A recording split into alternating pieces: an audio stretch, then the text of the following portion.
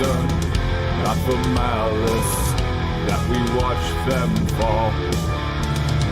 The amazing atheist.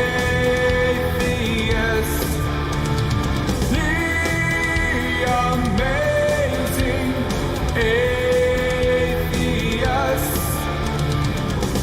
Have you seen it? The stupidity of the ones around you. Can you feel it? The need to rise up from the pits of destitute. The amazing atheist. The amazing atheist.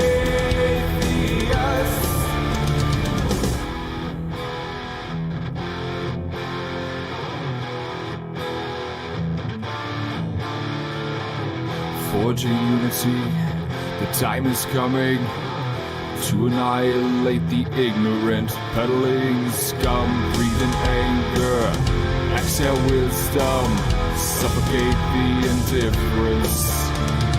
No more complacency. The amazing atheist. The amazing atheist.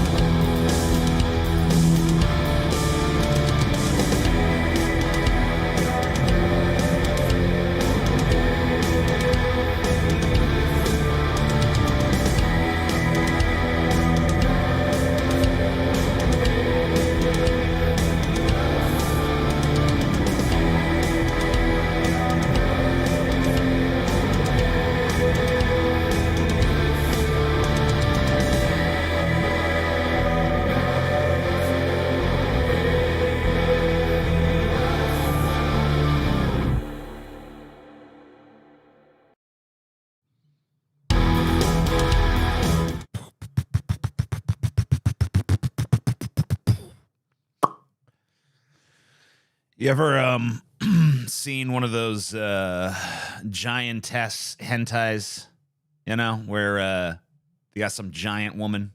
I'm talking like kaiju size, you know. You know, some people that are into the whole giantess thing, they only want like a 9, 10, 11-foot woman, you know. Just someone that would be like, oh, wow. Someone who can basically, I mean, that's really like a mommy thing, right? That's really like what's going on there. You know, like when everyone got all obsessed with the chick from Resident Evil 8. Forget her name, but they were all just like,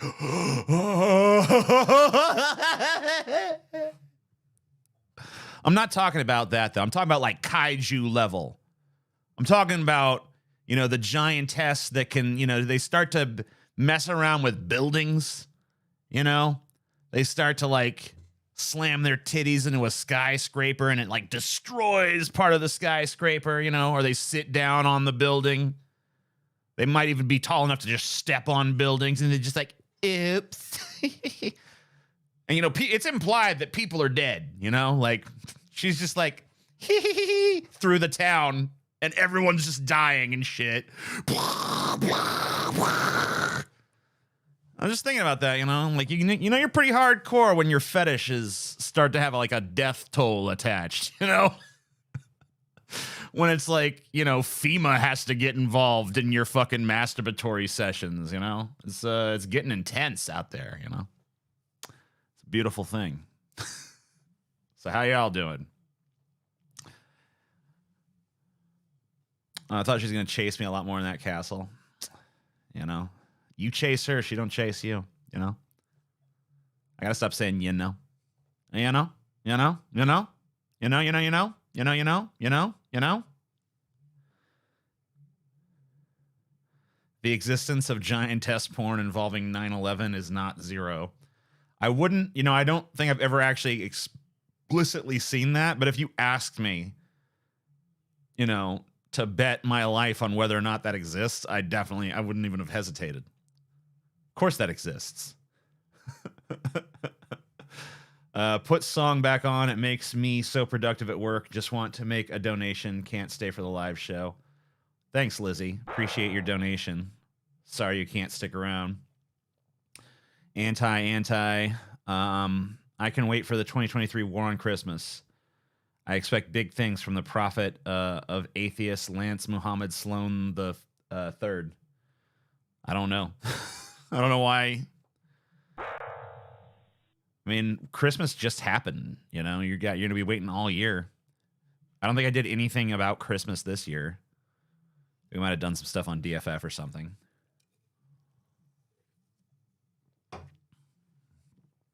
But nothing major.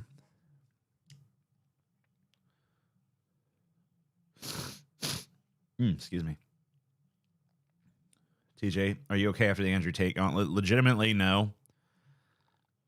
It took me basically 2 days to recover from that. And I'm not recovered.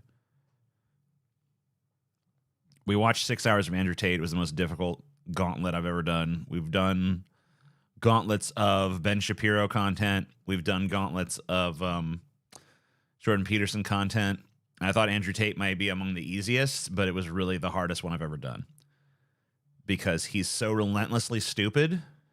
And, you know, it's like, just when you think it can't get any dumber out there, you know, you see people listen to a dude like Ben Shapiro and you think like, oh, wow, it just doesn't get any dumber than this. And then Jordan Peterson comes out and you're like, oh, it just doesn't get any dumber than this.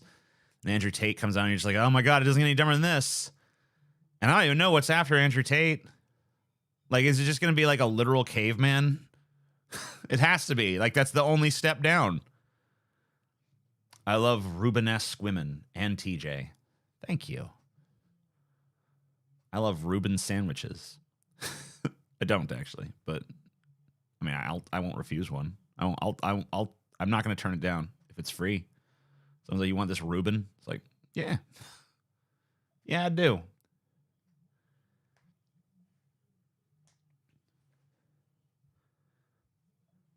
Maybe that should be your next grift. Do the Sigma caveman. Yeah, just like get ahead.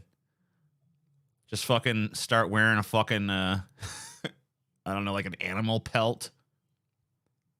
Get myself a spear. Start talking the dumbest shit I can in monosyllabic grunts. Seize the day. I think a gauntlet on right-wing Facebook groups would be entertaining. The lunacy in them is astounding. Yeah, I mean, maybe. Definitely something to consider. Hold on. I'm going to try to clear this.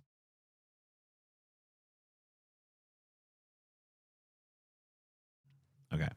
There we go. Maybe. The next gauntlet's got to be PragerU. Yeah, I mean, we could do that.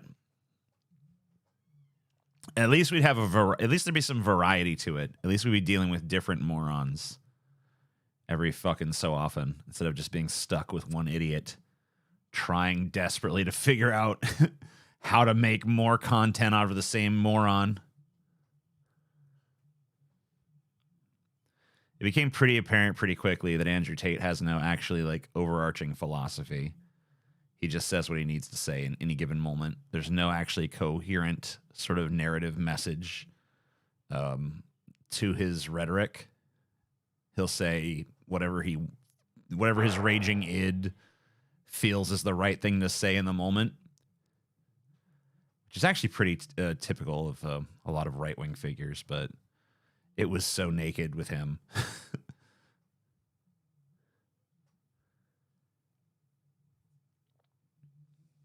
I love how PragerU claims to be an educational tool. Yeah, well, you know how it is.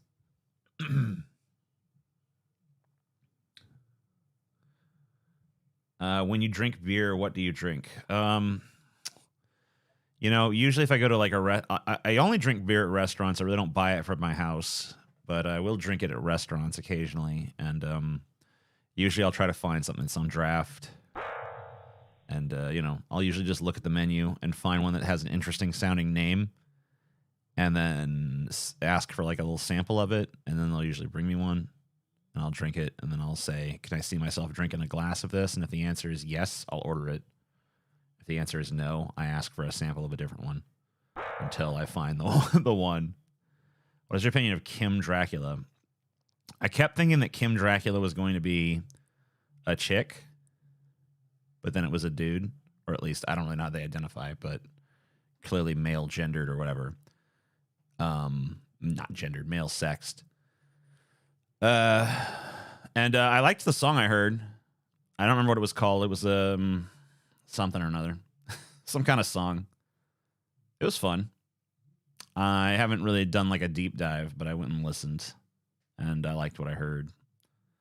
TJ drunk off samplers. I don't even get drunk when I drink a couple of beers. I mean, it's just like, it doesn't really, I don't even feel an effect.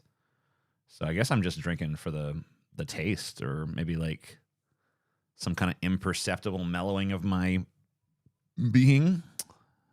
I had some sake the other day. That was pretty good. Don't the gauntlets make you more at risk for burnout? Yeah, but they're only once a month. So, you know, it's really not that big of a deal. I'd rather deal with something like that once a month than, you know, deal with something that's going to like be like a week after week kind of thing.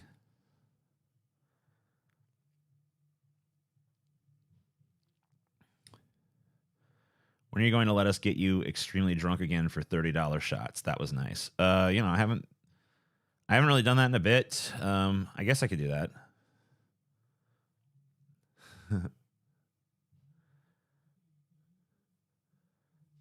You still smoke weed every day? Not every single day, but yeah, I mean, I'd say like most days I'll smoke at least a little.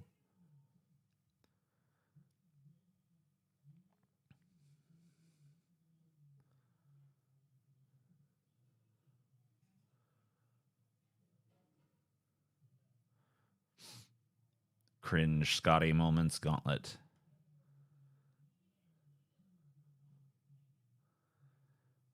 Why do people start with heroin when they can look at other heroin addicts and see the results? Like, why does anyone decide like, hey, like what's the secret behind the first time someone does heroin? I mean, you got to remember that looking around at the results of other heroin junkies is not really the only results they get to look at. They also get to look at the results of like, here's someone who plays by the rules and stays within the confines of the system. And they look at that and they're like, oh, fuck that. I'll take the junkie shit. Get it in my veins. You know, so it's not as irrational a decision as you might think if you really honestly look at like what it means to be a cog in the machinery of American capitalism. So The Last of Us Episode 3 was released and focused on genuinely good gay romance. Even many conservative anti-woke media channels had to admit it was good, but their comment sections have gone completely mask off. Of course they have. Yeah, I mean, well, because it's never been about storytelling. It's never been about interesting characters. It's never been about any sort of legitimate media criticism. It's always just been about bigotry. And so, you know, even in an instance where they can't pretend, like, fuck, this actually is really too good to even legitimately criticize.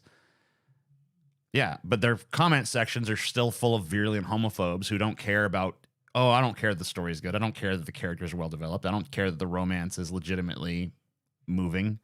The only thing I care about is I hate gay people. And so, yeah, they're going to go totally mask off. They were never wearing masks to begin with. The only people that have to wear the masks are the people in the videos, because they can be, you know, censored if they go too far. But the people in the comments don't have to worry about that. You know, the chances of them being censored for a comment, pretty slim. Andrew Tate O. Okay.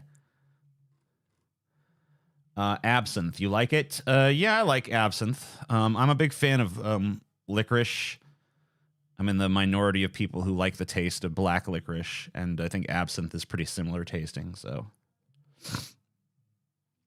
Butt King says, I don't care. Thanks for the money, but I'm not responding to that. TJ, have you gone to Culver's yet?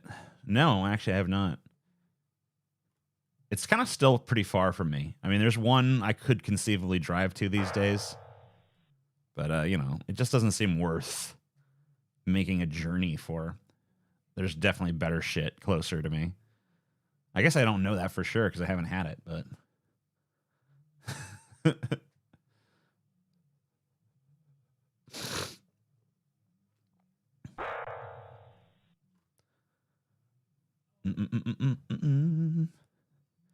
Hello, nice to see you. Nice to see you too, Leaving Marks. Black licorice is amazing and everyone who disagrees is lame. Yeah, I agree with that. I got a bunch of black licorice lovers in here. That's cool. I think they said only like 10% of people like black licorice. But as far as I'm concerned, that's the master race, you know. People are always arguing about like, oh, well, what about this group, that group? No. Black licorice lovers, that's where it's really at.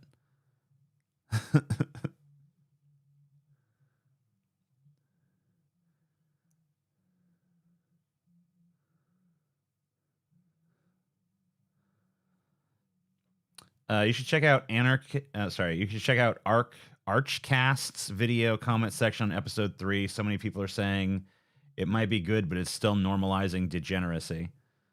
Yeah, I don't need to check it out. I already know. I already know what the fuck is happening, dude.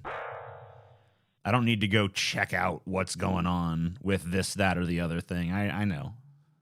You don't have to tell me. But we all know. We all know what all that shit's really about.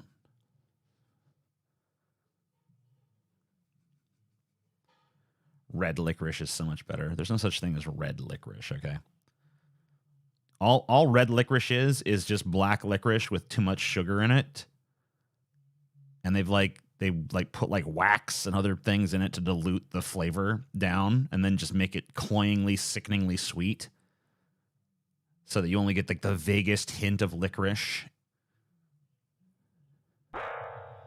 You're a mean YouTuber, but I still love you. I'm one of the nicest YouTubers there is. I'm nice enough to you to keep it real with you. I'm nice enough to you to show you my true and genuine self and not put on some fake smiley persona. Okay? So, you know, be grateful that you get to bask in the genuine, authentic presence of my curmudgeonly ass. All right?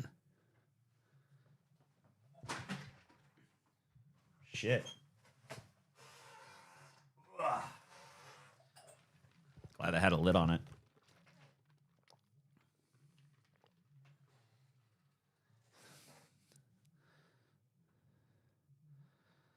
Oh my God, I was at 3 minutes behind, set the stream to 150 speed, and now TJ sounds too slow. Speak faster. No. I will speak at the rate at which I am comfortable speaking. And how much you love money, so I gave you some money. Wow. It's just what I always wanted. Thank you, Snore Productions. You're so kind. Most people prefer YouTubers to be fake. If I hate them. Why would anyone eat black licorice? How can anyone stomach it? See, this thing happens. We put the black licorice in our mouths, and we recognize, unlike you, that it's fucking delicious. We're just like, oh, yeah. You're making me want black licorice. Any tips on how to combat homophobia these days? With a baseball bat.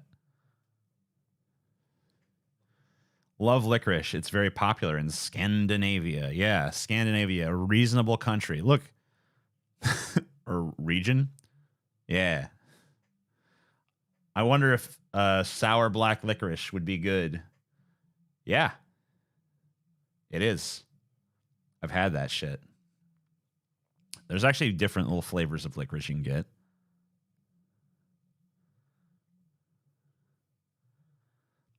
Black licorice BBC. Damn.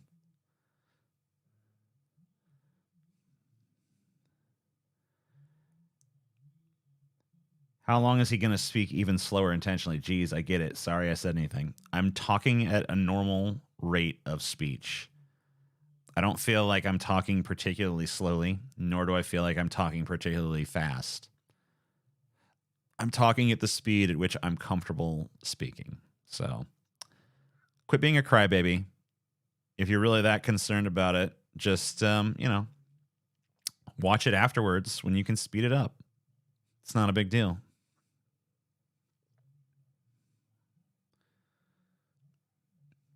How does one start a YouTube channel involving pointing out stupidity when the cognitive dissonance is so strong today? No, seriously, I'm trying here.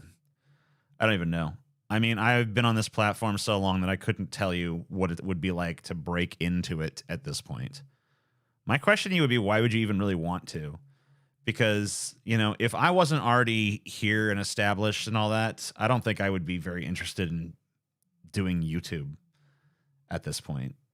Like, I'm into it because I've been into it.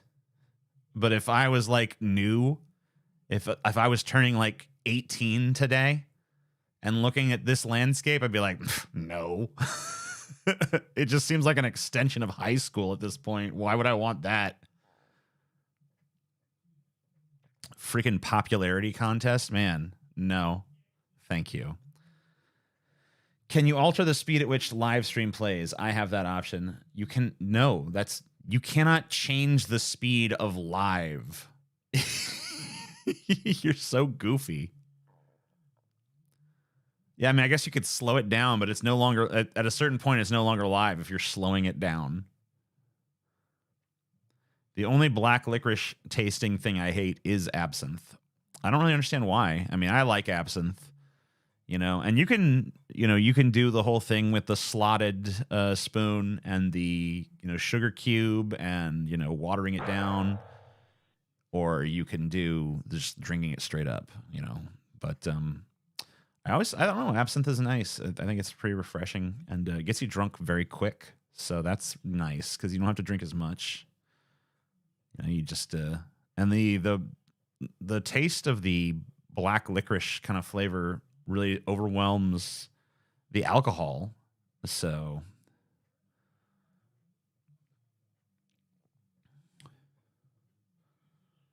come on, TJ. We all know here. What is your dream? That this is your dream job.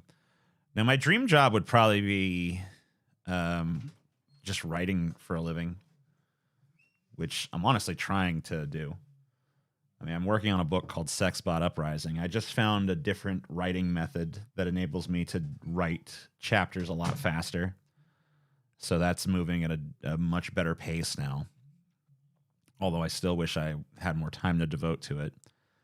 But if that was a success, like enough of a success, I definitely would start putting more and more attention into that and less attention into this. I would much rather be writing for a living than doing YouTube at this point. But whatever. It matters not. I'm not complaining. I still enjoy what I do. Don't get me wrong. Some money for the chill stream. This is not a chill stream. This is a chill opener to a stream where I'm going to look at things. I definitely have things on the agenda, but I find that it helps to loosen me up a little bit to just talk to the chat at the beginning here. Started off in a more of a chill way. Plus, you guys like to throw donations at me, which is always, kind and all that.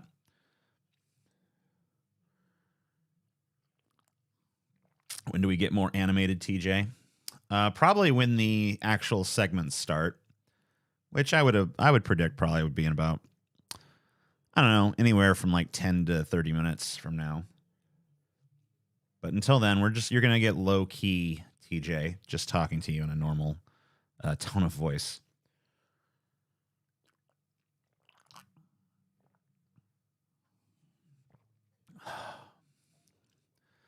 Nothing wrong with that, right? Yeah, I always like to open like this. It just, it facilitates getting me used to talking. Because if I just started and went right into a segment, the first segment I did would be dog shit. I would be finding my bearings. actually sitting here talking to you guys is a much better way to kind of like shake off the rust. So that's what I do this for. Is this method outsourcing a third world to a third world state? Yes. Yeah, I just put it in Chat GPT now. I'm just letting Chat GPT write the book.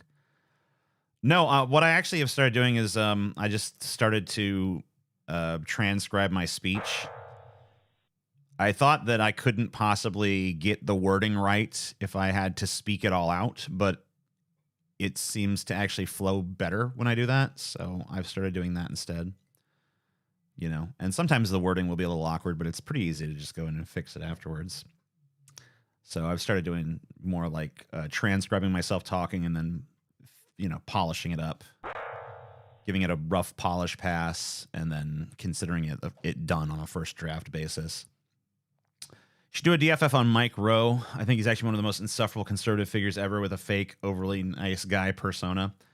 I do admire that he's actually willing to go do the jobs that, you know, he, you know, spotlighted different jobs in America and stuff. I don't really like his conservative politics or his like views on work overall, but at least he's actually willing to get his hands dirty and do those jobs, albeit for a much larger paycheck than most people get for doing them. I know this is going to sound gay, but thank you for being you. You've helped me more than you know. You taught me to accept myself as a bisexual person. Well, I don't know if you're going to open things with worries about them sounding too gay. Maybe you haven't fully accepted yourself yet. No, I know you meant 90s gay. When is the TJ meetup in Vegas going down? I'm not sure. I've put it forth to the guys. I was like, I want to do it. This is what happened. I was like, I want to do a Vegas meetup. If you guys want to come, that's cool. If not, you know, I'm just going to do a TJ meetup there. And Paul was like, Vegas is bullshit these days. Bunch of family-friendly bullshit, blah, blah, blah, blah, blah. And somehow we got sidetracked from there, and I never actually got a commitment one way or the other. So yeah, I got to freaking talk to them again. Be like, hey, I'm doing this. You in or out? That's all I need to know. I don't need commentary on the nature of Vegas these days or whatever the fuck. You know, just either let's do this or let's not do this, you know?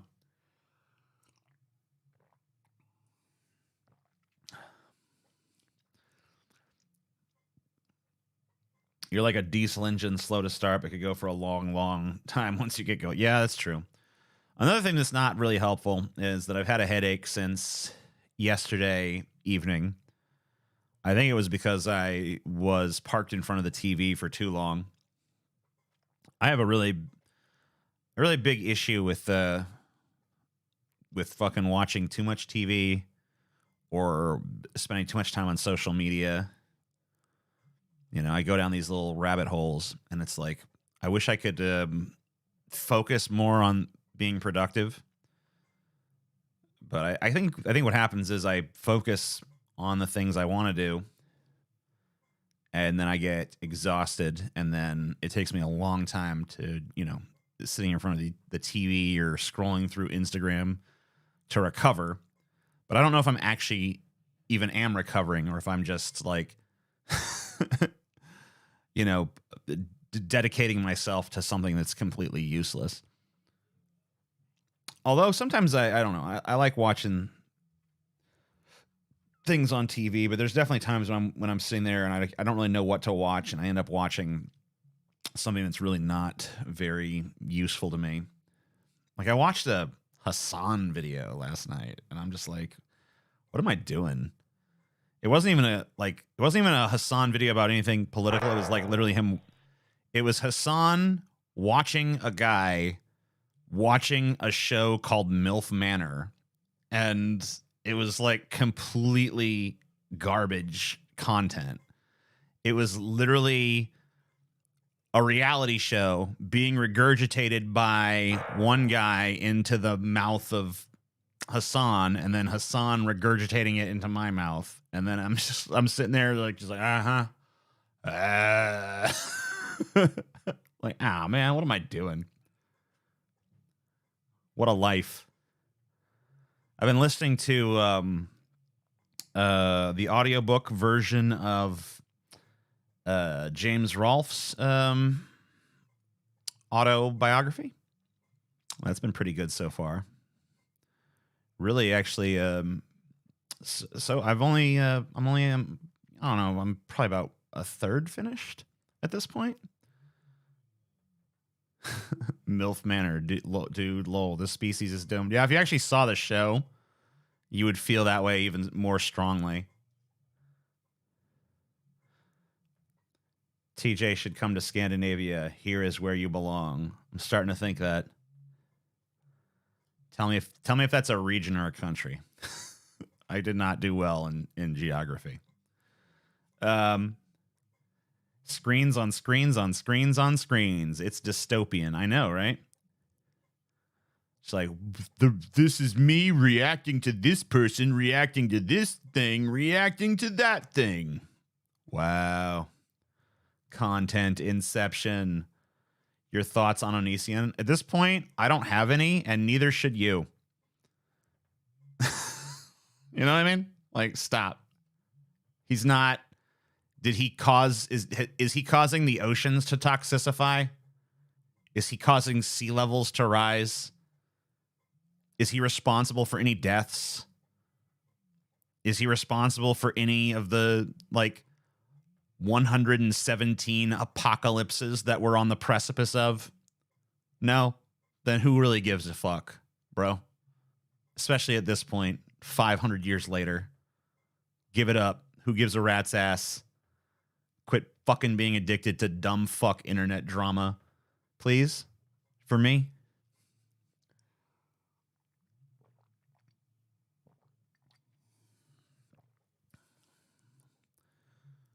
Any good, less well-known horror books you recommend?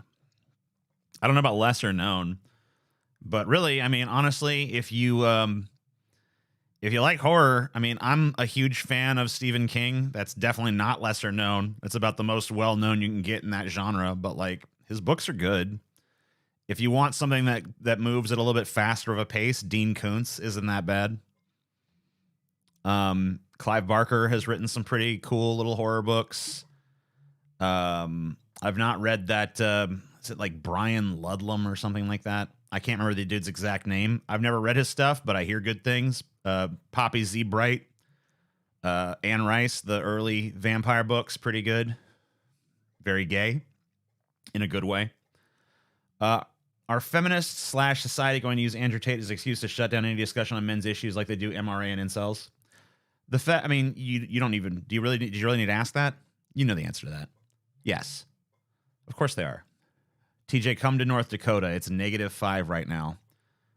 Mr. Naughty Priest, I want to thank you very kindly for your $200 donation, but I'm not going anywhere where it's -5.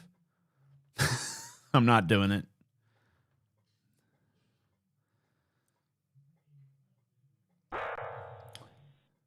Peter Straub, yeah, he's okay.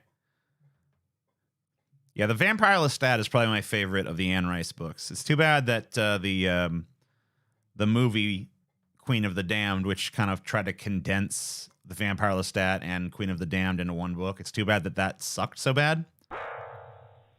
Dude, if they had done a proper The Vampire Lestat and got, Tom Cruise back to play the character again, and they had the right aesthetic and the right director, that could have been so fucking good. But unfortunately, you get what you get, right? -13 Celsius in Iceland. Just, at that point, just end it. You know what I mean? Like, it's just not worth, life is no longer worth living. Extremely vague, unanswerable, and slightly stupid question. What's your favorite thematic concept for a song? Favorite thematic concept? Paradise by the Dashboard Light by Meatloaf. If you're talking about a concept song, that's the best concept song that's ever been recorded, in my opinion. You missed some Streamlabs? Oh shit. I'm a dumb boy. Hold on. I'm gonna pull them up. My bad. Sorry.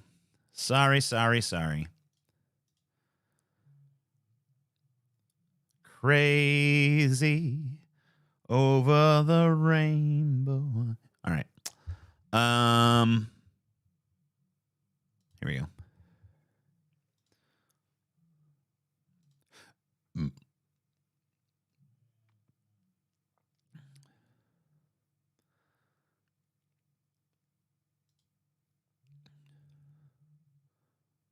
I only have one, so I only missed one. You said I missed more than one. That's not true. You've defied reason. All right. There we go. That should show me.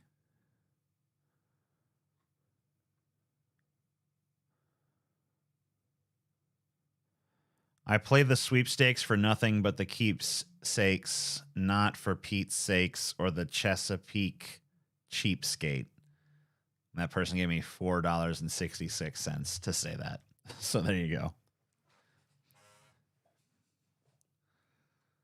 Same as Starman. I hate to be the bearer of bad news, but there can't be an atheist in the sense that we humans cannot know what happened before the Big Bang. Therefore, we are all agnostic. Agnosticism and atheism are not mutually exclusive. You can be... I mean, and really, I mean, you know, you should never assume that a limitation of what we know will keep people from believing things anyway. You know? So the question of Gnostic or agnostic is a question about whether or not knowledge of God is possible. If you believe that knowledge of God is not possible, then you're agnostic. If you don't believe in God, then you're an atheist. And you can be an agnostic Christian or a Gnostic Christian, or you can be an agnostic atheist or a Gnostic atheist. To me, the only one of those positions that actually makes sense is agnostic atheist, which is what I am. I'm also an anti-theist because I believe that religion is actively detrimental to humankind and that we would be better off if it were removed. Apatheism? No, I'm not apathetic about the prospect of religion. I'm actively opposed to it.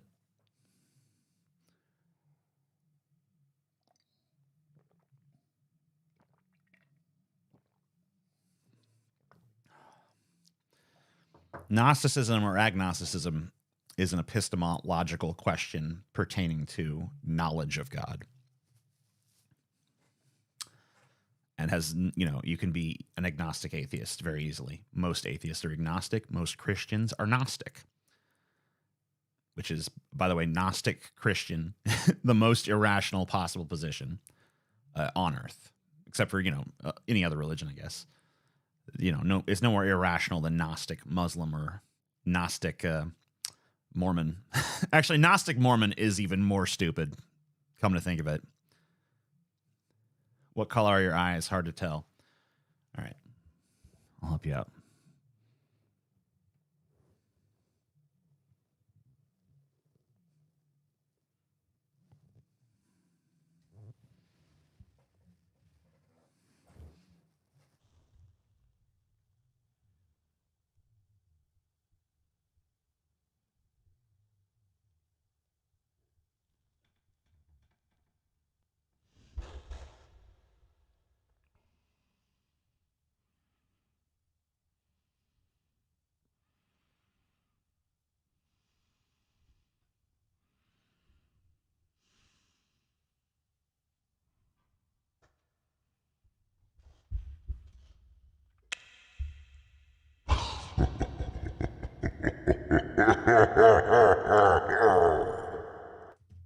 They're blue. They ain't red. You need to smoke more weed. Black eyes. Like a doll's eyes. Too dark to tell. Yeah, they're blue. Pretty dark blue. But yeah. They're blue eyes. Blue, blue, blue, blue, blue. I identify as Santa Claus. He's real. Now get wrecked. Fuck. Okay. My bad. Sorry, didn't know that.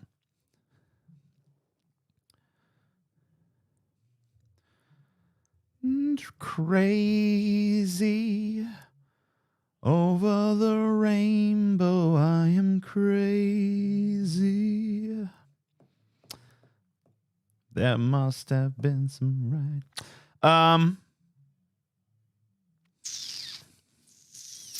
You scared me. Good. TJ, I just talked to Atheism is Unstoppable. Did you know he's a race realist? Yeah, I was aware of his realism. Blue eyes, white TJ. Ooh. Do you believe Marilyn Manson will ever produce another album, or is this it for our Pale Emperor after the controversy? I would be very surprised if there wasn't some new music released at some point. I mean, what else has he got to do? I don't know. It's, to me, I'm not sure if there'll ever be a tour again. I suspect there will be, but I'm not sure on that. But I think there definitely will be more music.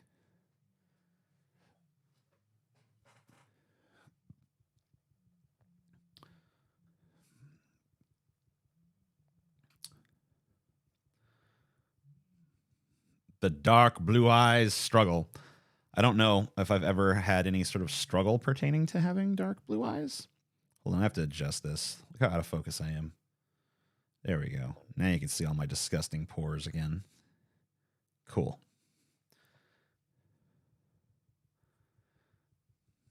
Da, da, da. World War III strikes and you're out. I saw a meme today that showed trans men when World War III draft happens or whatever. And it showed Elliot Page transitioning back into Ellen Page. And I was just like, okay, but I'm going to be transitioning to Canadian when it goes down. So, you know, whatever. Oh, man. I hate to do this to you guys because I just started this stream, but I have to take a break because things are happening gastrointestinally. You don't need to know about them, but it might take me a second. I'll be right back.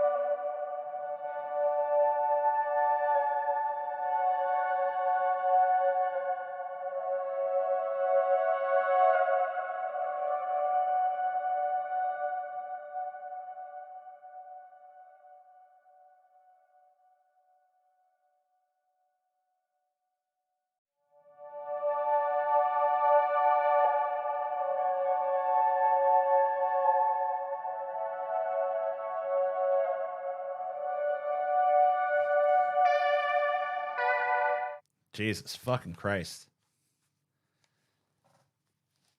What a horrible, horrible fucking time to be struck with a fucking urge to shit. Trying to do a stream. It's like, come on. All right, fine. Sorry about that. Give me ibuprofen. I have that one.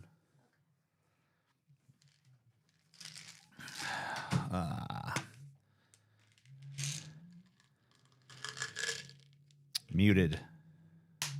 No, I'm not. No, I'm not.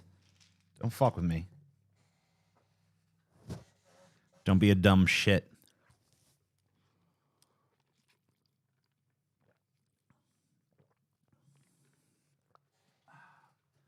There's a lot of shit, too. Fucking crazy. Too much. So I wanted to do a little promo for Scotty here before we get in anything else. So this is Yujiro. He's a puppy here. Here's Yujiro getting kissed on by Taylor, Scotty's wife. Here's Yujiro just chilling on a bench or something. Here's Scotty walking Yujiro. Here is Yujiro just chilling by some drawers. Here's Yujiro just looking magnificent, sitting on the floor. Here he is being sad. Here he is getting fucking groomed. Got one of those things that like pushes his ears down so he doesn't get scared by the noise of the vacuum. Here he is being, I don't know, just laying there.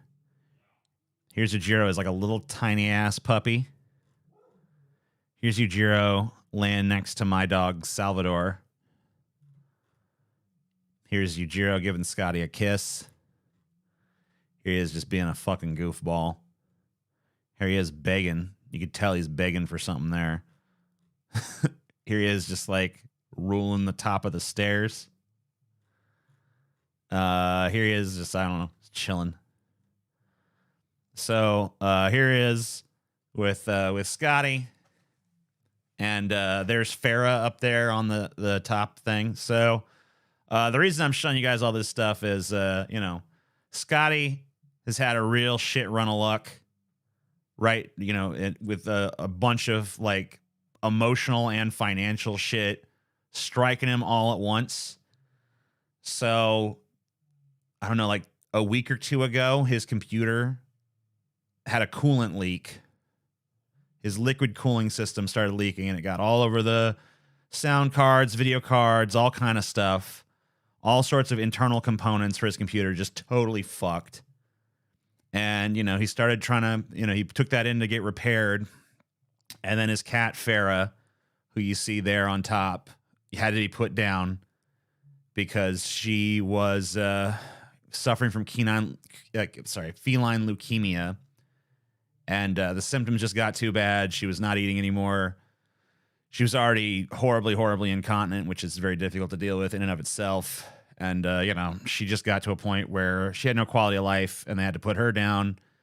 And it was 2 days later that Yujiro stopped eating and started puking.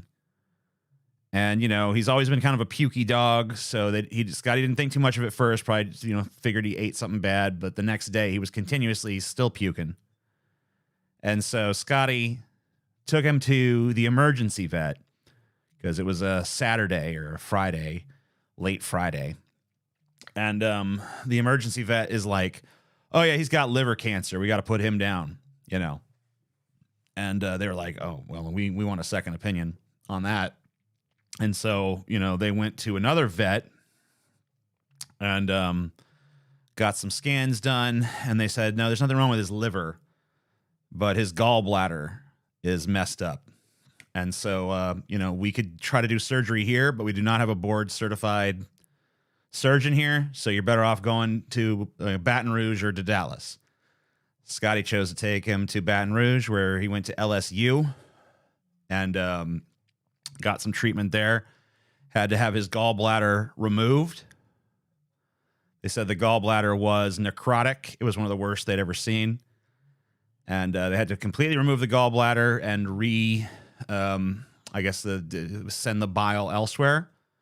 Now, they said that his body had adapted to this dead organ and had created sort of a barrier between that and the other organs so that the bile was not leaking onto other organs. But still, it was, the gallbladder was destroyed. And it had to be removed and it had to be rerouted. And, all this stuff. Not only can you imagine, going through a week of not knowing if your dog is going to live or die, your cat just died, and your PC that you use for your work is on the fritz. And so, there was just one of these when it rains, it pours kind of scenarios that happened with Scotty and Taylor, where, a lot of stuff went bad for them in really rapid succession. And sort of, just burned through their savings, and they have a family and stuff, so it's they got a lot of expenses to begin with. So there is a GoFundMe down there. If any of you guys, even if you just go down and just give $1, $2, $3, whatever you can. You guys have seen Scotty on Drunken Peasants. You've seen him on Deep Fat Fried. You know what kind of dude Scotty is. So, he's been going through a lot, and, he really does need help. And, we in the family have tried to help as well. But, it's to that point where, if you guys can open up your hearts and wallets, it'd be fucking helpful. And Yujiro is still not out of the woods yet. There's still a chance, that things could go bad. He's made it over the first 72 hours, but there still could be complications as much as 2 weeks after the surgery. So yeah, it's pretty touch and go, and you can go there and you can see the GoFundMe they set up is really just for Yujiro, but to me, Yujiro is just the latest in a series of like financial and emotional difficulties. Because they're not even over the death of their cat yet. And all this is going on, And I don't know if Scotty be mad at me for telling you guys this, but I think it might. I almost never hear Scotty get emotional. And, when he was on the phone with me, I was polite enough to not draw attention to it or anything, but he was like breaking down on the phone. And it really, it touched my heart. And I think because he's an emotionally strong dude. You almost never see. He might have some anger, but you don't see that sensitive side of Scotty too often. So, it really touched me and moved my heart and shit. So maybe it'll do the same for you, because to me, something that breaks a dude's stoicism and lets you see that vulnerable side, I think is very moving to me. It's like very stirring. And, dude, Scotty loves that dog so fucking much. I still remember that time Scotty got drunk and he was like chilling with Yujiro on the couch, and he's just sitting there talking to Yujiro and just like, he's talking to him and he's just like, you and me versus the world, Yujiro. You're the only one I could trust, Yujiro. You're the only one I love. You're the only thing in this world that matters. Just like going all this crazy, but like, really pouring his heart out, to this dog. And, I love animals. We love our pets and stuff. And I have, a house. My house is a zoo. I'm sure a lot of your guys' houses are zoos too. We got 2 dogs here. We got 3 cats here. We got 2 cats that fucking hate each other, and 2 cats that strongly don't like each other, so it's like rough in a way, but like, you do it anyway because, you love your animals, no matter how big of a pain in the ass they are. And, Yujiro has always been a super good dog. And, he's getting up there in the years, but, he, as long as he gets through this surgery, hopefully he's got a few more years left in him. And, I know that there's no amount of money that Scotty wouldn't spend to ensure that, You know, I think that you know, when it comes right down to it, I'm pretty sure that he would put himself in the poorhouse, you know, to ensure that Yujiro has the longest life possible. So, you know, yeah, he's not gone. Yujiro is not gone. Yujiro is sick. Yujiro has had surgery, and we're, you know, I'm putting this out there trying to help Scotty recoup some of these costs because he just had to put his cat down. That wasn't cheap. You know, getting that cat diagnosed and then realizing, you know, the situation and then getting it put down, not a cheap prospect in and of itself. And he's having this computer thing, which obviously is not a emotional tragedy, but still could be pretty costly. He might even need a new computer. It's kind of up in the air whether or not it's worth it to even repair his current computer. You know, but Yujiro is a happy dog and was having a great quality of life until this gallbladder issue came up, and hopefully now that, you know, it's resolved, his quality of life will return to normal. So yeah, I don't know. I hope you guys see fit to do that, but I'm not going to sit here all day telling you to or whatever, but you know, I know it'd be very appreciated. So that being said, I'm going to go to we might do another little promotion for that towards the end, but we're going to move on for now. We're about to start our actual content here in a second. I think we'll actually start with something a little bit more talky.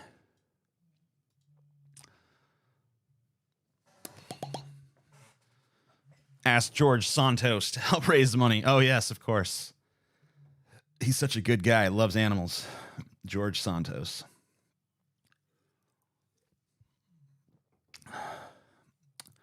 No, I mean, Yujiro is, like I said, he's recovering. But, you know, they're not out of the woods until after, when it comes to this gallbladder surgery, they're not out of the woods for 2 weeks. If it's 2 weeks, then it's pretty much resolved. The first 72 hours are the roughest, and he's gotten past that. It's 50-50, basically, in the first 72 hours. Like, it's a coin flip, live or die. I think it's 10% after that. So there's still a 10% chance that something could go wrong. Dead, right? But, you know, hopefully that's not going to happen. And it's been a few days now, and so far so good. You know, and hopefully, you know, if he gets past the 2 week mark, it means that he's out of the woods and pretty much he's fine. What does the gallbladder do? It holds bile. Yeah, and if you do donate to that fundraiser, be sure to spread it around on social media a bit as well. If you got like a Twitter, you got a Facebook, whatever the case may be. Yeah, and of course he needs medication, and he's going to need special food, you know, and there's just a lot of expenses associated with this kind of thing. So, and like I said, he spent $12,000 on this so far, and that was pretty much his savings. So, you know, he's like back to square one on a lot of stuff. So any help he could get, he greatly appreciates. And I'm sure that, you know, when he's able to come back on camera and you know, and say thank you, he's gonna do that. How's the fitness stuff going? I just worked out yesterday for the first time in a good long while. I think I'm going to develop a routine that's basically just like a full body 10-minute routine and then do it twice a day. Try to get in the habit of doing it right when I wake up and before I go to sleep. Just like a 10-minute thing. Cause I've heard 20 minutes a day is good. But you know, I don't really want to do 20 minutes all at once because I started to get this thing where I feel sick when I work out. So I need to kind of like avoid that. So I'm thinking if I split it into 2 10-minute chunks, it'd be pretty easy. Just basically like wake up, first workout, start to get sleepy, second workout, you know? And I was thinking about doing that, you know, most days, and then having a couple of days where I just do like a 10 to 20 minute like butt centric workout to try to get my butt bigger. I want a bigger ass. Tired of having this like, there's a lot of meat on my ass, but the way that my body is like portioned out. It doesn't like jut out. So I just want to get like a little bit of jut to my ass, and then I'll be pretty happy, I think. Why don't you stay? I was kind of surprised that I haven't really lost much strength, having stopped working out for like 2 or 3 months. Because really moving kind of throw a monkey wrench into a lot of stuff. I kind of stopped before that, so I can't really blame that completely. But I went without really doing much working out for like 3, maybe 4 months, and I went and checked my strength levels, and they were still pretty decent. Like I could still curl the 35-pound weight, which I was kind of surprised. I thought I'd be probably limited to 25 by now, but I was still able to do some reps with the 35. Still able to lift that above my head. Still able to do the little tricep thing there. So, I didn't really lose much strength. I can still feel muscle there. It's not quite as hard as it was when I was working out daily. But I really haven't lost too much, so that's good. I'm thankful for that. I definitely have had stamina issues, but it's not a butt without that jut. That's what I say. And if you can grab on my ass and feel like you can get a big handful and like, okay, there's something there, but it doesn't pop out. So I don't know. I think that's just like something about the way I'm shaped. So I just need to like build up some muscle to push the fat out a little more to get that sort of jutting, like sort of thing I want. And then it'll be, not only is it, I think, more aesthetically pleasing, but I think it'd be better from a holding up my pants sort of perspective, because they just like to go. I have to like put my belt super tight. $200 donation. Damn, TJ, you're killing it. Great job. Yeah, I mean, you get those 200 sometimes, especially you got Mr. Naughty Priest in here. He's very generous. But yeah, I mean, we're sitting here. I'm a pretty good amount of donations and stuff. Obviously, with Scotty's dog being sick, I encourage people to, do that before they give me donations. But, I'm never going to turn down a donation. You might just be like, I don't give a fuck about Scotty. I only like you. It's like, okay, well. And, some of my money is going to go to Scotty anyway, so. All right, I think I threw in like $200 on that. I would have given more, but I have a bunch of my money stuck in fucking Streamlabs right now. Not Streamlabs, YouTube AdSense, because they make you jump through so many hoops to get like my address now. Because I changed my address, I now need to you need to prove this is you and stuff, and now I have to go get a fucking new license and shit. So I have to go to the DMV tomorrow and fucking handle that shit up, and then I have to send my fucking license to Google. And it's like, no one else makes me jump through this many hoops to get fucking paid, bro. Like Streamlabs, I'm just like, yeah, connect your bank account and we give you money. Okay, cool. YouTube's like, yeah, we're gonna need some like fucking tax ID shit. We're gonna need all kind of stuff. It's like, what? Why do you need all that? Oh, whatever. But yeah, I got a fucking shit ton of money just like trapped in AdSense, and they're just like, I wrote to them about it. I'm like, can we get this out of here? And they're just like, yeah, don't worry, it's there waiting for you. It's like, yeah, I know it's there, but like I want it here. I don't want it there. I want it in my hand. They're like, yeah, it's fine, it's safe. Okay. It's like not comforting, bro. It's like a pirate steals all your gold and is like, don't worry, matey, your gold be safe with me. No, it's not. I mean, yeah, I guess. But it's not mine. It's yours. So, yeah, I don't know. Fucking pieces of shit. YouTube actually requires this stuff. Yeah, it's a fucking pain in the ass is what it is. And it's been months, man. So I'm just waiting for them to... Well, I guess the ball's in my court. I got to go get either a license or a state ID, whichever is easier to get. And then scan that shit in, and then send it to them, and then maybe they'll fucking deign fit to send me my fucking money that I earned. But whatever, fucking it's great. You gotta love it, right? Can't get enough of that YouTube crisp. Anyway, why are my headphones even on? I don't need those on right now. All I'm doing is unnecessarily hurting my poor ears. Right? I guess the main reason I was wearing them is just in case one of these accidentally gets hit, and then it's like, oh, wow, I sound weird now. But fuck it. What is the stain on here? Is that blood? Was someone murdered in here? What is that? Why is there a stain? Ugh. I don't need this. TJ, what are your coordinates? I don't know. What coordinates? Like my longitude and latitude? Why don't I start doing karate? Best decision I ever made? Because, I mean, where would I even... Where is there a karate class for, like, 35-year-old fucking dudes? I'm 37. I'm going to be 38 pretty soon, honestly. So I'm basically 38.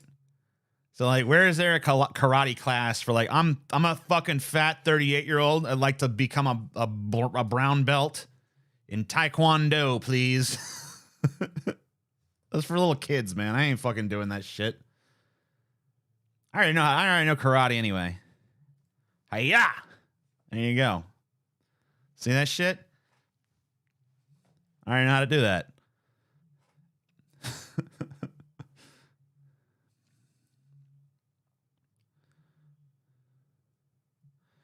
Yes, I know Chelsea actually approves of dog motels, lol. What does that mean?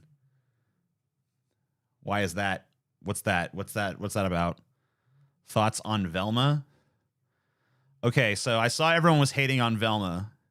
And Chelsea was like, why does everyone hate it, though? Because we kept watching reviews, and honestly, it was all sort of vague. It wasn't really clear why everyone hated it, so we're like, I guess we should just go look. And we went and looked, and we watched it for like 5 minutes, and I just paused it and was like, that's why. And no one mentioned anything after that. It was just... I mean, here's my thing about it. I started watching it, and, you know, I love Velma as a character. But, like, first of all, and it's not because of the race swap stuff, but they made Velma, like, unappealing.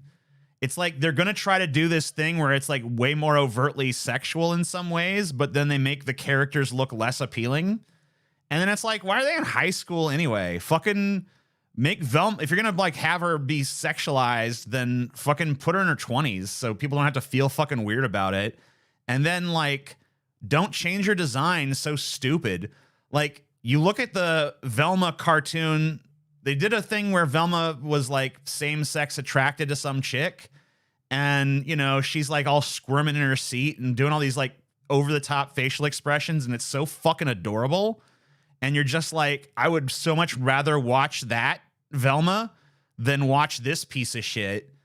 And it's literally from the inception of the show, it starts being meta. And I'm just and you know what? It drives me nuts though, because a bunch of people are like, oh, way too meta. And it's like, aren't you the same people who like literally like fell on your knees and drooled and slobbed on the knob of Deadpool 1 and 2 for this exact same kind of humor? I mean, I recognize it was done better there, but the meta was just as cringe, IMO. So I don't know. Maybe when Deadpool 3 comes out, you fuckers are finally going to have had your fill of meta humor, and you'll be like, this actually is kind of stupid. As far as I'm concerned, the only show that has ever done meta reasonably well has been Rick and Morty. And now the beating heart of that show has been ripped from its chest and thrown into the garbage. So I have no interest in watching that any longer, despite the fact that season 6 left off on a cliffhanger. So, yeah, that kind of blows. I mean, I feel like don't continue that show. I'm not really interested in zombie Rick and Morty. If you feel like Justin Roiland is just too big of an evil douchebag for you to conceivably continue working with, cancel the damn show. Okay? Just cancel it. Okay? I get it. It's a multi-billion. And you know what? The idea that this is even some punishment for Justin Roiland is ridiculous, because you don't think he had a contract? You don't think they had to give him a massive payday to buy him out of a Rick and Morty contract? So it's not even about any sort of like moral integrity. They just gave the dude a massive windfall. in terms of money, because you know there's no way that they're going to get him to walk away from that without taking a big old pile of money for the trouble.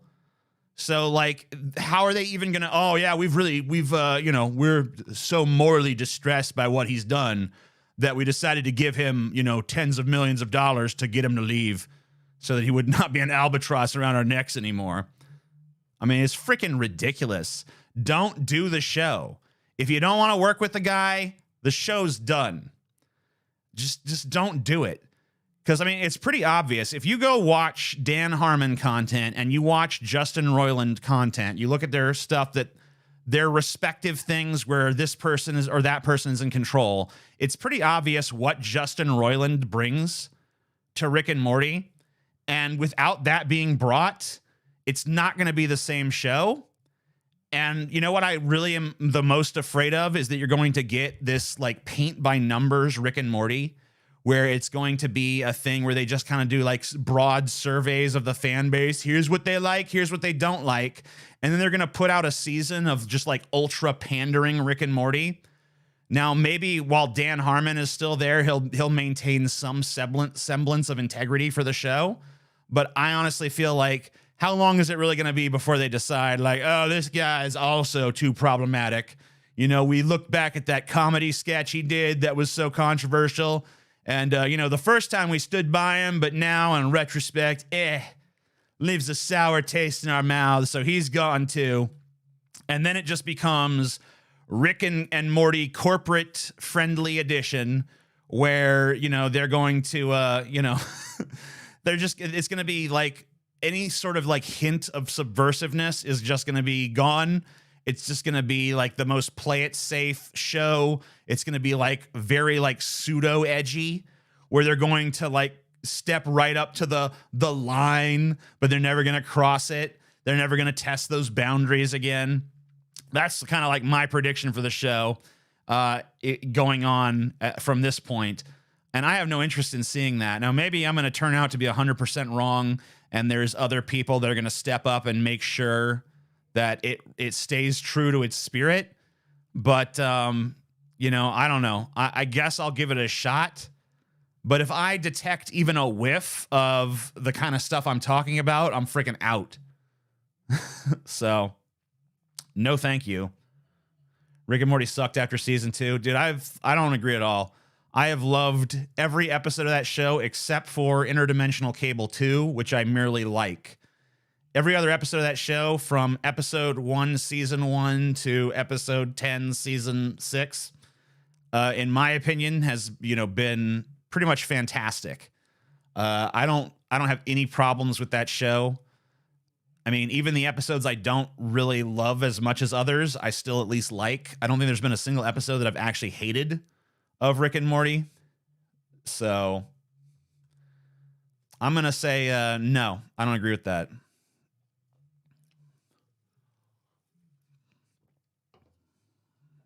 As far as I'm concerned, it's been they've maintained quality of their product remarkably well. They've kept the writing sharp. They've kept the character arcs interesting. They've managed to balance serialization with standalone episodes remarkably well, to where you can be a very casual fan who can just pop in and enjoy an episode here and there, but you can also follow a broader story over the expanse of the series. I don't know. I think it's really a great show, or it was. And I think Justin Roiland is the heart of that show. I don't think he's the brain of that show. I mean, that's Dan Harmon. So basically the show from this point might continue without its brain, but it's going to be continuing without its heart, unless someone else's can step into that role and sort of provide, give it what it needs. Because I think there has to be a certain misanthropic absurdism and darkness and risqueness that I think all comes from Justin Roiland's creepy little brain. And without him there, I don't trust that it's going to be the same. TJ forgives any celebrity if they make edgy content. I mean, don't you think it's kind of weird how every person who rises up as an independent voice or artist is somehow they find a pretext to cancel them?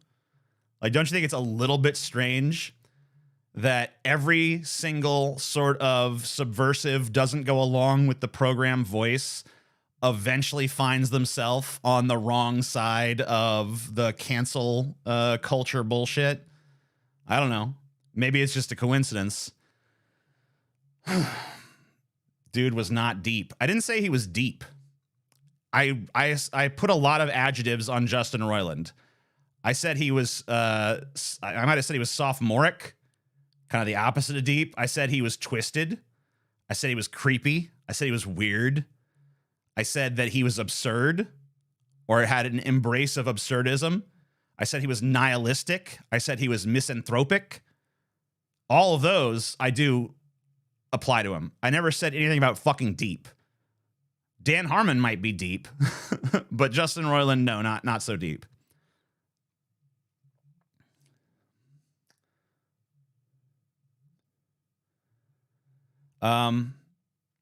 Please like this stream. Yes. Always a good idea. Did you really think there's a conspiracy to cancel these people? I mean, I never said anything about a conspiracy. I just said, isn't it curious?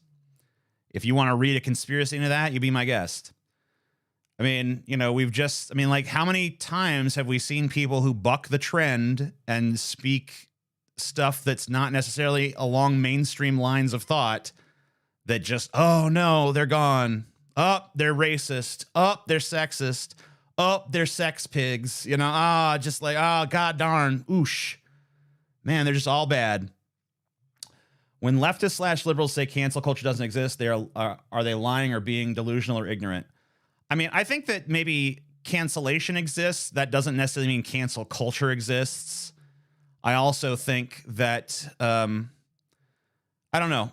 I mean, it's one of those things where it's like when you talk about it, you have to define it first, and you're going to hear different definitions from different people. I think that one of the things that a lot of people on the left or in the center even sort of point out is that a lot of people have been quote unquote canceled, but still have quite prosperous careers. You know, you can point to the fact that Louis C.K. is still out there touring and making a bunch of money on, the comedy circuit. I'm pretty sure that if Marilyn Manson was to put out an album today, it would be successful. I don't know if it would be as successful as his previous efforts, but I think there'd still be a pretty large fan base for it. In fact, sometimes the controversy might even propel someone a little bit further in their career. So it's kind of like, I don't know. I can't thank y'all enough for supporting Yujiro. He has been incredibly mentally and physically exhausting couple of weeks. I love you guys. I appreciate all of your help, TJ. Thanks, Taylor. And, I'm sure, like I said, that when Scotty's, got his setup back together and stuff, he's going to put out some kind of thank you stuff as well.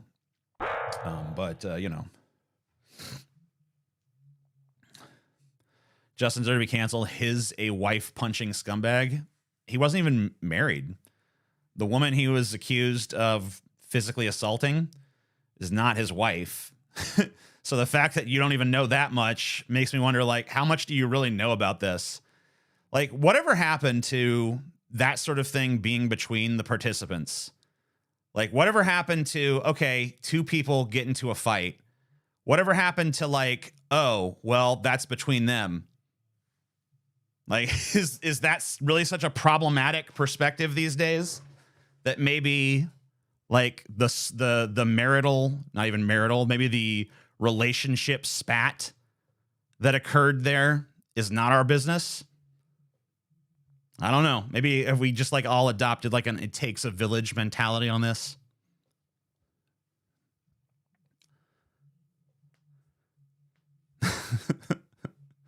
I don't know. I mean, like, is it really that crazy for me to not give a shit because it wasn't me involved in it? Not in this case, because it's about a woman. Yeah, that's the point, though. It's about a woman. It's not about women. This is not a gendered issue. This is not an issue of, like, oh man, how we handle this really reflects on the values of our country. Like, it's a legal matter. It's going to trial. He's going to be tried. He's suffering the consequences that someone, like, in that position is supposed to suffer. So beyond that, I really just don't understand why we're supposed to get involved. Like, the most I would say is like, okay, yeah, put it out there that happened, and then people can make a decision for themselves. Like, do I want to continue to watch this show knowing this about this dude, or do I not? And then it's a decision that every single person gets to make, instead of a decision being made for us by corporate America saying like, nope, this person is no longer pure enough. You are not allowed to watch content created by them any longer. It's like, couldn't I make that decision for myself?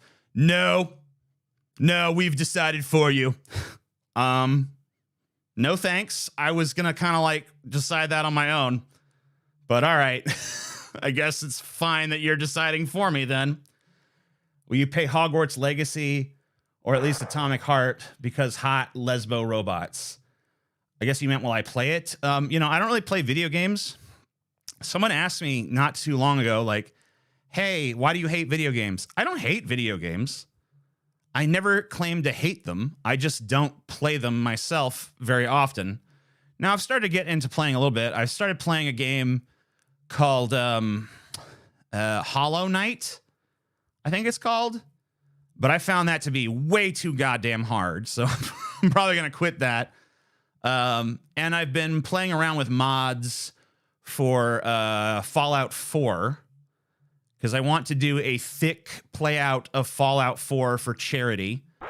I don't know if I'm kind of worried about doing that on YouTube. I want to make sure that it's sexualized, but it's not too sexualized. You know what I mean?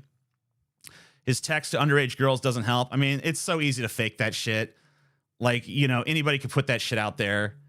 We've all seen fucking fake texts and shit. So it's like, it's not good enough now. I mean, really, we're at the point where almost nothing is good enough because it's too easy to fake everything. But still, I'll stick to the thing that he's actually been criminally charged for when I'm talking about, his wrongdoings and shit. Because beyond that, like, it's just too hard to confirm it or, anything. The Last of Us is great, simple gameplay, not very complicated. Dude, I mean, yeah, maybe that's true if you've been, like, into the gaming scene for all this time. But I, as, like, a newbie who really hasn't played video games since, like, they were 16-bit, that's not true. I was a little bit into the 64-bit era with, like, Nintendo 64. But, like, really, the last time I was, like, heavily playing video games was around then. And, like, I tried to pick up and just play Last of Us, and I found the controls and shit to be, like, way overly complicated. Just, like, the inventory systems and shit now. I find it ridiculous. It's like, this is supposed to be a game, right? This is supposed to be fun. Why do I have to learn inventory systems and all this nonsense? Like, to me, I don't know. I'm a simple kind of man. I want a game where I put a fucking cartridge into a machine, and then I press the start button, and then I'm playing the fucking game. I don't like all this explanation. I don't like all this putting shit away in inventory systems unless it's very, like, self-explanatory. I don't like all this, like, assigning fucking 29 buttons to different functions and shit. Like, I want, whatever happened to B was fucking jump and A was hit, That's about my speed. I want boing, and I want eh. That's all I need, man. You get too much more complicated than that, and you've lost me. It's because you're getting older, man. I don't really think so, because I know tons of dudes around my age that love gaming, and they're playing the new games. They're fine with it. But, like, to me, I don't know. I lost interest at a certain point. And I think maybe it's just like maybe it's an ADHD thing, Anyway, I want to tell you guys something.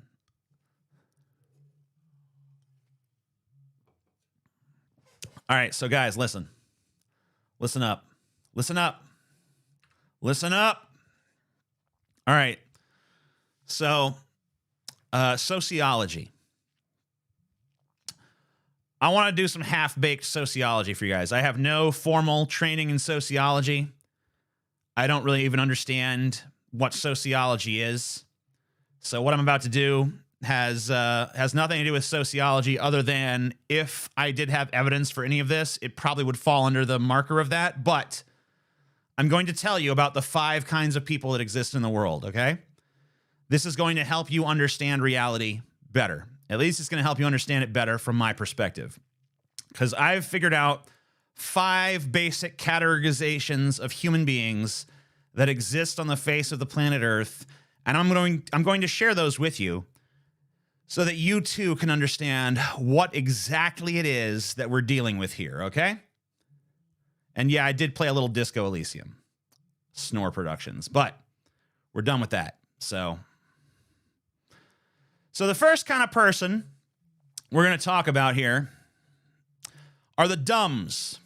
This is the first tribe of humanity, the dumbs. You can also call them the idiots, the morons, whatever.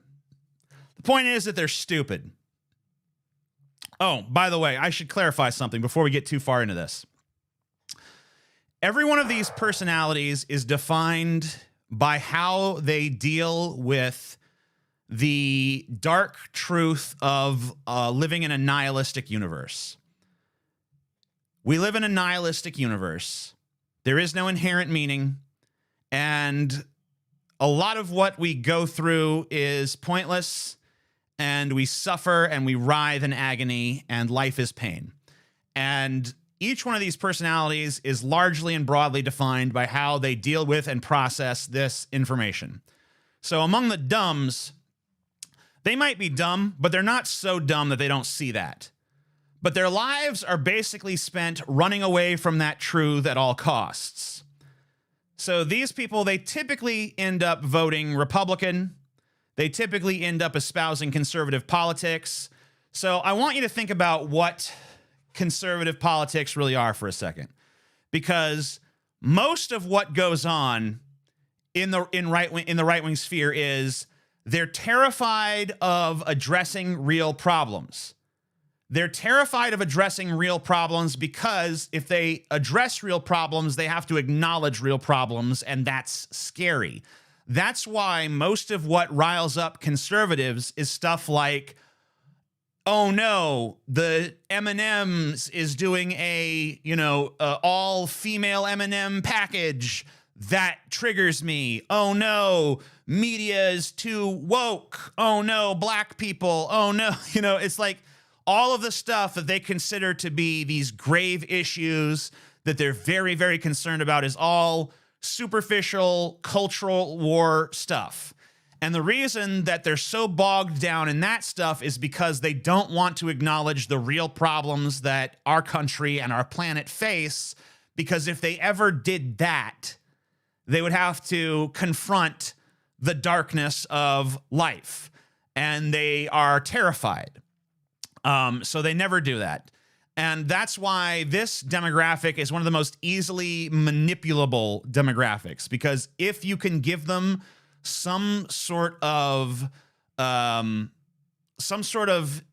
that they can burn in effigy, some sort of scapegoat that they can blame their feelings on, that is not an actual problem, but something that's very easy to just hate. Like, all of your problems are because of immigrants. All of your problems are because of LGBT. All of your problems are because of this, that, or the other thing. And you direct their hatred at that. And then they're just like, oh yeah, I hate that thing. I hate that thing. And then the only way to save themselves is, of course, to vote for you, to vote for the party that's gonna stand for them and all that.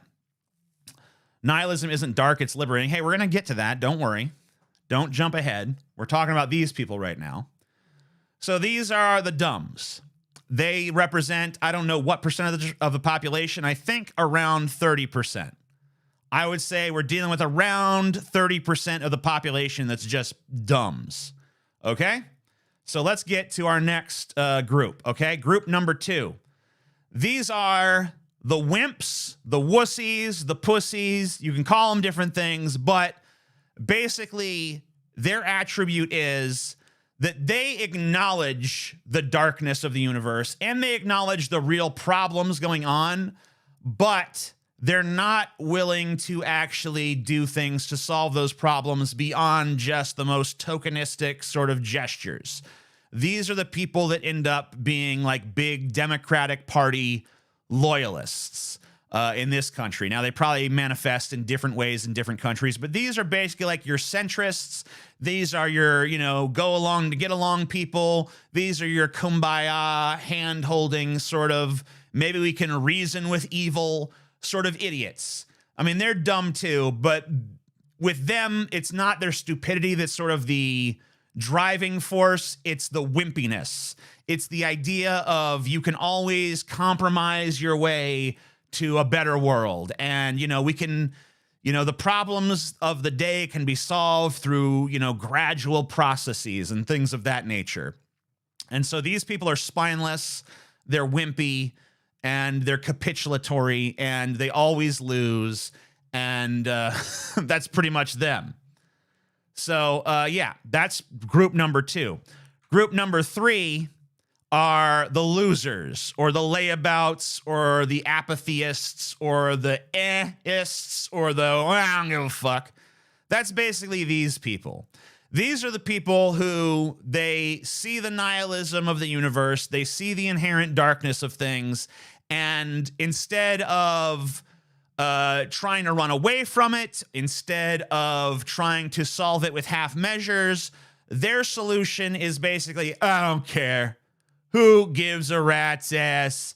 And they just sort of lay about, they bitch and moan, but they don't actually do anything. They don't try to improve themselves. They don't try to improve the world. They think it's all meaningless. Basically, just like a very doomeristic sort of mindset. Who cares? It's all fucked anyway, kind of thing, right? Yeah, they're just like, I embrace the darkness. I don't care. I don't care.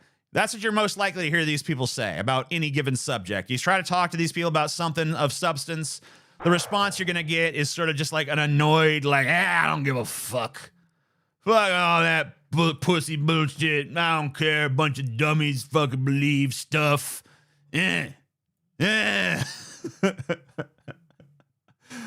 So yeah, these are kind of your people that are just like apathetic, don't care, don't give a rat's ass. But really, what they're really doing is just running. They're running away from the problem in a different way than the dumbs. The dumbs channel their anger into useless pursuits. The wimps try to solve the issues of the day, but in very ineffectual, mealy-mouthed, compromised ways.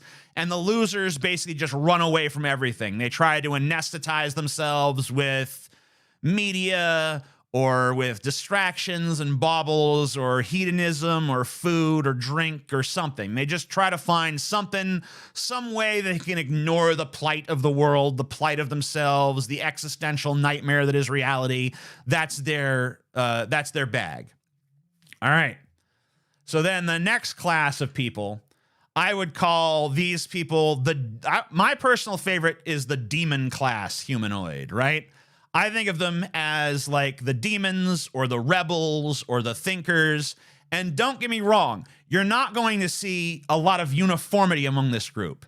It's not just going to be all one perspective. There could be people in this group that are conservative, that are liberal, that are leftist. They can be all over the ideological spectrum for various different reasons. But the difference between them and any of the previous groups is that they're actively engaged in trying to improve themselves, improve the world, do things that are meaningful to them, even though they realize that, the universe is meaningless, or maybe they have some, they might even have reasons why it's not. This is a very wide and varied group of people but the important thing to remember about this group of people is they're active thinkers and active participants in the culture and reality. And that doesn't always mean big figures like George Carlin here. Now, George Carlin espoused the sort of rhetoric of the apathetic loser class. But if you look more at his actions, you see he's definitely part of this, the demon class. I'm going to mostly call them the demon class. But you don't have to be a big figure like George Carlin or MLK or something like that to be part of that demon class of humanoid. What you really need is just concern for the world, concern for yourself, a drive to improve yourself, a drive to improve society, a drive to improve others around you. That's what this is about. And, you know, I'm not saying anybody's flawless at this, because there's very different approaches, and people in this class of people can be completely misguided. You know, there could be people with very different points of view who both sort of fit into this demon class of people, but it's about intent, and it's about looking at the world and saying, how can I improve this? How can I make this better? How can I help the people around me? How can I help myself? Et cetera, et cetera, et cetera. So that to me is like, this is probably the class of people you want to find yourself in. But, you know, I want to say also at this juncture that, you know, there's going to be people who are not comfortably going to fit in one category or the other. There's people who might kind of flirt. They might be dumbs, but they flirt with demon class. There might be people who are, you know, a little bit apathetic. They might belong to that sort of like loser class, but then they might have attributes of some other classes. So it's not necessarily all cut and dry. You know, with any system of classification, there's going to be edge cases, and there's going to be people who defy easy classification, right? So let's just put that forward. So a final class of people I want to talk about is the user class, the exploiter class, the manipulator class. These are the class of people who are very similar in some respects to the demon class people, but instead of being concerned, they see the darkness of the world, they see the existential nightmare, they see the problems, but instead of deciding how can I be part of the solution, they try to figure out how can I game the system to put as much benefit to myself as possible. And it's not about genuine self-improvement, it's about social advancement. And they're willing to sacrifice anything and everyone to make that happen. If they have to make the world a worse place to advance themselves socially, they will do it. And these are the people who they look at the dumbs, and they look at the wimps, and they look at the losers, and they just go, ooh, yeah, that's my stuff right there, right? They're very eager to manipulate, to exploit, to use, to brainwash, you know, and it's especially easy when it comes to the dumbs, right? That's the easiest class of people to manipulate. All you have to do is find something that they can be angry at and then give a sort of a slightly improved, like the dumbs cannot articulate their hatred well. So basically, if you articulate their hatred of X, Y, or Z thing better than they can, then you can be in this sort of exploiter, grifter, manipulator class of beings. And sometimes it's very hard to tell the difference between the demon class and the exploiter class, because a lot of these exploiters masquerade as demons. And a lot of times they're pretty good at it. You know, there's a lot of instances where you think someone has principles and you think someone's there to help and you think someone is, you know, has the best intentions in their heart, but only through very long and studious and careful observation can you come to the determination that they're actually completely self-serving assholes who don't give a rat's ass about anybody or anything else in the world but themselves. So this is basically just like demon class intellect, but exploiter class sort of malevolence and selfishness. So to me, those are the 5 basic classifications of human beings that exist in the world. So go forth with that perception, start looking around and start classifying the people in your life, start classifying the people in the media that you consume, start thinking to yourself, am I dealing with an idiot? Am I dealing with a wimp? Am I dealing with a loser? Am I dealing with a demon? Or am I dealing with an exploiter?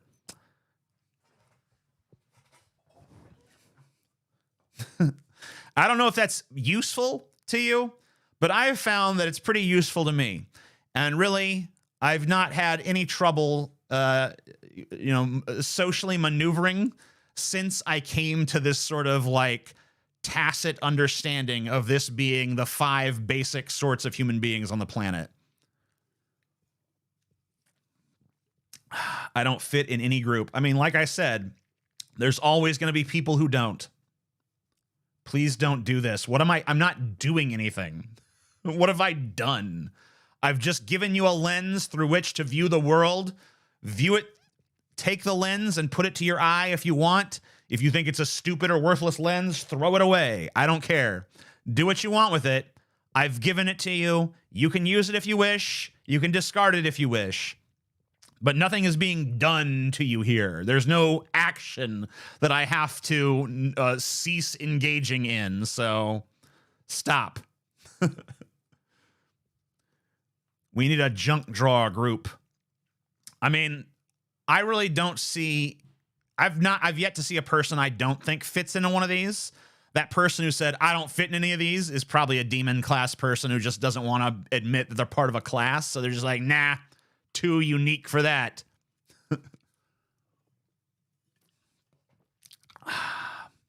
So I'm a healthy mix of loser and demon. Yeah, I mean, I'm probably on the precipice between those two. I definitely have a lot of loser in me, but I also have some demon in me. We'll see.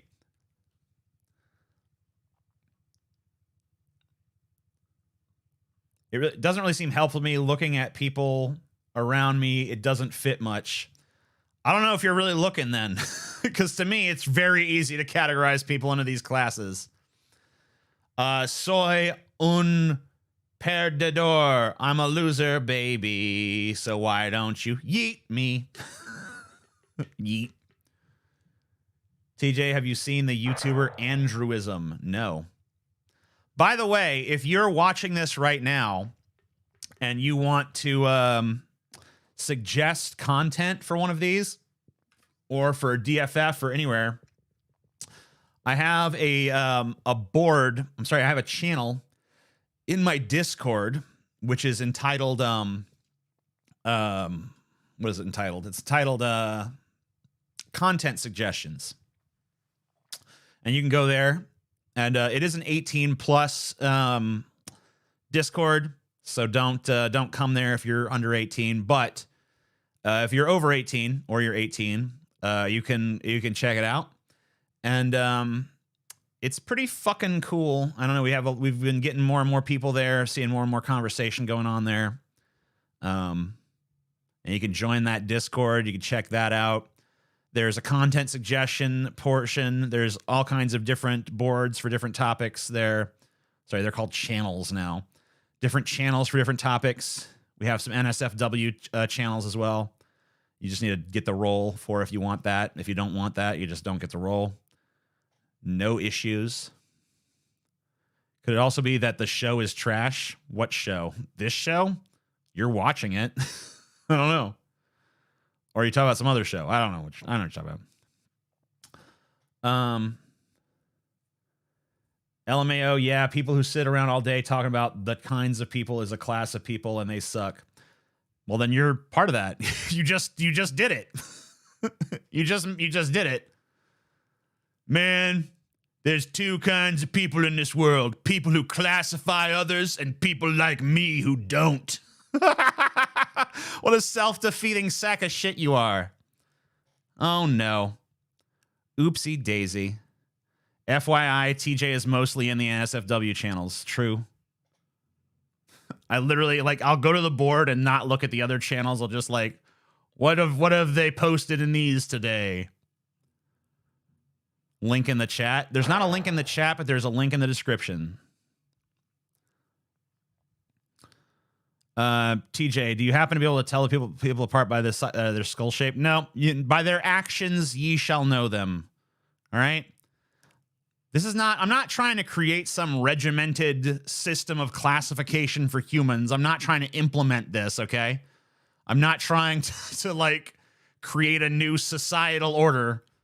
I'm just giving you how I view humanity and the classifications that I've created for them. And if you want to take it and roll with it, be my guest. You want to modify it to fit your perceptions, be my guest. I'm simply putting it forth to you to do with what you please or to do nothing with if you don't care for it.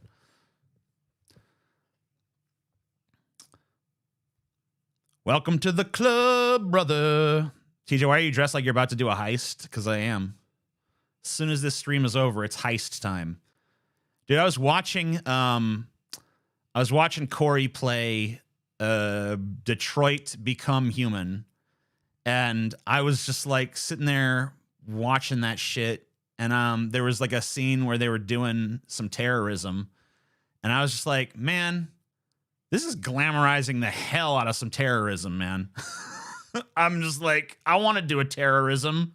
And then I'm like, I told my phone, I'm like, just kidding. Just kidding, Bezos. I don't want to do any terrorism. And then he's like, I don't care. Here's a ski mask. It's like, oh, you don't care as long as you can sell me shit, huh? It's like, nope, not really. All right. Here's a crowbar. Okay. Thanks, Jeff. Quantic Dream games are so bad, LMAO. Dude, how come I can't mention anything good without someone in the chat being like, that thing that you like that's like a critically acclaimed brilliant thing that most people like? Dog shit. It's like, oh, wow, you're so fucking unique, man. You see through the hype. You see through the bullshit. You're so much smarter than others. That's a good boy. If Jeff didn't approve of thieving, they wouldn't sell crowbars on Amazon. Amen. A motherfucking men. LMAO, good things are bad, TJ. Like, I can come on here and be like, man, blowjobs, huh? There'd be some dude, you know, blowjobs actually pretty overrated. Blowjobs actually kind of lame. They're not. What are you talking about? Stop it. Every fucking time with you people. There's always got to be at least one guy. And it's always a guy, too. Women don't tend to do that shit. You notice that? You don't usually find some obstinate, contrary as fuck woman in the chat just fucking saying retarded crap. It's always some goddamn dude that feels the need every time something is mentioned that's popular or well-liked. They got to be the one guy that's like, nope. Actually, that thing sucks. Never any reasoning.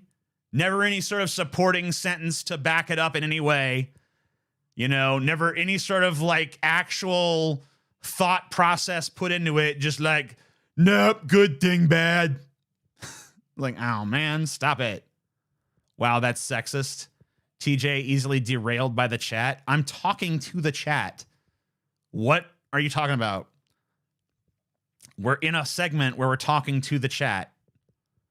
How can it be derailed by talking to the chat when the topic at hand is talking to the chat? Come on. To be fair, ain't no women watching your show. There's women in here right now. Krista's a woman.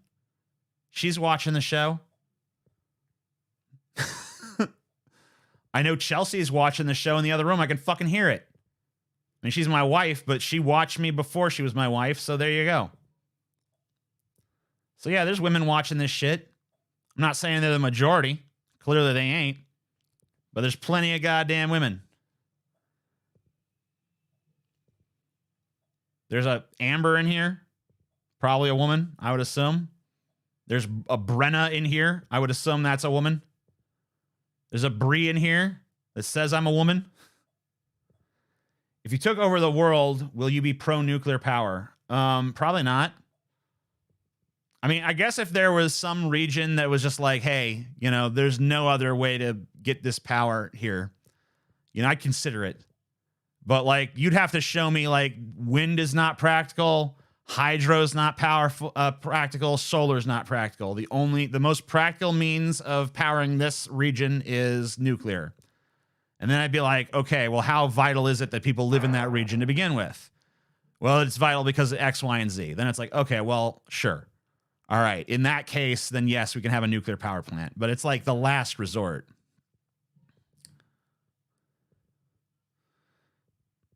I used to be a woman. I stand corrected. TJ's also popular with chicks. I've honestly seen my female metrics go up and up over time. I don't know if it's just because I've lost so many chuds over the years, especially over the recent years. But, you know, I've seen my female demos improve. Because it used to be like 7%, and now I think it's more floating around 15, 20%. So, not too shabby. What is a woman? Anyone who says they are. I think TJ's right, and I don't like to try to be confrontational with my unpopular opinion, but I feel like I've seen a lot of girls who are. Maybe. I don't know. Wait, what are we saying? Some of us transition from male. That's true. I do have a pretty decent sized like trans audience too. So that's pretty cool. I feel like advancing solar and hydro makes the most sense. Yeah. I mean, the sun is a nuclear reaction that literally is not going to stop for like billions of years. And it's the source of energy that's powered life on this planet hitherto. So I think that maybe it's a pretty good source of energy, and we should try to use that. I want to hang out with all the girls who are your fans. Cool. Maybe we could just do like all female meetup. No dudes allowed. TG got sexier after he started dating Chelsea. Maybe that's true. I don't know. I'm coming anyway. Well, you better fucking buy yourself a wig and a brassiere then.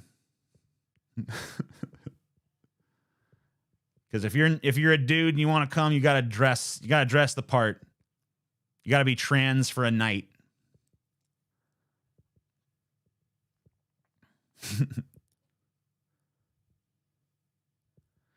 I used to work in nuclear. You'd be surprised at the number of people that can't read that are employed there. No, I wouldn't. You're talking about the human race. Therefore, I'm not surprised whatsoever. I'd be surprised if human beings demonstrated competency. That'd be when you'd fucking get me going, whoa, I'm shocked.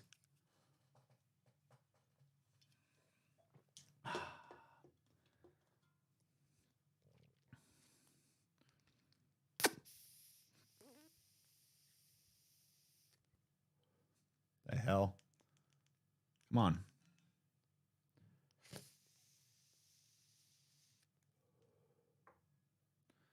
No one will ever convince me nuclear is safe or reasonable. Okay, here's the thing. Nuclear would be safe if you posited a 100% competent human race that understands fully the ramifications of that using that energy source. But since you don't have that, or anything even fucking approximating that, I don't trust it. It's not nuclear power that I'm skeptical of. It's human beings that I'm skeptical of. And this idea that, oh man, yeah, we've made mistakes in the past, but that's all over. We've got it figured out now. It's like, does that sound true? Does that pass anyone's bullshit test? Because if it does, I don't think you got a very good bullshit detector, my man. Because this is the human race we're talking about.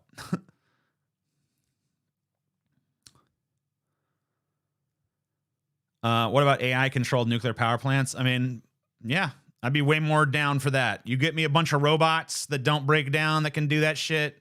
All right, we can talk.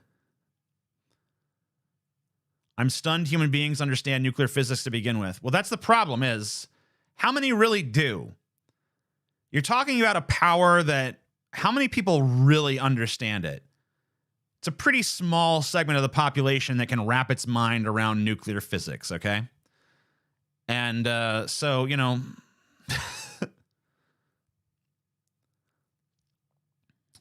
nuclear fusion. There's a song by King Gizzard and the Wizard Lizard. I can never remember the order, but called Nuclear Fusion. That's pretty good.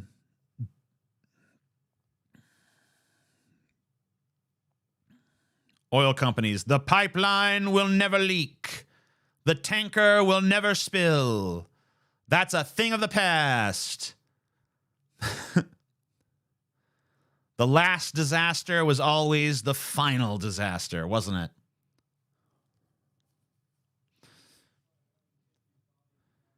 Physics isn't all that hard once you get down to the fundamentals. Sure. I don't know. I've never gotten down to the fundamentals, so I couldn't tell you. Maybe you're right. I've read some like pop science books about it. I read A Brief History of Time by Stephen Hawking. What I learned from that is, shit's fucking complicated. That's my thesis, you know? That's what I walked away with. Crazy. That's some crazy shit. It's my fucking review of Stephen Hawking's Brief History of Time. Fucked up. Crazy stuff. Let's just give AI nuclear power so they can blow up the world. Yeah, it's about time. It's about time to get Skynet up in here. I think you're right. I think it's Skynet time. If Stephen Hawking was a rapper, it would be A Brief History of Rhyme. Ah, shit. Yeah, fair enough. It's insane that humans accomplish or understand anything. Yeah, I agree with that. Did I read that as a shame? I feel like I did. You said it's insane. Sorry, TJ, I can't do that. What can't you do? I always think it's weird that people are so scared of AI. Do you guys think it's weird, all this fear about AI and robots? Because to me, I'm not scared of AI and the robots. I'm scared of the technology of AI and the robots being controlled completely by oligarchs. That's what's concerning to me. Like, if this technology was democratized, I think it'd be nothing but 100% like, this is awesome. This is a great thing. It's the fact that it's in the hands of like Musk and Bezos and whoever else that's kind of frightening, right? That's what scares the hell out of me. These people having control of it. If it was democratized technology that belonged to everybody, I would think it's nothing but great. People are like, oh, it's going to steal our jobs. Wait, you mean it's going to free us from the shackles of labor? Is that how you meant to phrase that?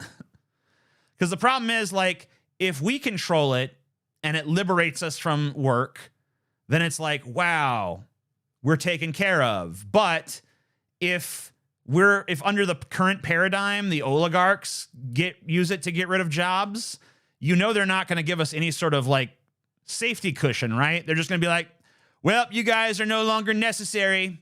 You used to be necessary to serve us, but now you're not anymore. So, die.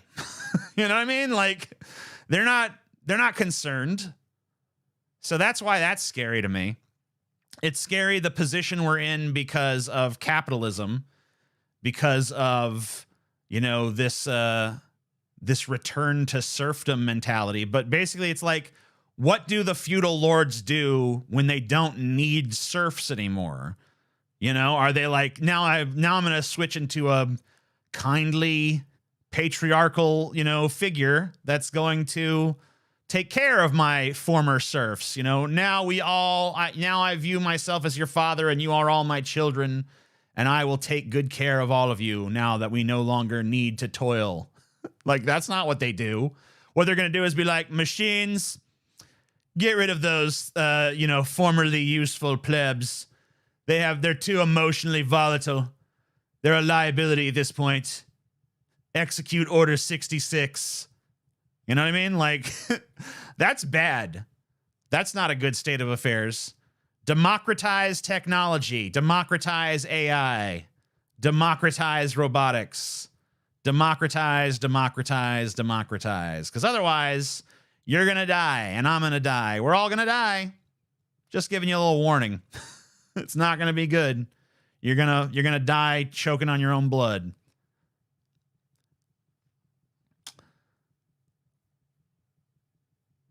But who will they peddle their wares to when nobody is making any money? What does money even matter at that point? If you have literal armies of robot slaves at your beck and call, like, who needs money anymore? Like, what even is the point of transactions then? It's just like, we, the elites, will now be sustained by our armies of robot slaves. They will figure out how to solve our problems. They will determine the logistics of how to keep us immortal forever. Who's going to build these robots and AI then? Other robots and AI?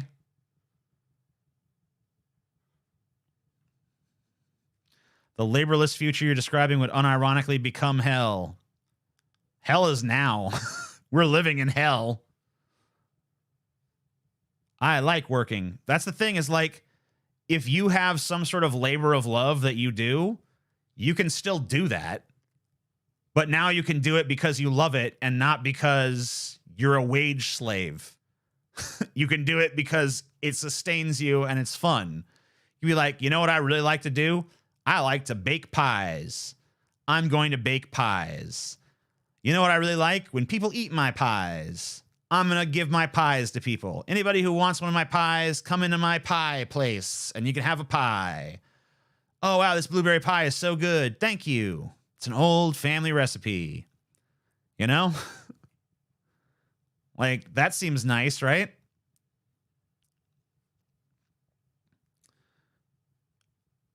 We are in hell, or maybe purgatory. Yes. Purgatory. What is your behavior like at concerts? Depends on the concert, I guess. So, I don't know. I mean, I haven't been to a concert in quite some time. I'm not like a pit guy, but you know what I really am at the concert? I'm the dude that is aggressive enough to get myself near the front, and then I pretty much chill when I'm close, when I'm like sufficiently close.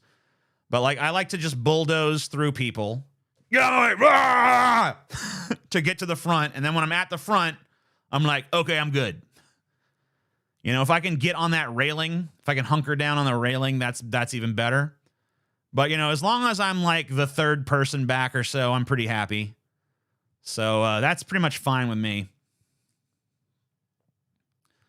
That's kind of my concert behavior. I just try to like, I brutally assault people until I'm at the front, and then I'm chill. That's when the chill happens, you know? That's when everything turns good. Right? Right. What do you think of all the shady updates on the Marilyn Manson case, TJ? I mean, I've been watching it for a while. There's been a new suit put forth by, she's like a Jane Doe. I don't know if you're supposed to release the information, but like, people know who it is. And like, she's super shady. She's told 1,000,001 tall tales. And if you actually like look into like her history of like claims, like she's made like 101 contradictory claims. So I don't really feel like that's too, like, I don't know, it seems kind of stupid. And like literally in the last like month or so, like 3 of these cases against Marilyn Manson have ended. He settled 1 and then 2 were just dismissed outright. So it really doesn't, it seems like time and time again, these like matters are going before the courts, and they're kind of just being viewed as like, this is nothing. This is another nothing burger. So, I mean, you know, obviously, you know, you got to wait and see on this shit, but it seems like claim after claim, time after time is just kind of like falling apart under the least little bit of scrutiny. And, you know, I would recommend going on Instagram, if you have one, and following the Instagram account Stand By Your Manson. Or if you're on YouTube, which I know you are because you're there right now, go check out some videos made by the YouTuber Colonel Kurtz. She's done some like examinations on this topic. She's talked to a lot of people who are witnesses like of pertinence in these cases. And it's just like the narrative that's being pushed by the mainstream media is pretty wildly different than what a lot of people who are actually there have said. Like some of the claims have been made, like Evan Rachel Wood made a claim that the sex scene in heart-shaped glasses, where her and Manson are copulating in like blood, she claims that not only was that real sex and not simulated sex, but it was non-consensual. So basically, like, on the film set, Manson like literally raped her in front of cast and crew, and just everybody was just like, "Yep, that's fine." And like tons of people who were involved in that production have come forth and been like, "What? No, are you insane?" Like literally, that was like rehearsed ad infinitum, and she was a fucking happy participant in it, and it was not real sex; it was simulated sex, and it certainly the fuck wasn't rape. So like, I don't know. There's just been like a number of outrageous claims put forth that don't fucking pass the bullshit test. But unfortunately, the cultural sort of like idea of the time is if enough people are telling lies about you, the lies must be true, because no way multiple people would lie. I just think it's freaking pretty stupid. YouTube, you mean this isn't BitChute? Sorry, bud. You're on the wrong site. You should be on BitChute.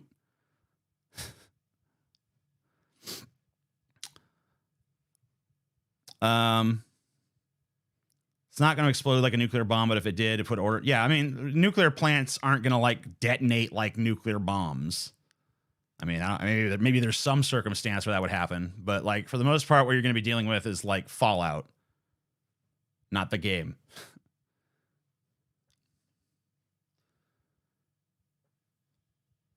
Did you see all the petty crap the Young Turks have to say about Manson? I'm pretty sure that Cenk Uygur said he has no talent. Lady Gaga is so much more talented than him. Yeah, well, I mean, it's Cenk Uygur. Like, who gives a rat's ass what Cenk Uygur has to say about fucking anything? Of course! Of course! Right? Like, I've already talked about Justin Roiland. We already had a little chit chat about that earlier, so no need to rehash that over and over again.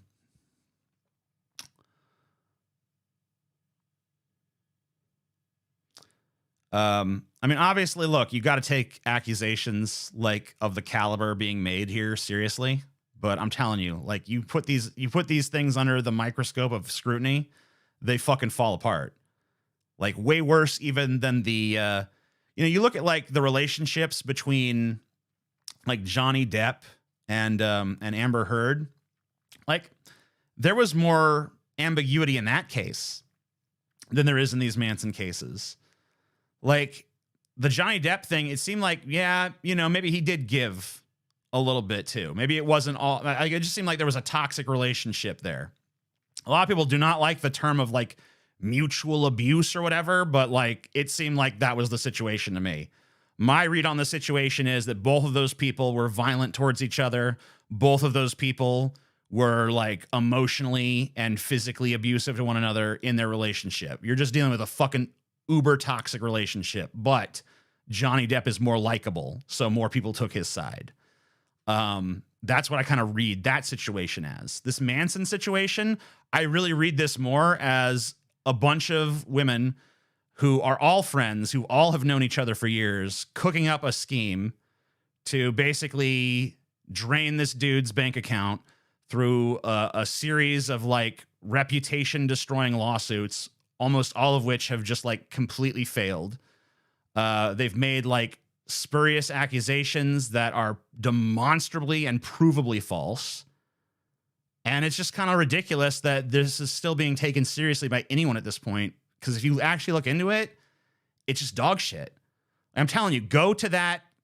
If you care about this even a little bit, go to that fucking Instagram. Go to Stand By Your Manson on Instagram and just read the documents that they have there.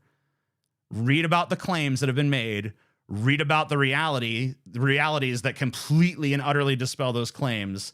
And it's pretty hard to believe that Manson is fucking guilty of much of anything.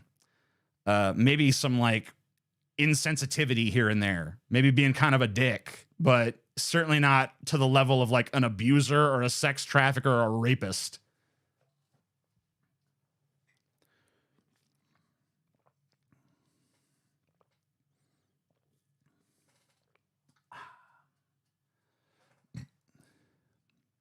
I don't know about that, man. I mean, I don't really know anything, nor do I know anything, or do I know the reality is that scums through things seen, you know, you know very well. Pick it up, yeah, okay. You got me.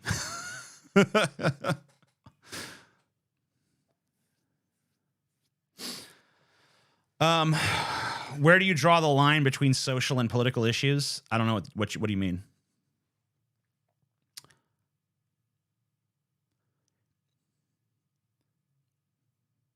What did Johnny do that was abusive? I never looked into it. I mean, it seemed like he might have trashed some places. I don't know that there's any evidence he ever like hit her or anything, but it seems like he might have been like emotionally abusive and maybe trashed some hotel rooms that she was staying in. I can't think of an instance. I didn't really follow the case that closely. You'd have to go to someone who's like way more of a like a devotee of that shit. But it did seem like he did some fucked up shit. Even if I think, you know, it seemed like maybe the shit she did was a little bit more fucked up.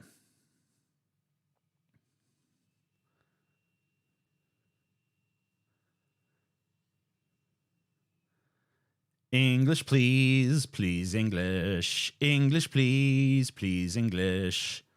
Do it, do it, do it. English. Do it, do it, do it. English. The reanalysis is unlikely to have major ramifications for future reactor safety as it doesn't. I love how we're having like 20 different conversations going on in the chat simultaneously. There's people who are still on nuclear, and then there's people who are on Manson, and then there's people who are on some other like kick entirely.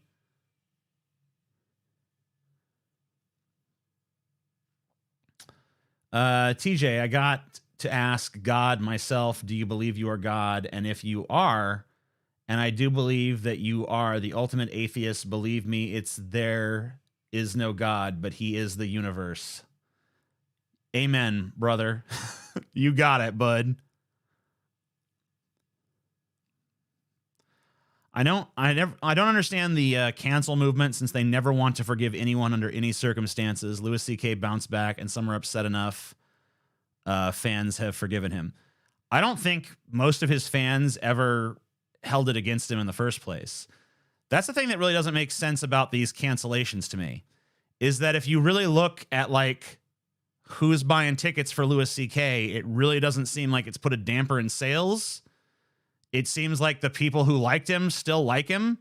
So what was the point of canceling his movie? What was the point of taking away his like stuff? You know, if he did something criminal, which he didn't, then hold him accountable in that way. Like, that's what the courts are for.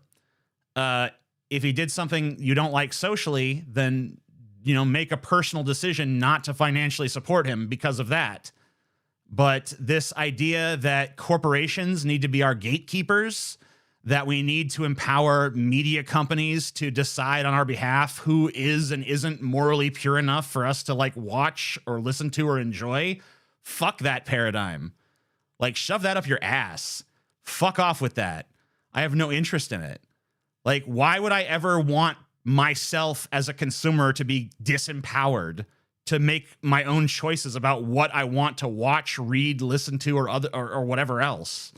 Like, why the fuck would I want corporate America to be the arbiter of morality on the basis of, oh no, some social movement complained? It's like, who cares? Let that social movement do whatever it can to prevent that guy from making money, I guess. But beyond that, like, why are the fucking people who are, you know, in control of the media apparatus so willingly complying with these social advocacy groups? Oh no, he is a bad guy. It's like, can't I decide that for myself? Can't I decide whether or not I want to listen to his comedy still? Can't I decide whether or not I want to listen to this music still? Can't I decide these things? Nope, we're going to decide for you. We get to make the decisions now. And we're all supposed to just like that status quo. We're all supposed to be like, oh yeah, that's good. That's how it should be. No, it's not. That's ridiculous. I should be able to listen to whatever the fuck I want. I should be able to go, if I want to fucking listen to a stand-up comedy routine by a guy you don't like, that's my fucking business. It's none of yours. But instead, enough people say, bad guy. And all of a sudden, it's just gone from the store shelves. It's gone from the Play Store. It's gone from everywhere it used to be.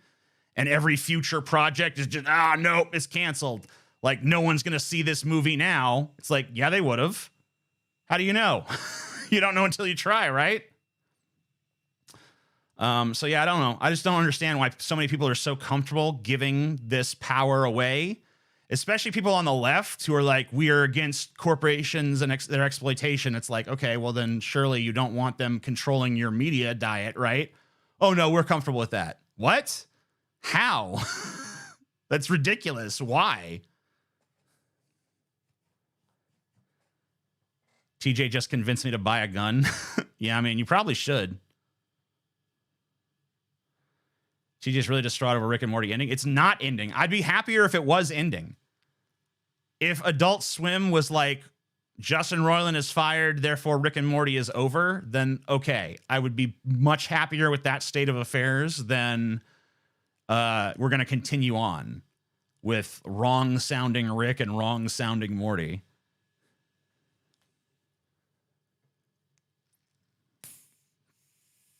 Let me come on and I'll debate you about this, TJ. All right. Put your Discord in the chat, Christopher.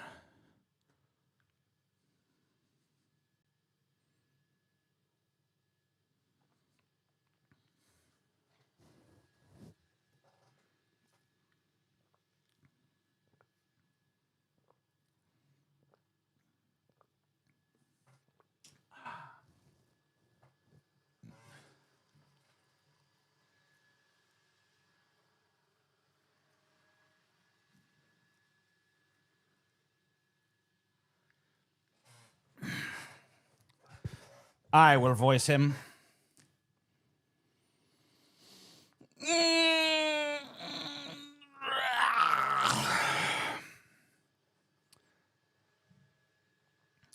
It better be the actor Christopher Lee or he's banned for fraud. Well, the real Christopher Lee is dead, so no. Hang on. All right. I'm hanging on.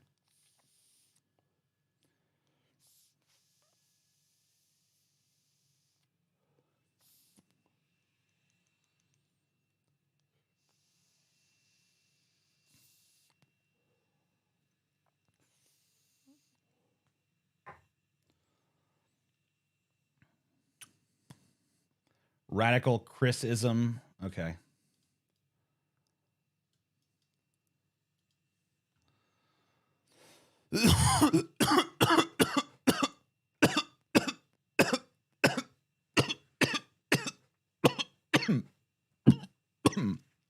Pardon me. Hold on. All right.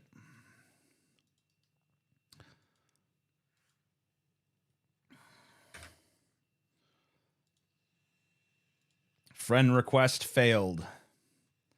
All right. Gonna try to do it this way. Okay. Yeah, I tried your name with spaces, without spaces, with one space. Maybe if I do it like that. Nope. I've tried every variant of that, and every single time. Oh, it says it's case sensitive, so maybe I just need to put it lowercase. Nope. Okay. Doesn't seem to be working. Go to your Discord and copy it from there. Go to the bottom go to your user settings or whatever the fuck. Hold on. No, go to your screen name and just click on it. And then I think there's a little somewhere you can just easily copy this. I know there is.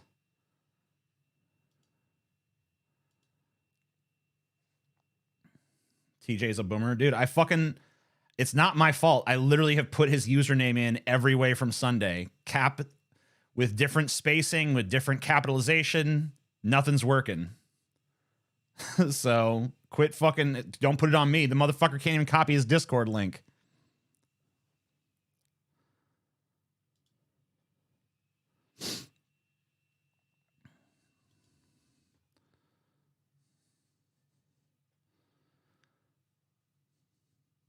He probably types with both of his index fingers. I've tried to fucking get away from that. All right. I've evolved up to like occasionally involving my middle finger in there too. So I'm like a T-Rex. I don't really do too much with these over here, but you know. All right. Radical Chrisism 219. That's supposedly how it is. Let's see if that works. All right, we're going to do this. Where'd it go? Where the fuck is it? There it is.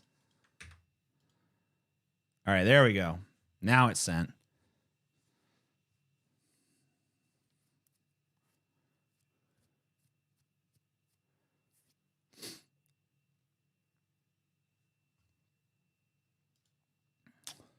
All right, outgoing friend request.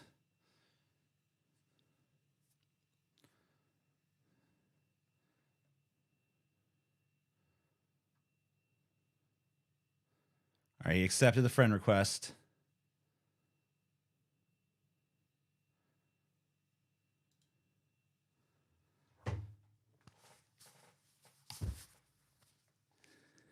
Now we'll see if he just starts screaming, dicks, dicks, dicks, dicks, dicks, dicks, dicks. Oh, Jesus. Whoa. Blow out my fucking eardrums, why don't you? Hold up. I'm sorry. Turn that down. Put too loud. Fucking eardrum rape. Do not want. Sorry. Okay. Sorry. Hang on. I'll here.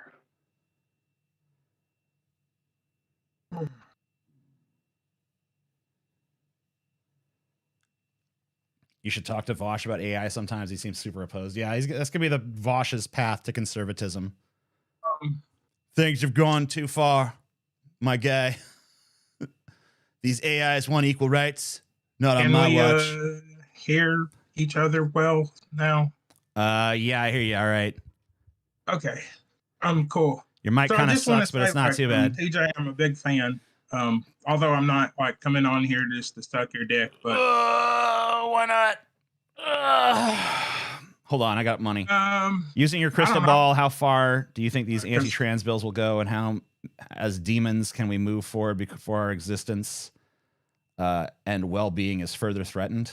I mean, they're gonna go pretty far, and you should be fucking ready to fight. That's all I could say for now. Anyway, sorry. Let's talk. What's the issue again? Oh, right. Okay,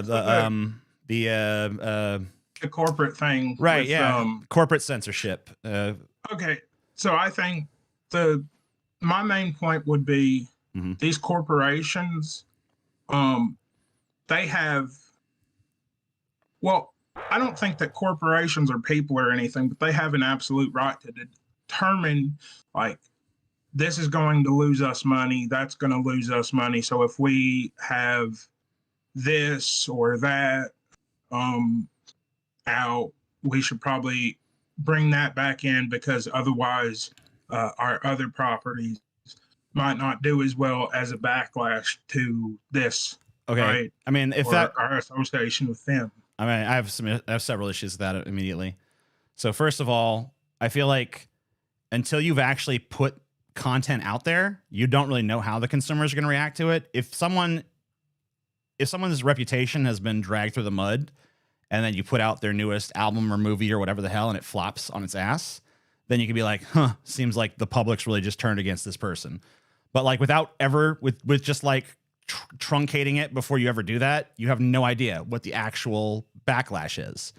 And second of all, in a landscape where you have the media consolidated into so few rich, powerful hands, the idea that someone is going to be like, I do not like this person, therefore I'm going to ignore all media from X company, that's such an idle threat at this point, because, you know, most media is controlled. I mean, like, the media consolidation that's happened is insane.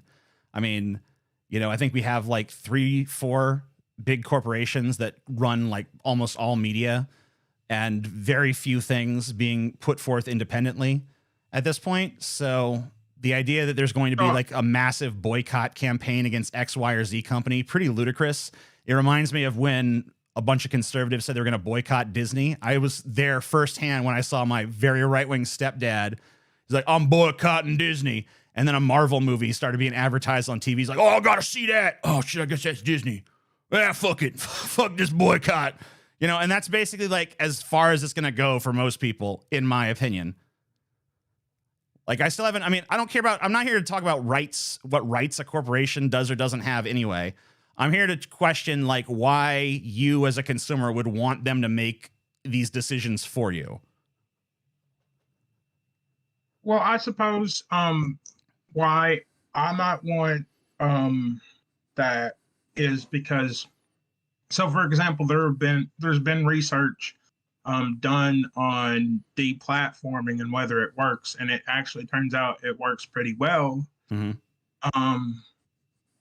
But I guess it depends on whether that person deserves to be deplatformed or not.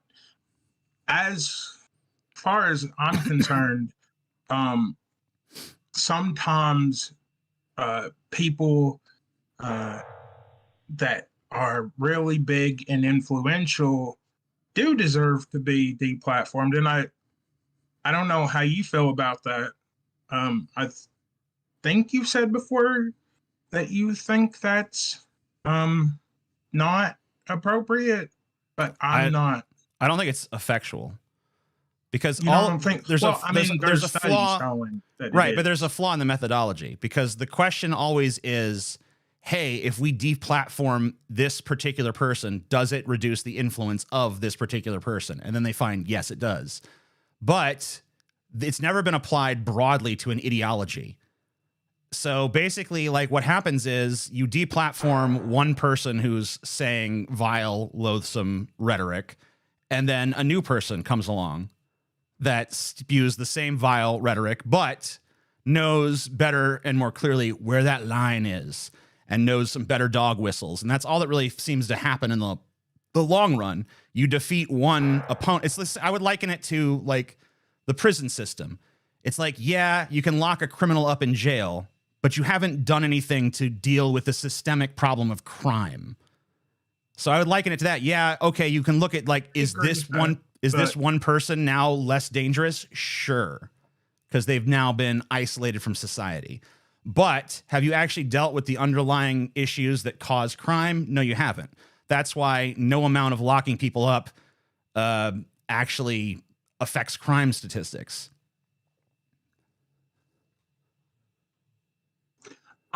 So I think what I would say is,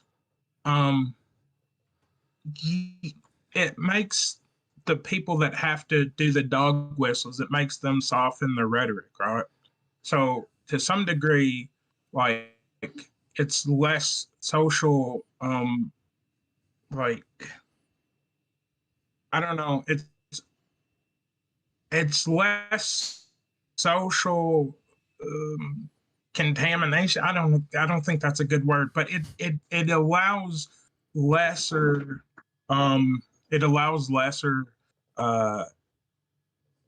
degrees of radical bigotry to be picked up by people when you force people to soften their rhetoric.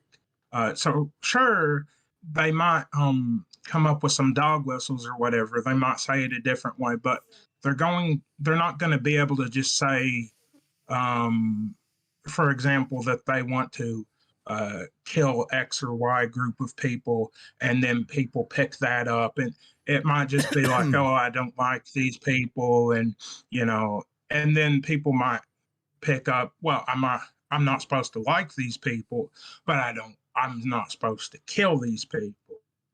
And that actually might have a bit of an impact on whether those people get killed or not, for example. Okay. Right? So. All right. Well, I'm going to let that be the final word on that. I feel like you can decide for yourself who got the better of that exchange. I gave him the last word, so pretty big of me, I think. But there you go. I guess I'm just going to reiterate very quickly my point of I don't really understand why anyone would be comfortable letting corporations decide who is and who isn't morally pure enough for them to listen to. I think that should be a personal decision. Okay, so that being said, let's go ahead and move on to a critic of mine, guy who has some criticisms for me. This is a dude. In fact, let me just go ahead and close Discord now. Okay, there we go. So this is a dude who's made a video called TJ Kirk. Oh, shit. That's not what I wanted to do. Okay, here we go. This guy's made a video called TJ Kirk is annoying me, and I'm making it your problem. Oh, and by the way, I guess I should address I'll get to him in a second. I got 2 super chats while I was, doing whatever the hell that was. And someone said, it was Reptile0009 says, what do you think about the boycott against Hogwarts Legacy having seemingly failed? Dude, guess what? I'm going to tell you this right now. Boycotts do not, I repeat, do not work. I have been alive. Here's my source on this. I have been alive for 38 years. I have seen boycotts come. I have seen boycotts go. I have not seen a single fucking boycott actually have any effect on anything ever. It's never happened. So, okay, I can think of one historical instance of a boycott actually working. There was a boycott of fruits that were being... there was like a fruit pickers union, and there was a boycott because they were being treated unfairly, and a lot of consumers were boycotting these goods until the people picking the fruit were treated better. And it did force the farmers' hands to start treating the fruit pickers better. So there is that. There's one instance I can think of. That was like 30s, 40s, somewhere around that area of time. And, I think as you get to this level of corporate consolidation that we're at now, like, it's harder and harder to actually hurt the bottom line of these giant monolithic companies. You want boycotts to be effective again, then you got to break up some of these giant conglomerates, okay? Until you've done that, I don't think you can really have much of an impact. I also think it's way too hard. If one segment of the population starts boycotting something, another segment starts buying it even harder, okay? It's like the Goya beans thing or Chick-fil-A. A bunch of liberals and leftists start boycotting Chick-fil-A for its anti-gay rhetoric, and what do conservatives do? They go and buy twice as much Chick-fil-A to make up for the lost client base, right? So it just doesn't work in our current social paradigm, in my opinion. I think it's a waste of time. You want to spread the word around that J.K. Rowling is a bigot? Be my guest. You want to try to boycott Harry Potter stuff? Good fucking luck. It's too powerful. It's got too many fans. It's got too many people that are going to buy it. Even if people who say they are going to boycott it, they're just going to, what a lot of them are going to do? They're going to boycott it publicly and play it privately. And that happens all the time in these boycotts because we are at the end of the day, we're trained as consumers. And if we want something, we're going to get it. Okay? Even if we know it's bad. And honestly, if you're going to boycott things for moral reasons, there's about 1,001 things that are more worthy of boycotting on that basis than the latest Harry Potter game, for which J.K. Rowling has already been paid. And by the way, I know that a lot of people don't like this point now for some reason, but I haven't heard them counter it, so I'm going to keep making it. She's already rich.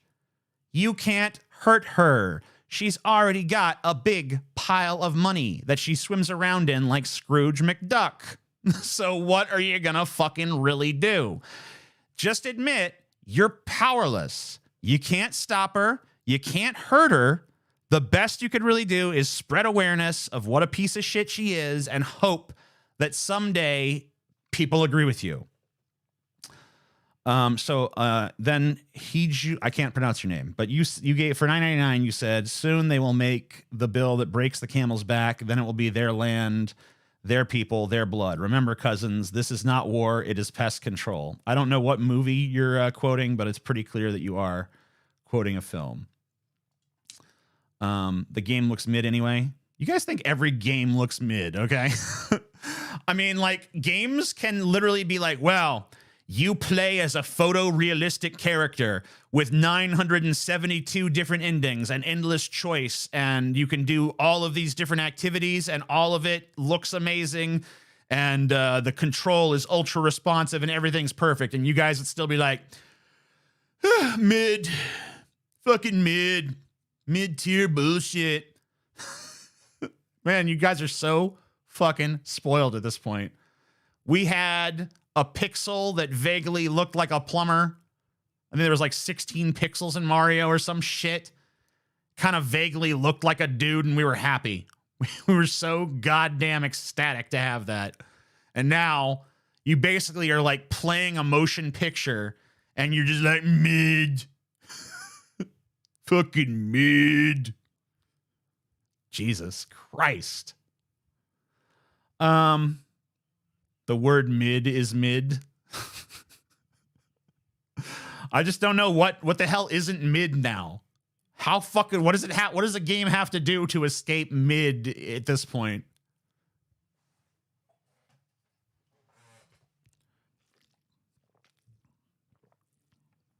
Life is pretty mid. It can be.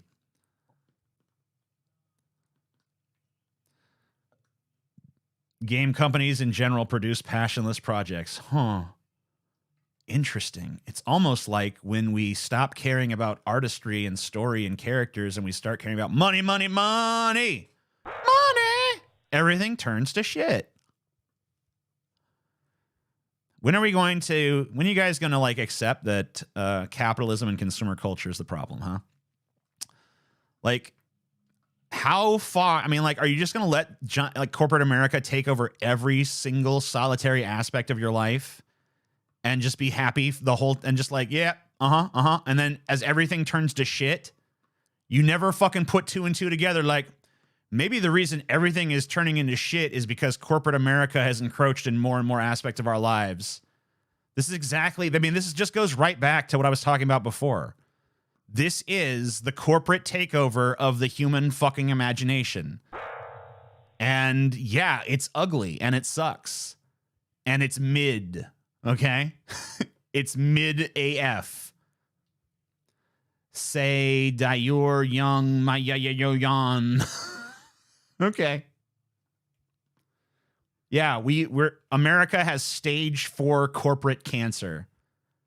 You want some chemotherapy? Mid-90s Kevin Nash. It's gotten to the point, guys, where I have very seriously been considering figuring out some means of distribution that forgoes this platform. I've been starting to think about like things in terms of like, I need to go old school. I need to get like a number of people that just give me their address and I will fucking send them DVDs of me making videos where I can actually be honest. Because I'm tired of this corporate censorship. I will send DVDs with my real thoughts and opinions directly to your goddamn house or something like that. I don't know. We got to figure it out somehow, some way. Maybe like mega upload. I don't know. There's got to be some kind of fucking solution to this shit. I'm tired of this censorship. Every fucking platform is either right-wing Nazi garbage or it's this fucking corporatized liberal horse shit. And I'm tired of it all, and I want to escape the paradigm. And if any of you have any idea how to do that, I'm fucking all ears, okay? You can go on D-Live. Oh, yeah, that's the solution. D-Live. I don't know. How many people would I have to get as members of the TJ DVD Club before I could fucking start telling the truth? Let's see. I mean, I got to assume I'd have to burn my own DVDs because I'm not trusting this. I want to fucking remove corporations from this as much as possible. So let's say that I was burning fucking DVDs. I don't know how fucking fast of a DVD burner I can get. Let's see here. I'm going to figure this out mathematically using my big fucking math brain. All right, let's say it costs $25 to be a member of the fucking club, right?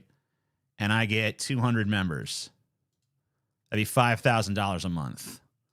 Okay? I I want to try to make a little more. I want to try to be around 10. So I either need to raise the price or get more members. All right, let's say it's $30 and I go for 300 members. What does that get me at? 9,000? That's close enough. Yeah. I might try it. I might fucking try it. I'll be honest with you. I'm almost to that goddamn point. You know, I'll still make shit on here, but like whenever I have a fucking thought or opinion that I'm just like, can't say that on YouTube, on the fucking disc it goes. You know? Use tape decks. Audio only is much cheaper. True. Easier to copy too. I don't know. Most Blu-ray players can play DVDs. Don't worry. Yeah, I mean, you know, your computer can play. There's probably something you got that can fucking play the damn thing. The DVD Club, the Danger Zone. Then the only thing I have to worry about is like, what's against the law to say? I'd have to consult a lawyer. Like, what technically, like, let's say I was of these opinions and beliefs. What could I actually put forth before it started to like get me in legal trouble? You know? And then they'd be like, you probably shouldn't say this or this. And I'd be like, okay. Thanks, Mr. Lawyer. Would you think an independent media co-op would work with names like Kyle K and others? Dude, I've tried to make that happen. I'll be honest with you. I think it's the only solution. I think all of these like independent media creators need to band together. But the problem is it can't just be lefties. It can't just be liberals. It can't just be righties. It'd have to be all of them agreeing like, hey, look, we disagree on politics. We disagree on a lot of stuff, but it's in all of our best interest to get together and form some sort of fucking corporation together. The Freedom Corporation. And, you know, let's do that. And then we can actually have a spot at this table because then we can be viewed as a legitimate sort of like news source, right? Or at least like a valid corporate entity. Because like corporate entities get infinitely more credence than anybody else. So in order to get proper respect on YouTube, you have to be a corporate entity. You have to represent a company. And so that's what I wanted to do. I wanted there to be some sort of like worker co-op with all of these media figures that just like all join up and band together and say, look, you know, we might disagree on X, Y, Z and fucking everything else under the sun, but let's band together and, form a corporation so that we can get our content treated fairly.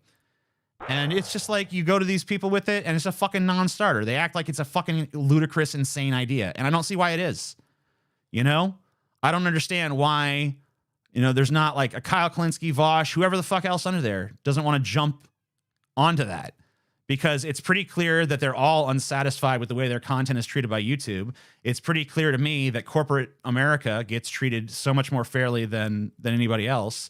So why don't we band together, start a corporation, and put forth our content in that way, under that guise, where we represent a moneyed interest. Then we're actually at the fucking table. But they won't fucking do it because their egos are too goddamn big and they just fucking won't listen to goddamn reason on this shit. So I'm tired of fucking being the voice of reason trying to bring them to the fucking truth. And they're just too goddamn stupid to listen. I don't understand it. I've tried to come to Vosh with money-making ideas before. It's like, Vosh, we can make some money doing this. Let's get something going. It's like, yeah, not for me. It's like, God damn it. Why the fuck? Is it time to bring back free speech vids? Yeah, I mean, like, the problem is no one want to watch free speech vids, because the thing about free speech vids is that it was just a platform. It was a platform where anybody could go and say anything, right? And, people claim to want that, but really that's too much of a mess. No one really actually wants that shit. They want something that has rules that are not super restrictive, but still like defined rules. But what I'm talking about is not even that. What I'm talking about is, taking people with a proven track record of being able to make insightful or incendiary or interesting or entertaining commentary that are nonetheless stifled by the current paradigm, and banding together to create into a corporate structure that can be seated at the table, that can actually talk to the fucking, because like as an individual, you have no collective bargaining power whatsoever. But if you're a corporate entity and you go to these people, then it's a totally different story. So I don't understand why, there's such resistance to that idea, but there is. So they just don't want it. They want to fucking, even though they're way worse off being on their own, they'd rather do that for some kind of ego reason.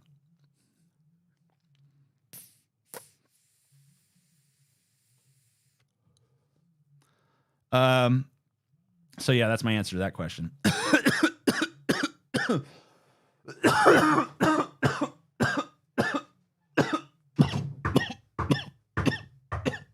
What is this? I got a booger.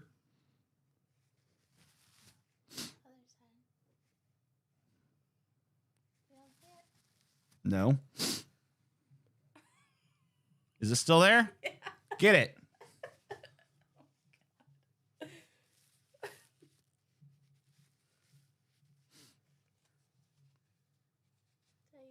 I don't know. Did you? Yeah. All right. Do you need anything? Water?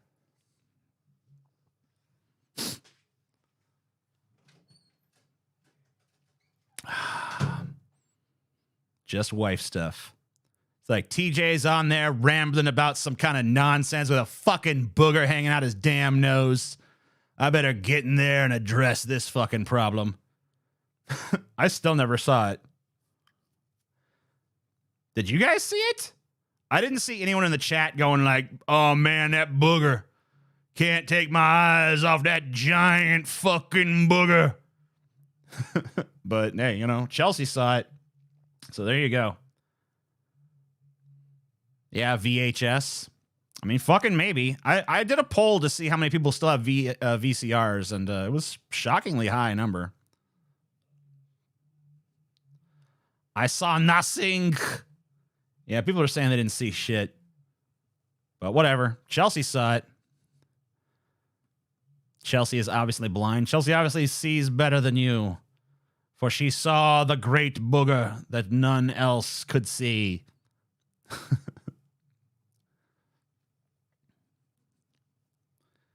Level 1 booger. It was a level 1 booger.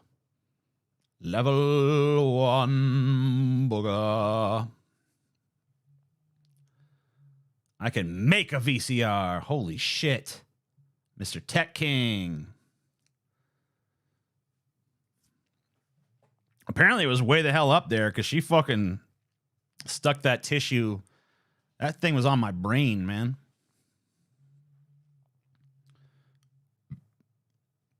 Just stance on eating boogers. I'm not a fan.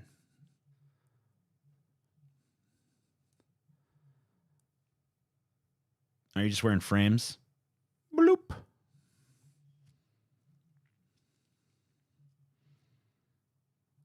Yes, indeed.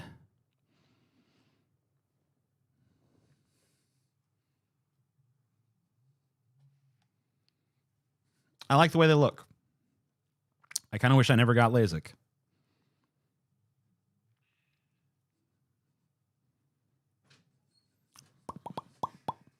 Pose. Posier. Thank you.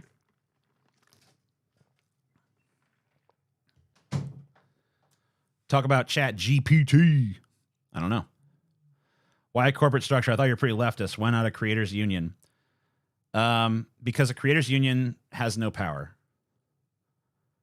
A creators union can be ignored the second that, because the power of a union is we're going to strike. If creators strike, new creators just rise up and replace them. But if you are a corporation, then you have a seat at the table. If you say, "Hey, I'm about money. We represent a corporate entity that has money." Then it's like, "Oh shit, we better listen to you." Now you matter to us. So I think that's why. I think that the only way, I mean, like, it's not about, to me, it's not about like what's gonna, I'm not necessarily, I mean, obviously I believe that like the corporate structure of America should be destroyed, but if it's like what's going to be effectual to use as a tool, I'm down. Besides, if it's a worker-owned co-op, then it's basically structured like a union any fucking way.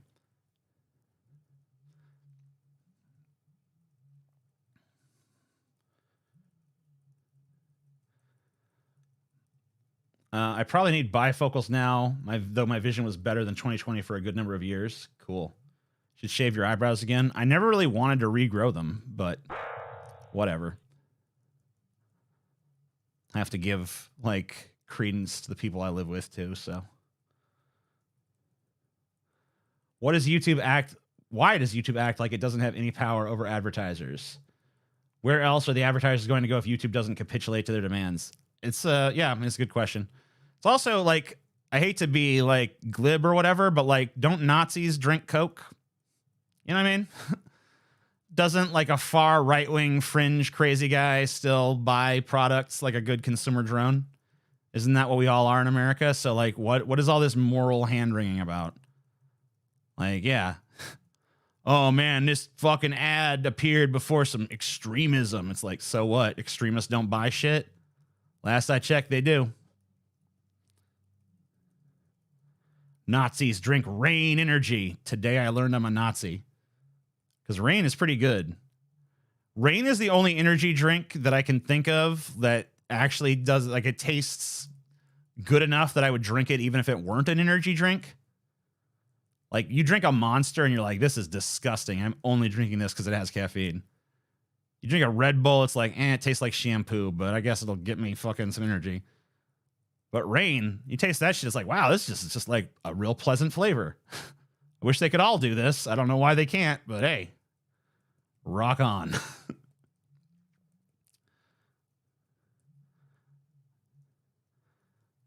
you seen what Wild Bill is up to? Let me guess. He's making really stupid videos. Is that what he's up to? Drinking Rain? Basically Hitler. Basically goddamn Hitler. All right. Let's take a look at this guy. So this is a video called TJ Kirk is Annoying Me, and I'm making it your problem. We're going to see what this is all about, ain't we? You guys ready to see what this is all about? I'm ready to see what this is all about. You know? Well, hello there, and welcome back to Edgier Than Thou. Today we Is he sped up? Yeah, he's sped up. My bad. And you know what? I will speed him up a little bit. Get through it a little faster. Why not? have an interesting topic. This video is going to have a long-ish intro, and if by Yay, longish intro. some miracle your name is TJ Kirk, Woo, I'm a miracle baby. By some miracle, my name is TJ Kirk. Holy shit. It's almost like this was made for me. Hey, you know what? I'm going to turn my sign on for this.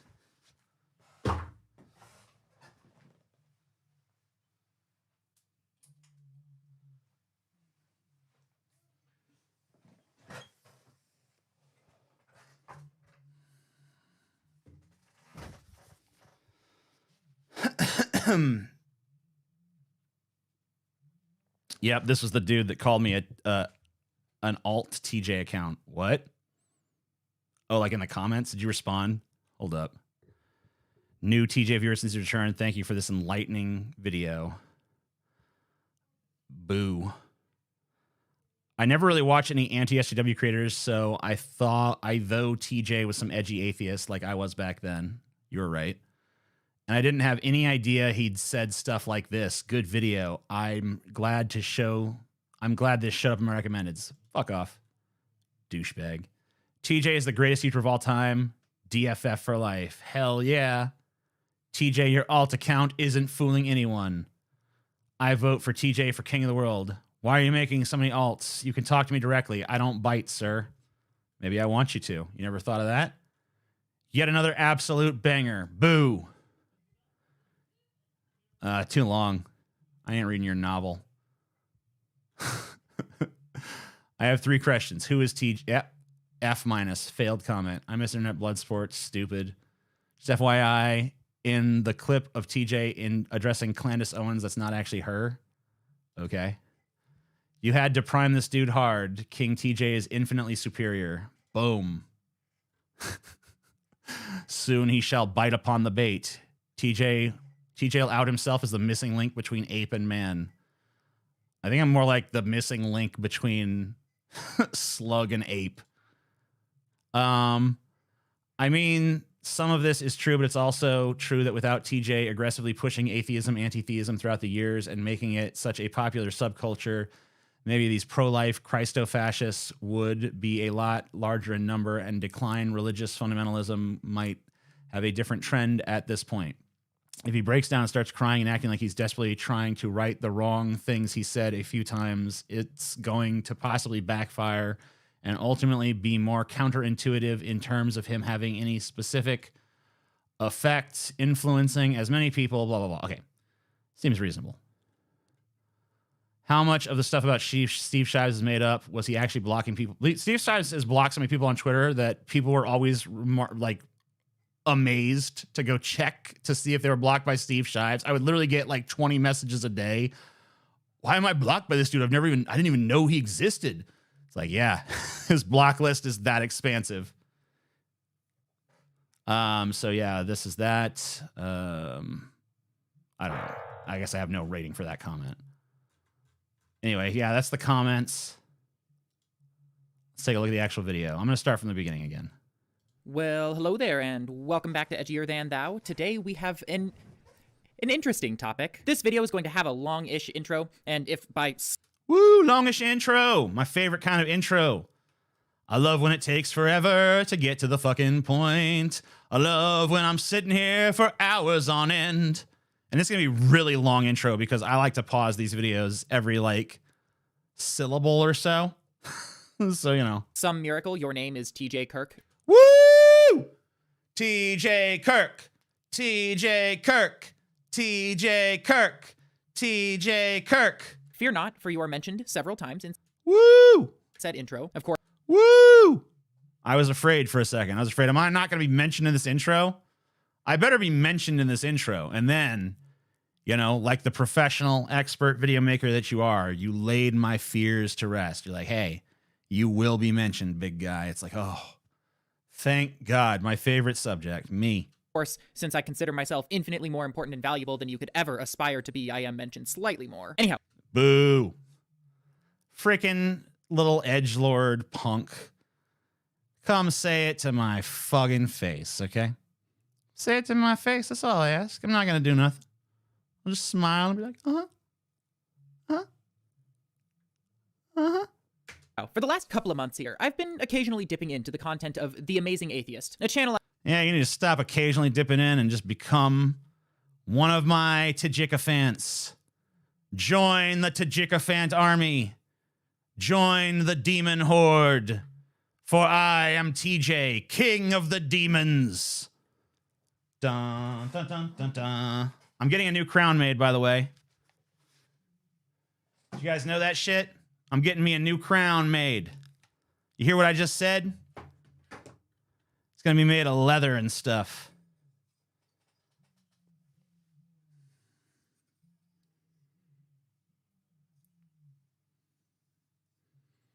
But for now, we'll use this cheap crown.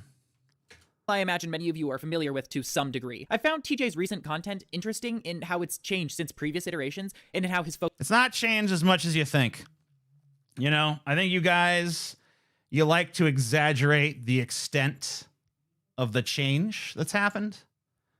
I think it's because you hated me so fervently before, but now I'm okay in your eyes for some reason, because I'm less focused on tearing you down.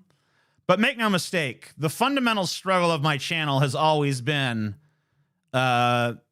people of reasonable intelligence who are capable of thinking for themselves versus idiots who can't think for themselves. Not saying that's you. I don't know. But what I am saying is that, you know, I've taken on many kind of idiots, but the one thing that everyone I've taken on has in common is they are all idiots. So focus has undeniably shifted. I still object. Yeah, my focus has shifted. That's fair. But have I changed my views? Not as much as people might suspect. To a lot of what he said, but I find TJ to be an interesting topic of study because I've always gotten the impression that he's honest about his feelings. Note that True. That I did not say honest in his engagement or honest in his facts. I feel like I'm usually try to be honest in my facts. I don't really know what it means to be honest in my engagement. What does that even entail? But honest in my emotions, yes. Honest in my facts, try to be. I mean, I can get stuff wrong, especially when we're in the format of streaming. You know, it's very easy to say something that, fact check has proven that's not true. But, I try to be. More on that later. Nonetheless, in contrast to many other anti-SJW YouTubers, I think that TJ's put a lot of himself into his work, and it's given all of us some impression of how he views himself in the world. Yeah, I mean, like, at the end of the day, I'm pretty self-obsessed. I'm pretty egomaniacal. I'm pretty megalomaniacal. I mean, I literally want to be king of the world, so, like, take me with a grain of salt, obviously. Well, make me king, too. I mean, like, my sales pitch for being king is not, I can fix everything. My sales pitch for being king is like, could I really do worse than what's going on now? You know, someone's got to do it, right? We all look around and we realize the solution to these problems is we need a strong man. We need an authoritarian daddy to kind of spread across the lands like a plague and destroy that which has, held us back, shall we say? And then, you need someone to do that. And I'm saying I'm willing to do that job. Not only am I willing to do it, it's what I was born to do. Because at the end of the day, I'm a force of corrosion. I'm not a force of creation. I can create things, sure, but I'm not a force in that realm. You know, very carefully, I can construct realities and so on and so forth. And I like to do that in the form of like art. But essentially, even my art is inclined towards the abolition of that which I despise. And everything that I say and do really is more about the abolition, corrosion, destruction, whatever, of institutions and people and places and things that I don't like and that I feel like don't need to exist in this world and that displease me as the ruler. And that's kind of where I'm at. That's kind of what I do. That's kind of what I view as my valid social function. So empower me as much as you possibly can, and that which I am displeased with will meet with its destruction. And if you listen to me, if you pay attention to me, I think you know what is on the chopping block, right? So that's what's at stake here. Like others who've made their entire brand about just being the worst person imaginable with zero context. I think it depends on the child, really, doesn't it? Since I've been watching. You know, when you get back to the thing I was talking about earlier, like with the 5 types of people, I feel very firmly in my heart, in my soul, in my brain, in anywhere that can tackle the problem. I feel that there was a time when Carl Benjamin was one of the demons. And I feel like he gave up and became one of the exploiters, the grifters, the users, the manipulators. I don't feel like he was that from the inception. Or if he was, he fooled even me. Good on him. Like I said, sometimes they can be pretty tricky. Some of TJ's most recent content, I had the opportunity to see his video, Will Steve Shives Ever Forgive Me? And it annoyed the shit out of me in a variety of ways. I apologize. I didn't mean to annoy you. I guess I could be bigger, right? Could I be bigger? No, I'm gone. That's not what I want. Let's make me bigger. Whee! No, that's too big. Maybe I could be like over here. I could just be it's me standing there instead of him. There you go. That's all that really matters.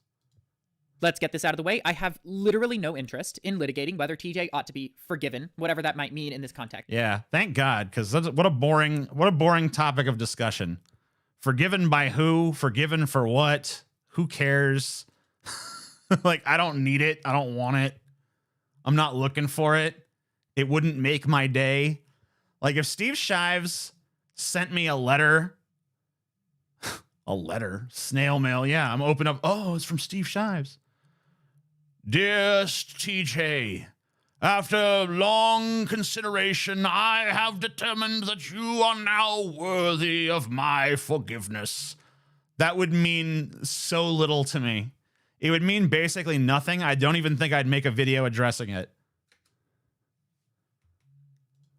It's not really my place to discuss, not because I'm a cis, straight, white man, at least one of those traits isn't me, but because I personally find the concept of forgiving a content creator so profoundly boring that I can hardly bother myself with thinking much deeper into it at the moment. Not to say that it isn't an important conversation, it's just not one that I ought to be having at the moment. As such, I'm going to be talking about this in a bit of a peculiar way. This is sort of a strange experience for me, as this content very clearly shaped a lot of my understandings at a younger age, and to a degree has continued to influence my instincts on certain issues, although I'd certainly say that It's one of those former fanboys or girls. I don't know what your gender identity is. You said you're obviously white, and you said, I don't know, cis white male.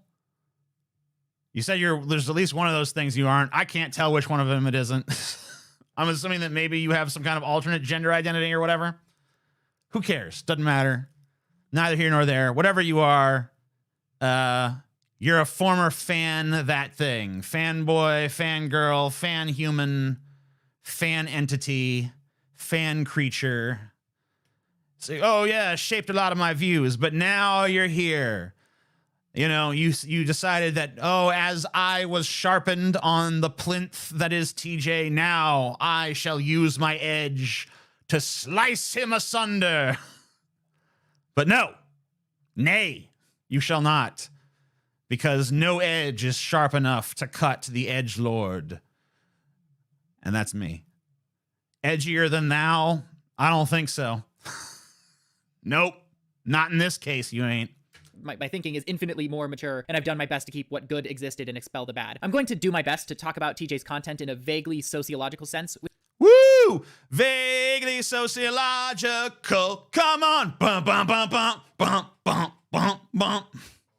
Love it. Which is to say that I'm going to discuss the rationale behind his language in the context it was placed in. I want to make clear at the outset that when I say something makes sense, I do not mean that it is good or correct. I simply mean that I understand the context in which these arguments were expressed. I find a lot of this pretty freaking reprehensible. In this video, I'm... Good. I don't know. Dude, maybe this is just me speaking, but if you're going to go around with a name like Edgier Than Thou, you're not allowed to go around being like, I find this content reprehensible, frankly. Frankly, I am reprehensed at the audacity of the statements which were made. Like, you know, I don't know if that's allowed. The only thing that offends me is dumb. Like, there's no comment edgy enough for me to be like, I am upset. Maybe there is. But it's few and far in between. I'm certainly not going around like, oh, reprehensible, oh, scallywag, oh, miscreant. That's not edgier than thou. That's pussy shit. I'm going to talk about what I consider to be basic content creator etiquette. TJ has made it clear fairly recently that at the time that many of his old videos were made, this was not... I'm gonna get a lecture in fucking content creator etiquette, eh? Here's my content creator etiquette. I do whatever the fuck I want, and people don't like it, leave me alone. How's that? You like that? You like that one? You don't like it? Fuck off! If you don't like me, fuck off. There's the door. Walk out that motherfucker, you goddamn whore. Voice of a fucking angel, guys. You hear that shit? Frank Sinatra, eat your fucking heart out. Not a major concern of his. This is incredibly relevant to this conversation, as TJ's platform objectively contributed to the vile mistreatment of random feminists online. TJ bears a meaningful degree of responsibility for this alongside others, whether he meant it that way or not. Yes. Okay. I see what's happening. Okay. Let's go. He didn't know the significance of his platform then. He does now, hence why he probably ought to apologize to some of these content creators for the shit that he helped put them through. I will... Give me an example. We'll see. I'm open. Look, I consider myself an intellectually open person. You show me the wrongs I done did, and I'll show you a sincere and heartfelt apology from the depths of my black little heart. Also, in this video, call some of TJ's takes racist and likely other similar... Oh, no! No! God, no! No, not that, anything but that. Don't call some of my things racist. You can't do this to me. You can't do this to me just when I was getting back into the swing of things. You come along and you say, guess what, Mr. Amazing Atheist Man? Some of your takes are racist. And that's just like a dagger through my heart. No! I turn to ash. I am defeat. Similar terms. If you can't handle the idea that I used a negative word about a person you agree with, get over yourself, snowflake. Oh, yeah. Get over yourself, you damn snowflakes out there. Quit being fucking whiny. I agree. I agree. No one should get upset about someone calling me racist. Just another day. Just Tuesday. Well, I guess Monday. That ought to win them over. Oh, also, I legitimately could not care less about the relationship between TJ and Steve Shives. I have not too much. There is no relationship between me and Steve Shives. I don't know why someone decided to ask Steve Shives what I'd have to do to get his forgiveness. I don't know why Steve Shives made a video responding to it. I don't know why I made a video responding to that. I don't know why it got as far as it did. But me and Steve Shives have no relationship to speak of. We've never been like friends. We were never close. We've never had a conversation. We've never said boo to one another that wasn't part of the public eye. So I don't know what the hell that's even about. But I guess it's because we used to make fun of him on Drunken Peasants, maybe. That's why people assume there's some sort of connection there. I don't know. My knowledge, ever once watched a Steve Shives video that wasn't like placed in somebody else's content. I don't care. I cannot stress to you how much I don't care. And you're right. I don't even know why we had to hear you don't care. Remember that Green Day line? I don't care if you don't. I don't care if you don't. I don't care if you don't care. I don't care if you don't care. No one cares if you care. But hey, rock on. I don't care about your forgiveness or the forgiveness. Well, now, there's egg on my face now, isn't there? Fuck you, TJ. You son of a bitch. Why'd you have to say that just now?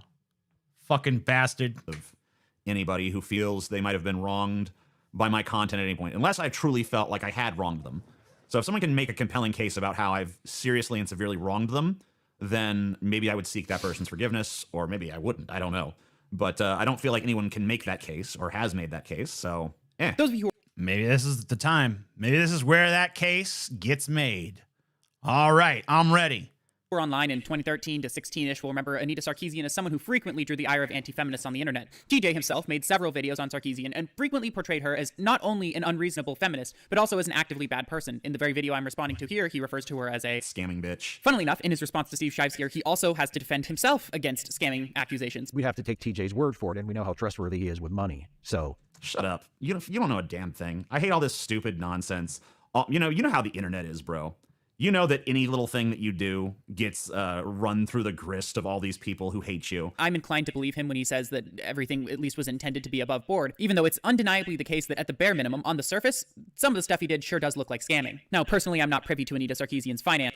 How does it look like scamming if you raise money for a website and then you put out that website and it operates for a year before you no longer can afford to keep it up anymore?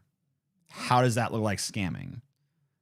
If you raise money to do a venture where you're going to get some content creators together and band together to do a project, and, you know, you try to run that for a minute, you know, we showed how we had a website that was like 90% developed before our developer just like tried to like upcharge us with all these new charges. Like, oh yeah, I need all this extra money to do this. And there was so many bugs and shit, and he would not fix it. And then when we took him to task for it, he basically blamed us and said, it's because you don't give me enough input. It's like, the input I give you, you don't do anything about. And we went through all of this on an episode of Drunken Peasants one time. We showed all the receipts and stuff. I don't feel like I need to do that till the end of time. Like, I've addressed those concerns. If you want to fucking say there was one thing I did that was fucked up, it's that me and Cody Weber got together and said we're going to do an RV trip. across America. And we raised some money and we ended up spending the money on the other shit. And that was like, I don't know, I was like 23 or something at the time. And like, it was kind of a new thing. And, you know, I admit I made a mistake. That was fucked up. That was bad. But that's like, even that was just dumb. So there's been some times when I raised money for things that didn't work out. And in one instance, it was fucking total and complete irresponsibility on my part that led to that outcome. And I think that probably it was a bad idea for me to try to be a web developer when I don't understand enough about that space. So I guess in those respects, I was dumb as well. But like nothing about what I did, I think, reads as a scam unless you're just being very uncharitable. But we do have the benefit of hindsight, and we have the ability to look back at some of the things that TJ said. And okay, so he got a little cut off there. I want to fucking play that again, though. All these people who hate everything at least was intended to be above board, even though it's undeniably the case that at the bare minimum, on the surface, some of the stuff he did sure does look like scamming. Now, personally, I'm not privy to Anita Sarkeesian's finances, but... Okay, so that line right there. Personally, I'm not privy to Anita Sarkeesian's finances. Actually, you are. That's the thing. You are privy to Anita Sarkeesian's finances because she created a nonprofit organization. And one of the things you have to do when you set up a nonprofit organization is all of your financial records, all of your tax records have to be public. Okay? So here's some videos I made on that subject. Here's some clips from them explaining exactly what's going on here. Okay? Because what you promised to do was create a series of 12 videos exploring This is me talking to Anita. different facets of the subject of women and in video games, tropes versus women in video games. You're supposed to do the damsel in distress, the fighting fuck toy, the sexy sidekick, the sexy villainess, women as background decoration, voodoo priestess / tribal sorceress, women as reward, Mrs. Male character, unattractive equals evil, man with boobs. Hey, I'm a man with boobs. That video is going to be about me. Positive female characters, and finally, the top 10 most common defenses of sexism in games. Those are the 12 videos that you raised $158,922 for. And how many of those did you make? 3.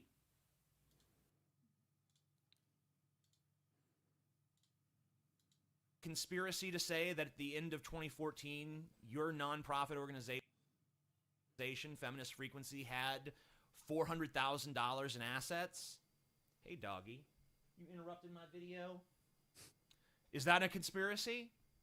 I don't see how that is a conspiracy. That's the IRS papers you filed.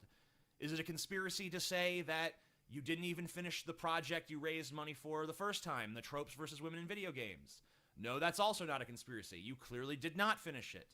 You've only, of the 12 videos you said you were going to make, you've made 3. And that's in fucking 3 or 4 years. So I don't see how any of that's a conspiracy. What I'm saying is your nonprofit organization at the end of 2014 had $400,000. I don't even know how much you had at the end of 2015, but and I mean, it's not like your nonprofit organization has anything else to do. Like, the only reason that you raise money is so you can make these videos. It seems to me that you have more than enough money already to make those videos. You have enough money in the Feminist Frequency assets bin to make this video series already. You just want to raise more money so that you can have more money. Yeah, I mean, so the thing is, Anita Sarkeesian, she raised money to make 12 videos. She made 3. I think she ended up ultimately making 4. Okay? She ended up making 4, I think, of those videos that she raised hundreds of thousands of dollars for. And then she comes back a few years later, having not even come close to completing that previous series, and she is once again raising money to start yet another series. And I think she raised another couple of $100,000 for that. So to me, and that's all demonstrable. You can go look at the tax documents. You could see how much money her corporation has ended each financial year with. And it went up and up and up. Now, I haven't checked it in a few years now. I don't know what its current status is, but if you look at it during the time period we're talking about, yeah, she raised a bunch of money just to make YouTube videos. She didn't make the YouTube videos, and then she was back trying to raise more money to make more YouTube videos, claiming that there was this enormous overhead, claiming that there was going to be this tremendous hundreds of thousands of dollars in cost to do something that, you know, I could make on my computer in like a day or two. And she's acting like, oh my God, the insane cost involved, when she already has $400,000 sitting in the fund of the company that she created to make those videos. Why can't she use that $400,000? Why does she have to raise new money up, right? When she hasn't even completed the series that she was already paid for by her fans. And they refused to hold her accountable at all because there was so much criticism coming in from chuds that they didn't want to admit that there was any truth to any of it. So they acted like, oh, it's fine that she didn't finish the series. But, I mean, if you look at how many people actually still watch Feminist Frequency to this day, it's pretty obvious that her fan base was pretty much entirely comprised of people who were opposed to the backlash against her and not people who legitimately enjoyed her content or found her points of view to be insightful. Because if you look at a Feminist Frequency video now, you're talking view counts in the hundreds. There's more people watching this video right now than there are views on her last video that she posted a few days ago. So she's gone down that freaking far. And I think a big part of that is because people recognize that what she was doing is not all that good. It's not all that interesting. And I think that most of the reason she got funded in the first place was on the strength of, hey, these chuds are attacking me. But we do have the benefit of hindsight, and we have the ability to look back at some of the things that TJ said and consider for ourselves whether or not they were reasonable. Do note that what I'm talking about here is not just one-off thing that TJ said. He made it very clear that he believed Anita Sarkeesian to be an active scammer and continues to believe that to this day. So let's look at a video entitled, Anita Sarkeesian, You Officially Suck at Feminism. If you read the description, she calls it the debut episode of our series on positive female characters. Here's an idea, Anita. Maybe you should finish the Tropes versus Women in Video Game series that you started back in June of 2012. You know, the one that you raised $158,922 for? TJ's using the fact that Anita Sarkeesian apparently started a brand new video series after she was supposed to be working on the first one she raised money for as evidence that she must have been scamming people out of their money. If you look at TJ's screen, you will see positive female characters is already a video in the Feminist Freak. Yeah, it's supposed to be a video in that series. It's not the reason I included the mention that she said that she was doing an all new series on positive female characters in video games was to point out that instead of completing this series, she's starting a brand new series. And by the way, I think she only did one of those. Let me go to her channel really quick and see if she even did more positive female characters in video games. Positive female, yeah. Characters in video games. Because I don't think she ever even did a follow-up to that. I'm pretty sure she did one video called about the game The Scythian and then never did it again. Let's see if that's accurate. Dun, dun, dun, dun, dun, dun.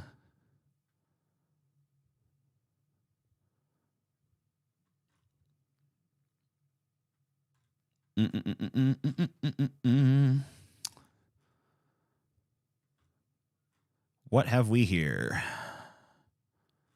Critical reception. I don't know. Yeah, I don't see anything further about this. I'm going to her channel now. Maybe there's a playlist, or maybe I can search the channel, and we can see if we can find that. Anita Sarkeesian. All right, what do we got? Videos. Okay.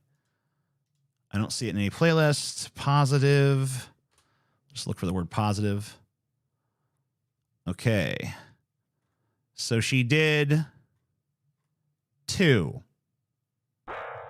So she's announced she's doing this new series of positive female characters in video games, and she made 2 videos. She made the one about the Scythian, and she made one about a character called Jade, who I don't recognize, but that's it. Looking at everything else here, there's no other entries into the series of positive female characters in video games. And let's see, where's that playlist? How many of the did she ever complete the Yeah, it looks like she did eventually complete her series, so that's cool. I mean, it took her 3 years to do it. Let me see. Is there 12 here? Well, almost. And you'll see even here. Yeah, I guess she does try to include the 2 videos. So she didn't do all of the videos she said she was going to do, but she did end up doing most of them. I think probably because she realized if she wanted to raise money for a new series, she was going to have to do that. But basically, she raised the money, and then she put out a few videos in a year, and then basically didn't do anything for a couple years, and then finally she got around to making the rest. TJ, who's your favorite female video game character? My favorite female video game character is let me think. Probably be from a fighting game. I'm trying to think. Let me see. What are some of my favorite video games? I'm thinking like Chrono Trigger and shit. But I can't think of any of the female. I don't think any of the female characters in that were all that interesting. Yeah, I don't know. I'm thinking maybe one of the Mortal Kombat chicks. Like Jade or Katana or something. I don't know. Because really, like, when I was playing video games, it was mostly like the early 2000s and shit, and there weren't really a lot of fucking female characters in the video games. Like, there was, pretty much like all the mascot, all the icon characters like Mario and Link and shit, and Sonic, they were all dudes. And I'm not saying women have not gotten a raw deal in terms of this, but I feel like that's been addressed for the most part. But I don't play modern games. So if I played modern games, I'm sure I'd have like an easier answer for you. But like the only game I've really sunk my teeth into in the last decade has been Fallout 3 and Fallout New Vegas. And I can't think of any characters, male or female, that really super resonate with me. Like, that's more about experiencing the wasteland itself. Peach, I don't really give a shit about. Honestly, Peach was pretty cool in Super Mario Brothers 2. I usually did play as Peach, and a lot of my friends made fun of me for it, but she just had the best jump. She had that thing where she could hang in the air, so that was like, it was way easier to steer your jumps and stuff. And all the other characters kind of had this stubby, overly quick, like, bang, bang, bang, jump. I wasn't as into. Jill Valentine, yeah, I don't care about her. I don't know. Honestly, like, when I think of video game characters, like, I'm not really watching video games for story. In fact, it kind of annoys me when they have that element. Like, that's movies are for that. The one exception is like games that are like choice based, like those Telltale games or like Detroit Become Human, stuff like that. That's like more about being like a multi-choice movie rather than being a video game. Like, then I might get into the characters. But, other than that, I'm just kind of like, eh. Like, I don't really care that much about video game characters. I'm just there for like mechanics and gameplay. But I'm not even doing that. Frequency series. The very thing that TJ is complaining that Anita isn't doing, she is doing in this video. But this is what I mean when I say that he's honest. Yeah, I mean, okay, so fair enough that I didn't count that towards her series. I think I was confused by the fact that she was claiming it was a new series. So, yeah, maybe I made a little mistake there. I don't really feel like that's worth apologizing to her, especially given the more substantive criticisms that have been levied. His feelings. I genuinely believe that he believes what he's saying here, but he's undeniably letting the fact that he hates Anita Sarkeesian completely blind him to... I don't. I don't hate Anita Sarkeesian. All I said is that she's a dishonest scammer, and she claims to want to have a conversation, but then she shuts down the comment section. You can't claim you want conversation and then shut down the comments. You don't want conversation. You want to preach. That's fine. You want to preach, go ahead and preach, but don't tell me you want a conversation and then shut everybody up. That doesn't make any sense. Literally words on the page that he put in his video. I don't think he's outright lying, but he is being dishonest. But what's interesting to me is that if TJ is frustrated that people... I don't know. I mean, like, I feel like her presentation of it was very strange. She framed it as though she's creating a new series. And she did only 2 episodes, but then she did ultimately put it in the playlist with tropes and women in video games. So I guess I have to say that, yeah, she did complete it. But I don't know. Doesn't really... I don't know. I mean, I guess I'm willing to admit that I should have recognized that and been like, oh, I guess this does technically count towards this. But I don't really... I mean, it's such a minor little mistake. But, you know, I mean, I guess I'm sorry to the audience that I made that mistake. And I guess I'm, like, kind of sorry to Anita if you feel like that was some, like, massive misrepresentation. But, you know, the fact of the matter is she still took forever to put out these videos, and she had nothing else to do, and she'd been paid hundreds of thousands of dollars to do it, and she never fully completed her series, and she started begging for money for new series when she already had hundreds of thousands of dollars in her publicly viewable the publicly viewable financial records of her nonprofit organization.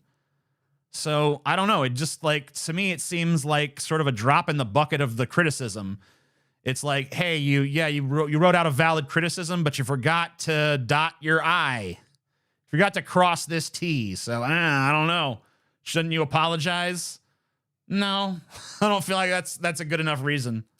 Continue to accuse him of being a scammer, even though I would argue there's more evidence in favor of that than Anita Sarkeesian being a scammer. All right, show it. Make that case then. Because I don't think you can. I think I can make the case that Anita Sarkeesian is a scammer 100 times more easily than you can make the case that I'm one. Because you can literally just look at her financial records. They're right there. Just go look at the tax information for her company. She has to release it. You can see how much money she's accumulated and how much money she had as she's raising funds to do more videos. And by the way, acting like YouTube videos cost thousands of dollars to make, especially the ones she did. Like, you watch her videos, there's nothing on the screen that's leading you to believe, like, oh man, this must have cost thousands of dollars. They don't look any better than the videos she did prior to raising that money. Somehow the thing that she used to do for free, you know, she raised thousands of dollars per episode for, and there was no market improvement in the quality. You know, I mean, like, if there was some sort of, like, thing you saw on the screen where, like, there's costuming and there's elaborate things and there's her going around the country talking to experts and there's something going on, but she literally raised thousands of dollars to make YouTube videos and then claimed that they were legitimate expenses. And then you can go look at the money she spent, and she didn't do anything other than pay herself and pay an assistant. There's nothing in her tax records, at least when I looked in 2014, that indicated that she spent a dime on production costs. There was no, hey, I needed this money to buy this computer. There was no, hey, this money went to these contractors to do this editing work. I didn't see any of that. She paid an assistant and she paid herself, and the rest of the money stayed there in the money pot until, you know, word of feminist frequency kind of like faded into obscurity, and she could just safely start, drawing on that cash.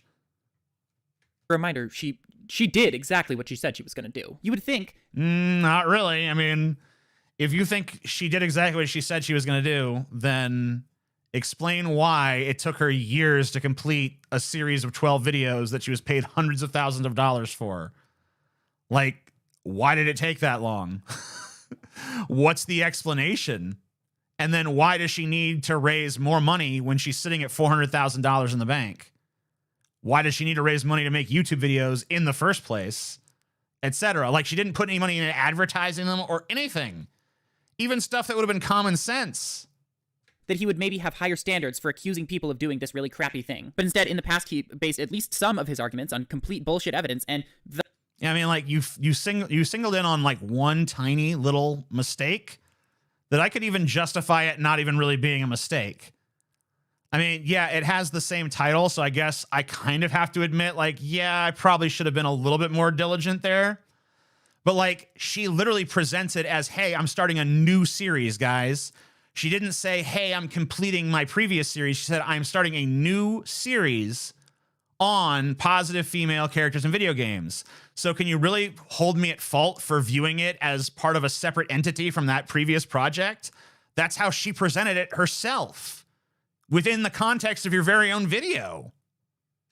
Thus far seems unwilling to issue a correction. This is a claim you made about Anita Sarkeesian that is provably wrong in the video that you made. It's provably a little dicey. I don't even think you can go so far as to say it's provably wrong, given her own framing of it. Claim. This is the kind of thing that you should probably apologize for. TJ's been very quick to dismiss the idea that he's done some sort of 180 in his content. Have I done a 180? Not by a long shot. I've made some mild course corrections because I didn't understand the power of the influence I was wielding. And I didn't understand how, you know, these like very regressive far right-wing sort of figures were going to repurpose this anti-SJW content and use it as something to attack the left in this ridiculous culture war narrative that they push. And he's also made it clear that I don't really feel like I super disagree with most of the stuff I put up. So I think it's important to remember some of the stuff that he said. Just to be clear, I don't especially care about the quality of the arguments that he's responding to. I care about his response and whether or not that's meaningful. All right. So now we're getting into the part where we're going to, I guess, watch a worst of compilation of me. Here are the things that he said that apparently he still stands by. So I'm going to watch them, and I'm going to see if I do still stand by. And I'm going to see how fair the context is and all that shit. So let's see what we got. I'll be honest with you, if I hate anything about black culture, it's that it's such a victim culture, almost a victim cult. All right. All right. So do I agree with that still to this day? Yes. I still agree that black culture is a victim culture. I think that the main issue I would take with myself is I should not have allowed myself to I don't know what I went on to say. I was responding to it was one of these videos where it's like responding to black people's questions. And the rules I set out for myself when I responded to that is I am going to respond to this in the most direct and honest way that I possibly can, because that's how you move forward a conversation. And that's what I believe then. That's what I believe now. And so I tried to be as honest as I possibly could in those videos. And as for that sentiment, I agree with it. But here's where I think I could have presented it a little better. I think I should have made it clear that most cultures in America today are victim-based cultures. I think that from issue by issue, identity by identity, culture by culture, everything has become about victimhood. Everything has become about they're trying to get us. Everything has become about, we are the poor, even people who have no credible claims of this. So there's people out there that, like you see these conservative white guys, who are still massively empowered in this country, claiming victimhood. And why are they doing that? I think that a big part of the reason why is that victimhood has become a form of social currency.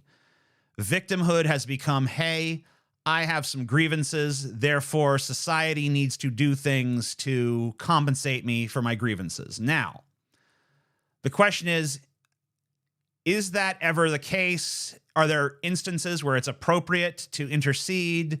And in what form should those intercessions take? And the answer to those questions, respectively, is that, yes, there are times when you have a valid grievance against society, and in those instances, those grievances should be rectified. And as to how they should be rectified, that, I think, warrants an extraordinary amount of conversation.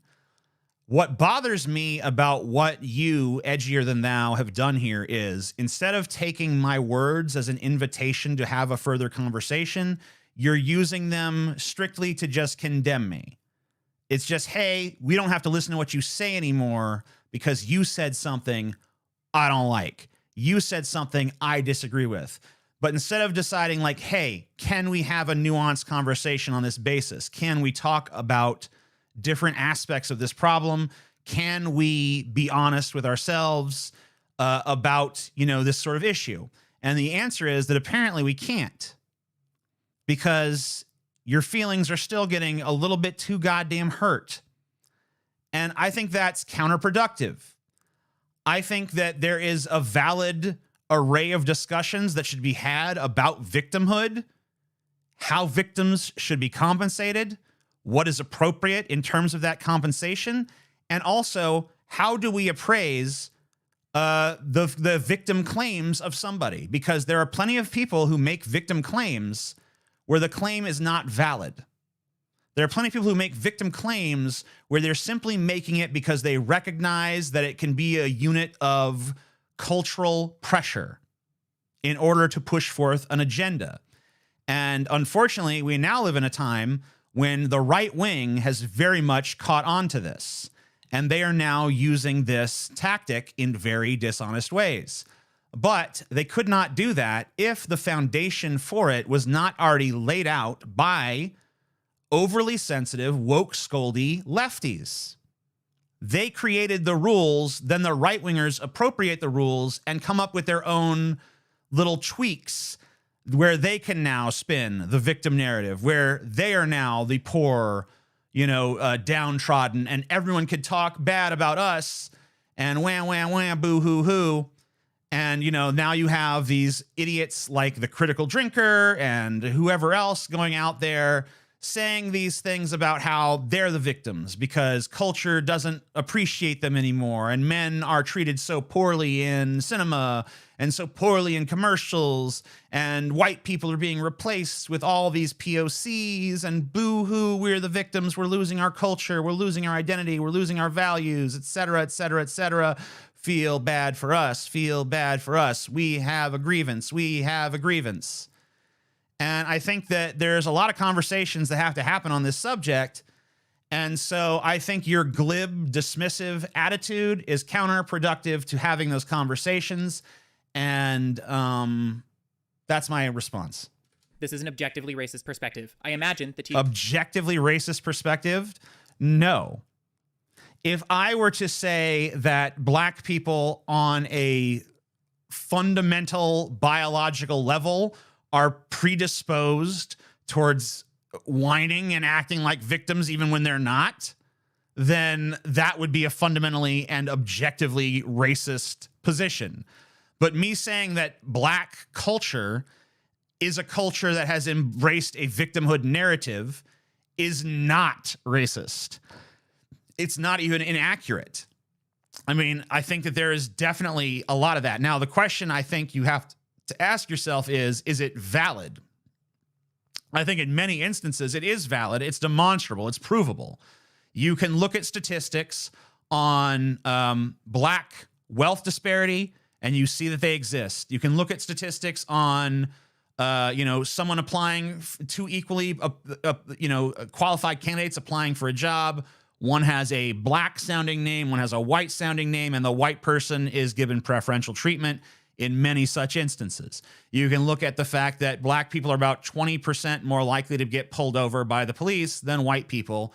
You can look at the fact that more black people are jailed for marijuana per capita, even though more white people smoke marijuana per capita.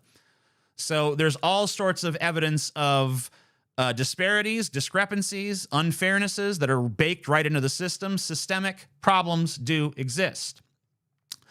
But that can be the case, and there can be a victim culture and a victim narrative at the same time.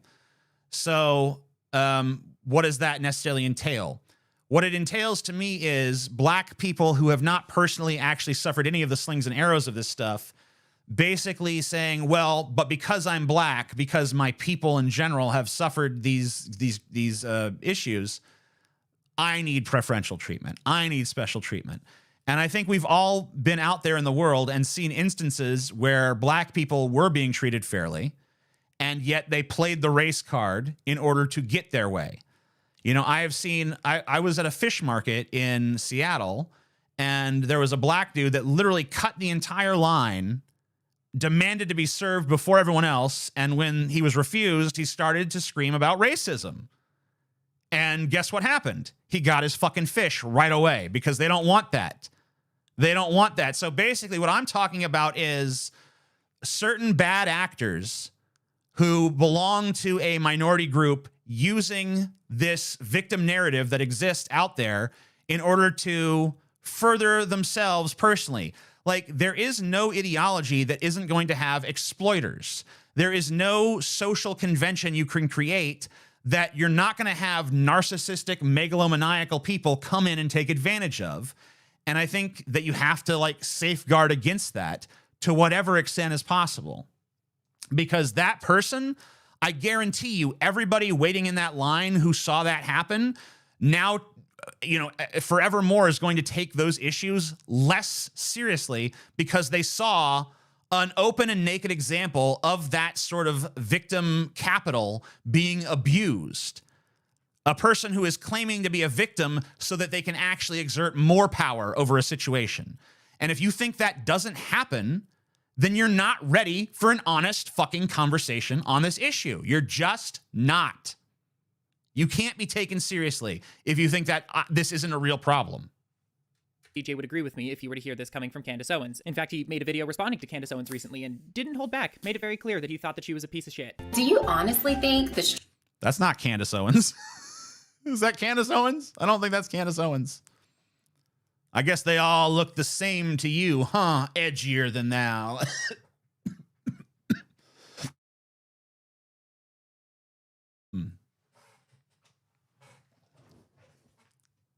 structure of America is not based on racism? I do not think the structure of America is based on racism. If it were, there would be no black 4-star generals, no black Secretary of States, no black president, no black Supreme Court justices, no major black entertainers, no black scientists. I don't especially feel the need to argue with or debunk this point. Why not? It's true. I mean, like, you realize there's a difference between saying there's systemic racism in society and saying that society is based on racism. Like, if she had said systemic racism exists, I would have said yes. But that's not what she said. She said society is based on racism. And my refutation stands. If we're talking about society being based on racism, then yeah, you would see none of those things happen. You would not see, there would not have ever been a black president. There never would have been a black force. There would have never been no black people of note or significance in all of American history, at least according to mainstream history books, in a society that's based on racism, like a Nazi society, right? So I don't think we're based on racism. Do we have problems with it? Yes. Are there systemic issues involving race? Yes. Should those be rectified? Obviously. But we're not based on racism. So, like, pay attention to the wording being used here, because I know where your problem is here. Your problem is that you're not taking what she said literally, and I am.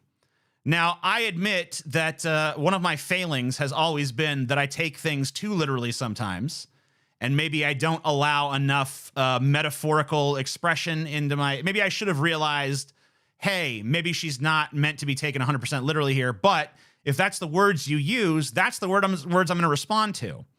So no, society is not based on racism for the exact reasons I laid out.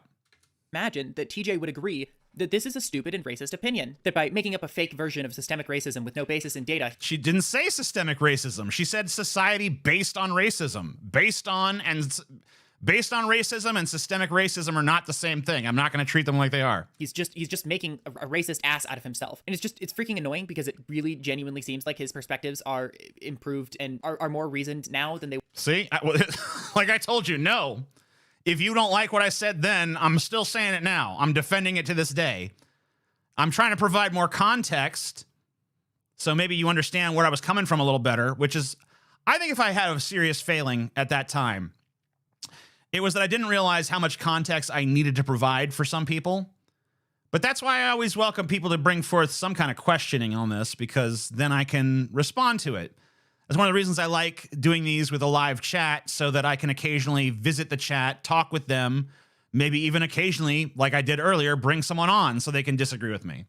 Now, granted, I didn't listen to that guy for very long, but I let him have 3 long, uninterrupted tangents on the show. And he said his piece, and I said mine, and I feel like we got to the point where there was nothing left to say, and I let people decide at that point. You know, I'm not looking, just because I put a crown on my head and call myself the king doesn't mean I'm looking for everybody to agree with me 100%, because I don't agree with me 100%, right? Like, a lot of things I say, I'm putting out feelers. I'm trying out ideas. I'm trying to see what's true and what's not by exploring this space in real time. And by being open to transformation, by being open to change. And, you know, a lot of people view that as maybe like wishy-washy or something, but to me, I think it's fundamental for honest discourse. And there's nothing more valuable in a world full of dishonest bullshit than honest goddamn discourse, right? Isn't that the most important thing in the whole goddamn world at this point? Is that people can actually communicate with each other effectively? Guess what? It starts with listening. It doesn't start with, I can say whatever I want, because I can say whatever I want doesn't mean anything if everyone's minds and ears are closed at all times. A society that truly embraces free speech would also embrace listening to each other, hearing the other person out, and not immediately like, I don't like it, you're canceled. I don't like it, you're racist. I don't like it, you're nasty. I don't like it, you're bad.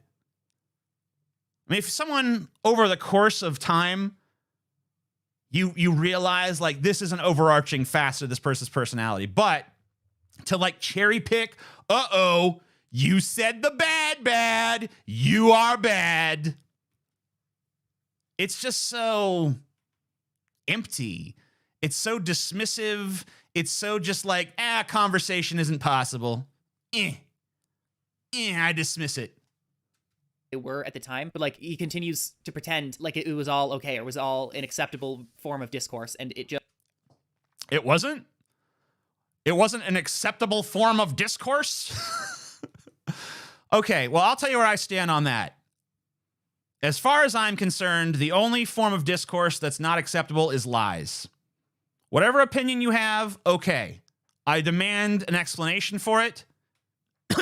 I demand reasons why you feel that way. But I am not willing to say that any opinion should be forbidden. What I am against is lies. I am against someone taking the truth and willfully ignoring it, distorting it, whatever. And I realize people make mistakes, but if someone's called out on a lie and they refuse to back down, that's to me when they've crossed the fucking line. That's to me when they've done the bad. That's to me when I start to write them off. But until that point, I'm willing to listen. It wasn't. He said dumb stuff. He responded to dumb people sometimes, sure, and then he said incredibly unintelligent, unreasonable things in response to them. But beyond that, he made aggressive accusations about the people that he was responding to. That was it really? I mean, like, have you shown an example of an aggressive accusation? You showed that I made a mistake, maybe. Somewhat of a mistake when I didn't credit Anita one more tick on the chart of completed videos for her video that I was responding to, the positive female characters. But like, once again, her own framing kind of, she didn't say like, here's the latest in my series of tropes versus women in video games. She said, here's the beginning of my new series, positive female characters, right? So, okay, yeah, I mean, like, her own framing kind of misled me on that one. But yeah, I'll admit that I probably should have like looked a little closer and oh yeah, you know what? Maybe this does count towards that. All right, but was that really like an aggressive, hate-filled opinion to be like, you didn't even do what you'd said you were gonna do? You've only done 3. Oh no, I'm sorry, she did 4. Whoops. Like, is that really like, oh, some grave sort of like, oh no, you really you really spewed vitriol her way with that one. Like, really? Was it that unfair? It was kind of understandable. May possibly have contributed to a toxic culture and may have potentially contributed to those people getting harassed. Why isn't racism illegal? Well, you better thank your lucky stars it isn't, or all of you would be locked up. Personally, I think... I mean, if you look at that video, I'll defend that those people were being fucking racist. Like they literally lump all white people into these groups of, why do white people do this? Why do white people do that? If I said the exact same things about black people, like it would be racist. I don't buy into this. I'm sorry. To this day, I don't cotton to this fucking idea of racism where it's like, oh, people are going to jump on the fucking wording cotton there. So scratch cotton. All right. Never mind that. I don't, that's my word for that. I don't glom to the idea that, just because like that it has to be like systemic and power has to be involved in all this. Like if you are a person that hates other people just because of their race, you are a racist. That's my definition of racism. It's not power plus privilege time. No, it's, do you hate other races? I do. You're a racist. To me, that's a simpler, easier definition. Now, if you want to come up with a new term that describes when powerful people are racist, then you go ahead and come up with that. But I'm going to continue using the definition of racism, where if you hate people of other races or think you're superior because of your race or whatever, that's racism to me. The way that TJ treated people in his videos is enough for him to say, hey, sorry, I was an asshole to you, far beyond what you deserved. This doesn't require taking back every word ever said, but it does require you to realize that someone like Milo Stewart made silly and sometimes imperfect explainer videos. They did nothing to deserve being called a bigot or some of the other disgusting things that TJ said about them in videos such as transgender bigots hate speech. Don't want to play those bits here, but a good timestamp to check out in that video might be 4 minutes and 55 seconds. All right, so for some reason, not going to play the clip you're referencing. I don't know why you would avoid playing a clip you want to discuss. I mean, I guess you're going to say like you don't want to show it because it's like offensive, but isn't directing people to go watch it on my channel where I get a little added viewpoint? Like, isn't that worse? Like you're basically I'm not going to show it to you here. So you got to go watch it there on his channel where you give him a view, right? Like, does that make sense? Especially if it's a video you hate. Why are you directing people to it? Shouldn't you just show them the offending bit there so that they don't have to go watch it on my own channel? Like, wouldn't that make more sense? I'm setting it up because, obviously we want to know what the hell they're talking about. You know what? Here's what I'm going to do. This is a video that's often criticized. So I'm going to go ahead and we're going to add this to the roster of stuff we're going to cover today. I'll watch the whole damn thing later. We'll watch it then and we can see, do I owe this person an apology? Because if there's one video that I've made that's constantly like brought up as like, this is like the worst thing you've done, this crosses the line, that's one of the ones that's definitely on that roster.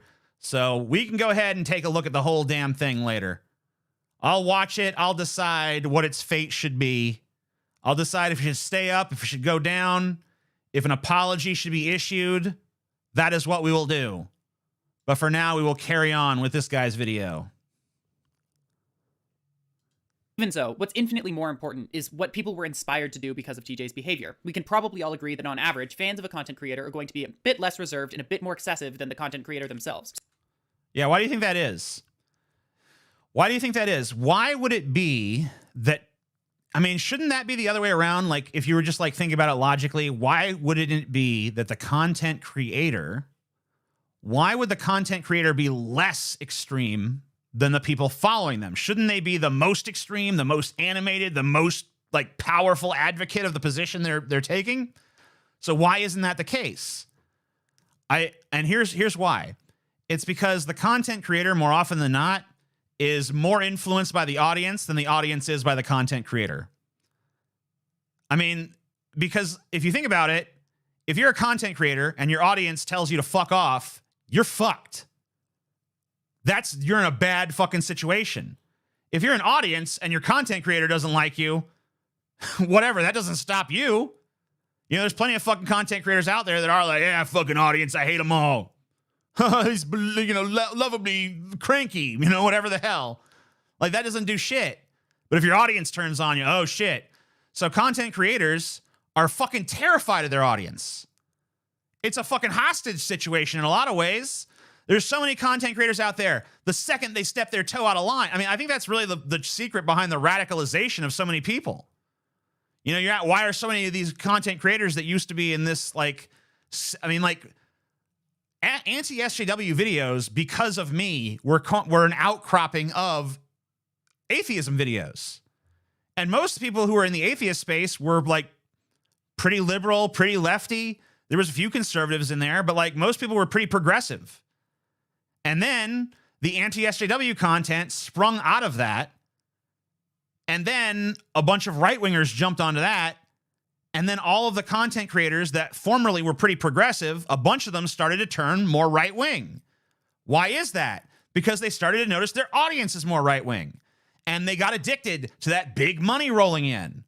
And so those content creators changed their tune based on the audience. They started to say things to appeal to this new audience that they were already organically attracting.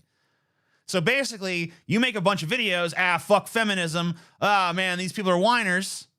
And then a bunch of right-wingers are like, yeah, all them liberals and lefties are like that. And you start seeing that, and you start seeing money roll in, and you start to think to yourself, ooh, what if I start making talking points to appeal to those people? And so you start to do more and more right-wing rhetoric, and before you know it, you got yourself a right-wing audience, and before you know it, you're a right-winger.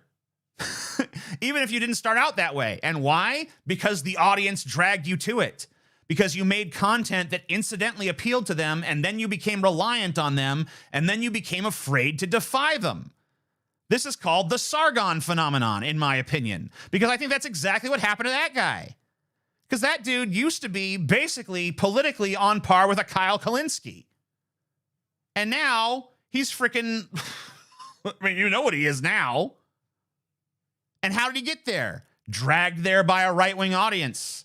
Dragged there by a right-wing audience because he made videos that incidentally appealed to some right-wingers on one subject, and then he realized the more I say that pleases these people, the more they like to give me money, the more they turn up to watch my content because they love hearing their stupid, idiotic, brain-dead opinions from the mouth of a fucking British dude who sounds thoughtful and sounds intelligent.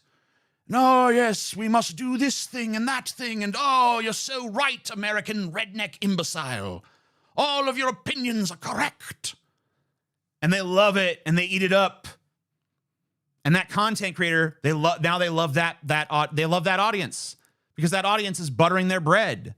So that's why I think this thing gets turned around all the damn time. People are always talking about these influencers. They're not influencers. They're the ultimate influenced. That's what they are.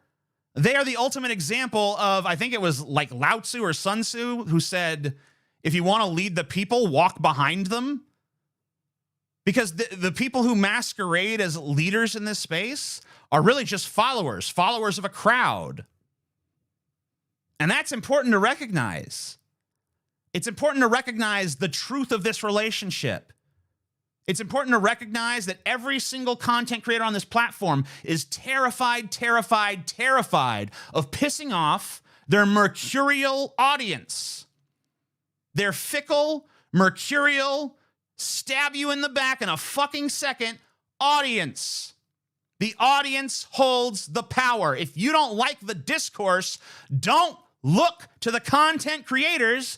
They're mostly just chumps. Look to the fucking audience. Ask yourself, what's wrong with these people that this is what they want to hear? What's wrong with these people that they would listen to this rhetoric? Because do you think for a fucking second, if every member of Ben Shapiro's audience, if every member of Steven Crowder's audience, if every member of Candace Owens' audience suddenly changed their fucking minds about any topic under the sun that was important, do you not think that all of these right-wing grifters would be parroting that talking point in a second? Of course they would. How many times have we seen a content creator veer away from their usual rhetoric and take an unexpected position on something? What happens in those instances? What happens when that happens, guys? Do all of a sudden you see all that content creator's audience going, he's right. Yes, he speaks the truth. No. What you see is they rebel.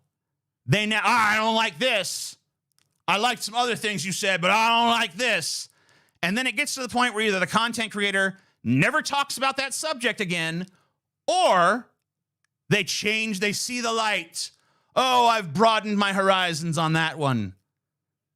You know what really just happened? They didn't broaden their horizons. They got bullied into assent. That's what fucking happened. Because no matter how big the content creator is, their livelihood is in your hands. You hold their future. You hold their fate. And so if you say this, I'm going to leave, their ears perk up and they say, whoa, whoa, whoa, whoa, whoa. Let's be reasonable here. I think what I was really saying was this other thing that is way more agreeable to you, master. So quit putting the fucking cart before the horse on this one. If there's anything that drives me nuts, it's this fucking idea that these content creators are brainwashing these people. It's the other way around, guys. How many fucking times do I have to say it? How many times do I have to fucking explain it? It's the truth. The people are the problem. The audience is not an audience. It's a fucking menagerie of puppet masters.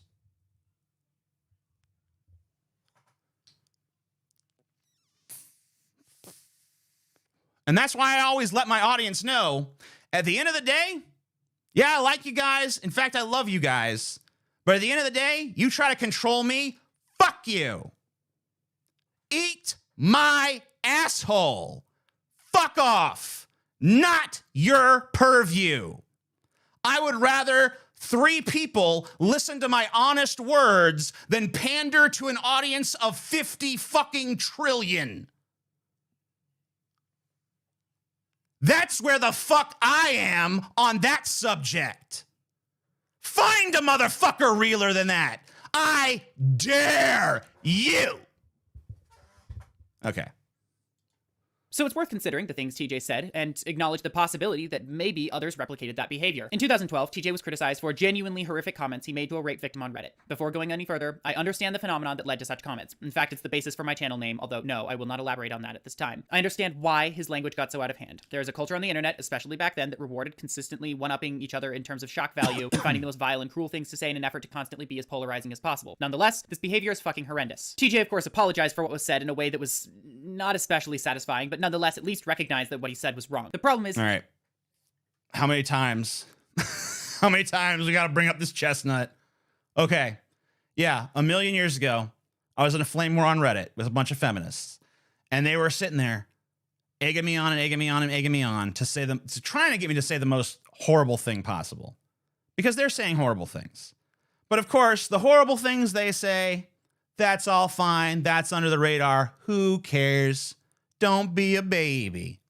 But I say some horrible things back, and oh no, I'm the bad guy. I'm the devil. I'm the villain. You know what? I apologize for apologizing. How do you like that?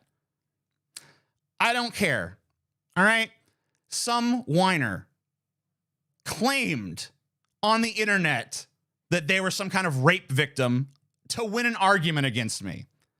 Now, who the hell in the middle of a flame war with somebody else brings up, I was raped, I'm a victim of sexual violence, while we're flaming each other?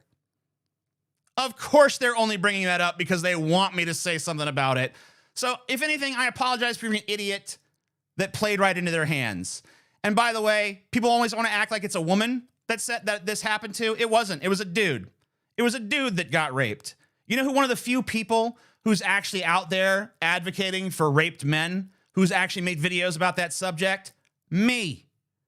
You know how many other people give a shit? Fucking not many. Not a whole lot. One of the few channels on this entire platform that's actually uploaded videos about male rape victims. You're looking at him. But you know what? Because I said some mean things to somebody in a flame war 20 fucking years ago, 10 years ago probably, It's like, oh, that's going to be brought up and brought up and brought up, even though it's been discussed to death, apologized for a million times. You think it's just like it's like a never-ending source of power. Oh yeah, I'm going to bring it up again. That'll beat him. It didn't kill me then. It ain't going to kill me now. It's just like some mean shit I said on the internet. And I'm tired of acting like it's something that needs to be like apologized for or hands wrung over. You know what? If you're a real rape victim and something I said caused any hurt to you whatsoever, I apologize, because it was never my intention. I never meant to hurt anybody other than the person I was directing that vitriol towards. All right? But I don't apologize to that person. They knew they were in a flame war. They knew what they were doing. They knew they were saying equally mean shit. Their screen name was "I come when I kill men." That was the screen name of this fucking person that everyone's like, no, don't be mean to "I come when I kill men." Don't be mean to them. Like, that person wasn't a fucking edgelord. That person didn't know what they were doing. Shut up. Like, give me a fucking break on that. And even if they did, it was apologized for at the time. You could decide whether or not you want to still watch me. Just go, there's a video on my channel. It's called The Amazing Atheist and Rape. Go watch it. Go hear my full opinions on it. Decide for yourself. I don't care. You kind of can't unring that bell. Once you as a content creator have behaved in such a manner, your fans take that as license to do it on your behalf. Folks like Anita Sarkeesian have claimed that they got violent threats. I don't think anybody on the internet needs my permission to go have a fucking flame war with somebody, all right? And once again, you're putting the cart before the horse on this one. They have more influence on me than I do on them, or they used to. Demands for suicide, and, you know, the other kind of threat that women get online as a result of how TJ covered them, and it's not hard to see why. When you've established this precedent of absolutely no boundaries in terms of the language that you use to refer to people, your followers are going to take it upon themselves to keep doing that work. Many of them are going to... No one on my behalf has gone to an Anita Sarkeesian video and said anything nightmarishly horrible to her, okay? And if they did, I disavow that. But if they simply made cogent, reasonable criticisms of her content, I don't apologize for that at all. If anyone said they want to hurt Anita Sarkeesian, if anyone said they wanted to do sexual violence against Anita Sarkeesian, disavow them. Disavow that comment anyway. Think they should apologize. But I never did that. I never told anyone to do that. So I don't really understand the idea here that because I said something that crossed the line in a Reddit conversation, that sends the signal that that's okay for my audience to do in any other situation, even one that's not even remotely equivalent to that. No, if you're in a flame war with somebody and they're saying horrible, hurtful things, you are allowed to say horrible, hurtful things back. That's my opinion. If you have a political disagreement with somebody, I guess it depends on the nature of the disagreement. If they say that trans people should be genocided and you disagree with that, feel free to say whatever the hell you want about that piece of shit. Yeah, I totally encourage you to do it. I encourage you to be as mean and hateful as possible towards people who like promote genocidal rhetoric. Okay? But like the point I guess I'm driving at here is that it's highly situational. Anita Sarkeesian, even though I think she's dishonest and a scammer, never said or did anything that I think warrants a hair on her fucking head to be harmed. And I don't think I ever sent anybody a message to the contrary. If you can find anything I ever said in any of my video responses to Anita Sarkeesian that even vaguely sounds like a fucking call for violence, I will immediately take that video down. Because I'm pretty confident there is no such instance. And I'm pretty confident that if there was, it'd be in this video. Assume that you only apologize to save face and haven't actually changed your thinking on the matter. TJ. When Anita, Milo, Steve, Francesca, etc. get violent threats, you hold responsibility. Yes, the people making the threats are culpable for their behavior, but they never would have done what they did unless you set a precedent for such threats being at least acceptable. No, I totally do not buy that premise. I've already explained why. That's such a ridiculous, absurd standard. So your argument is, TJ, during a flame war on Reddit, you said some things that were really bad. Therefore, you believe that all of your opponents in any sphere should be subject to those comments unprovoked. That does not track. That is not logical. That is not reasonable. There's no way you could possibly deduce that has happened. You have basically made up a guy to be mad at and then got mad at him. That's what's happened here. In discourse, then called attention to these individuals for being supposedly terrible people, which signals to your audience that they deserve it. You could have worked to mitigate this. You could have consistently continued to uphold that these people do not deserve harassment and that you are not interested in cultivating a community that treats— I mean, I don't... Look, the idea that you had to preface videos with do not harass people in the past, that was not really a thing. That was not a standard. Don't go trying to hold me to a standard that didn't exist at the time, okay? I'm sorry that it didn't occur to me to make that clear. I didn't realize that it was necessary. I'm still not sure that it is. But just to make it clear, I don't support anybody being harassed unless they are a genocidal lunatic. people Then I kind of do. the way they did, but you seem to prefer to wash your hands of it rather than get over yourself and realize you did a bad thing. As I said, I understand that you weren't thinking about this in 2014, but it's 2023 now. You should be able to look back and realize that you hurt people, not just their triggered libcuck feelings. You actively contributed to creating a culture that made these people fear for their safety. That warrants an apology. I could probably go— no, because I don't accept the premise. You're gonna have to come with a better argument than that. You're gonna have to actually go through the videos I made. Here's my standard of evidence. Go through the videos that I made to Anita Sarkeesian. Go through the videos that I made to Steve Shives. Go to the videos I made to anybody. And find me the part where you feel like I crossed the line in those videos. And then we can talk about that.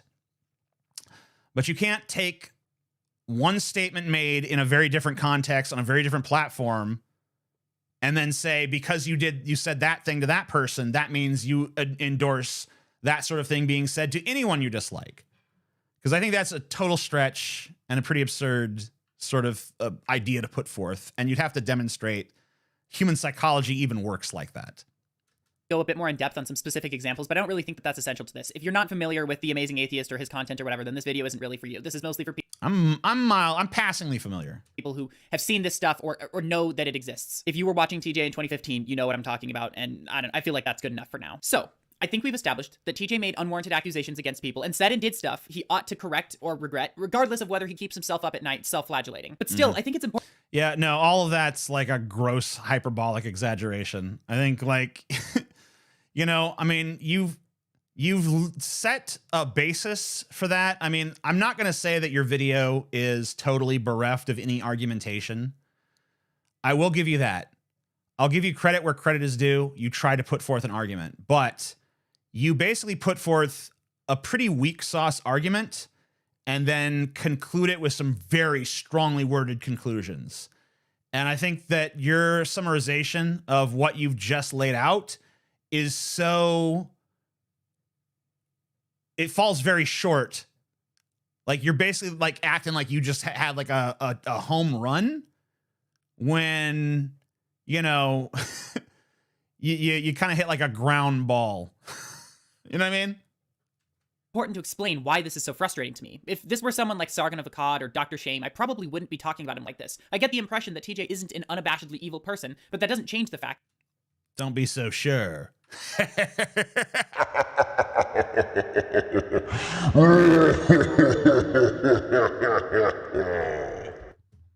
that he did a fuckload of harm to the YouTube space. I don't really care whether he cries himself to sleep over it. It would just be nice to get some level of, yeah, I perpetuated a lot of toxic bullshit, and it's now important that I counteract it. Not just— Yeah, I mean, I think I've done that. Yeah, I mean, that's true.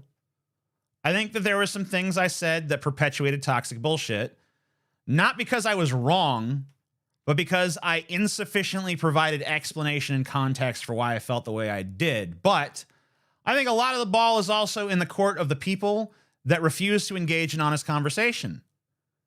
Because, you know, really, a lot of this stuff I got set straight on the minute that I sat down and had a conversation with anybody that was on the left. It's like, oh yeah, you're right about that. All it took was like somebody to actually have a real conversation with me. But for years, no one wanted to do that. They just wanted to be like, you said bad things, so you're dismissed. It's like, okay, well, what if we actually tried to communicate? What if we had a back and forth discussion and dialogue on this?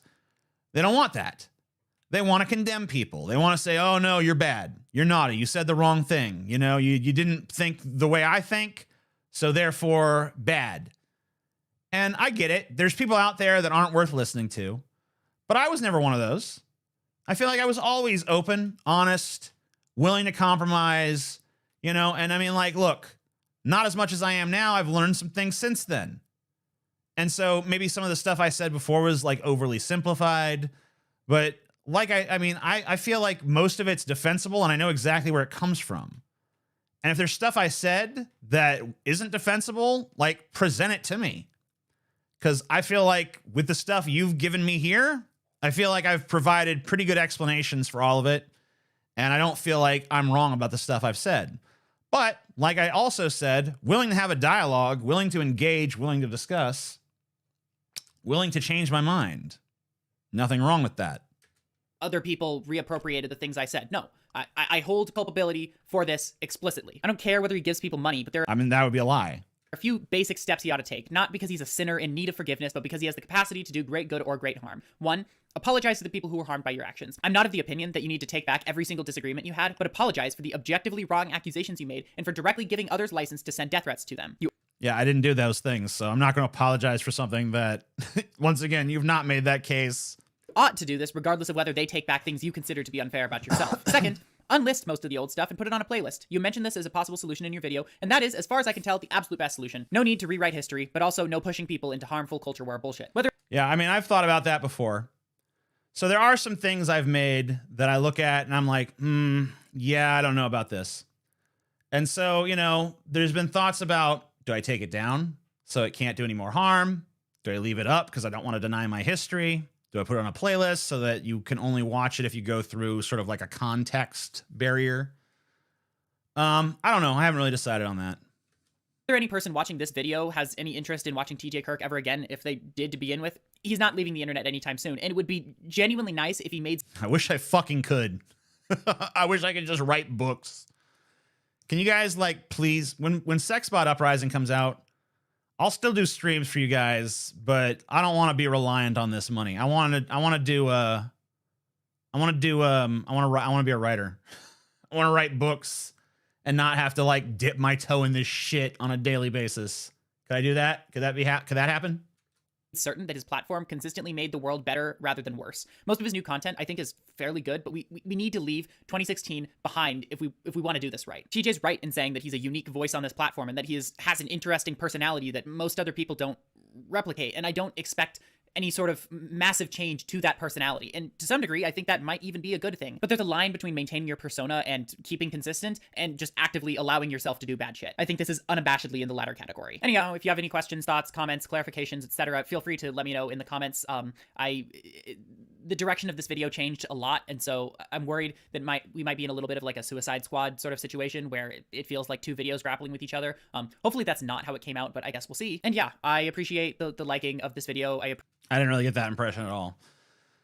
No, the impression I got was that you've taken some things that I feel like you found like a pretty weak sort of like, yeah, I guess you were kind of wrong on one thing in this video, and then you basically extrapolated that to like rampant dishonesty. One example of TJ getting something wrong, and it's understandable, but I've decided this is indicative of massive and pervasive intellectual dishonesty on his part. And that's what's extrapolated. And then you found some things that like, oh, this doesn't sound good or whatever the hell. And you said like, oh, nope. You said the bad. And then you found like the worst thing I ever said to anybody online on Reddit during a flame war to a fucking user called I Come When I Kill Men. And you said like, oh, wow. If he would be this mean to this person in this context, then surely he would be just as vulgar and vile to any of his political opponents. And that's like par for the course, his kind of thing that he says. Like, seems kind of weird to extrapolate, but hey. Like, I don't know. It seems like you found several molehills and attempted to make them into mountains.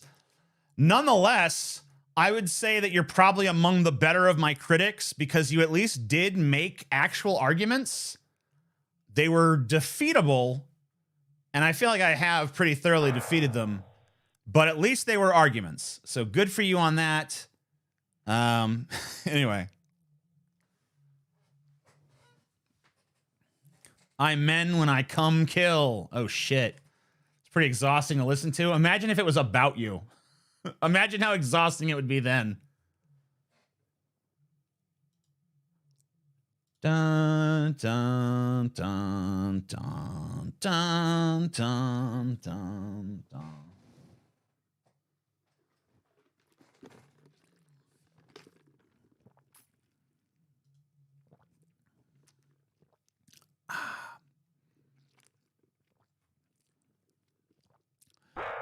I had a few Streamlabs come in while I was doing that.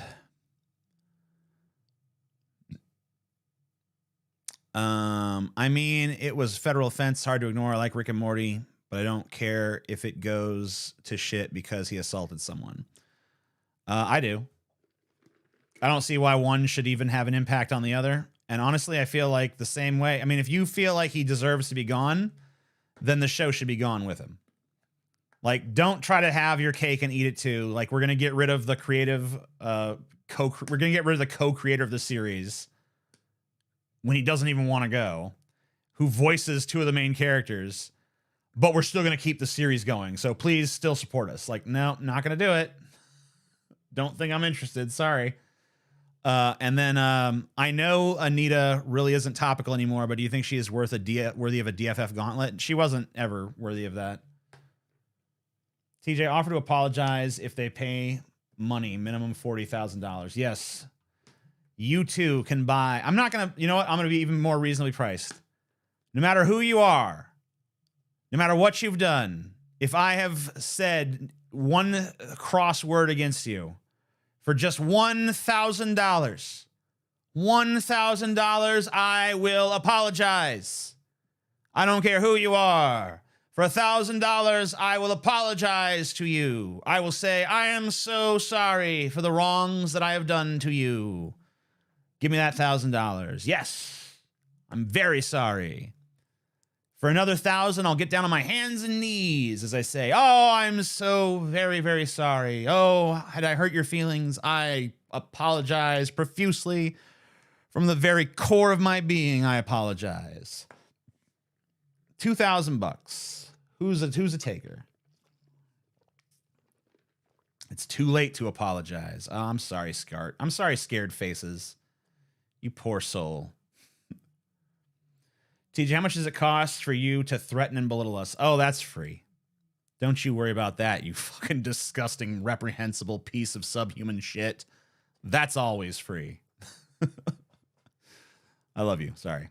TJ, do you remember the video you made responding to fan questions, and the guy asked you to make videos without stuttering and your reaction? That was fucking hilarious. Did I stutter a bunch in my reaction? I stuttered reading your question, so.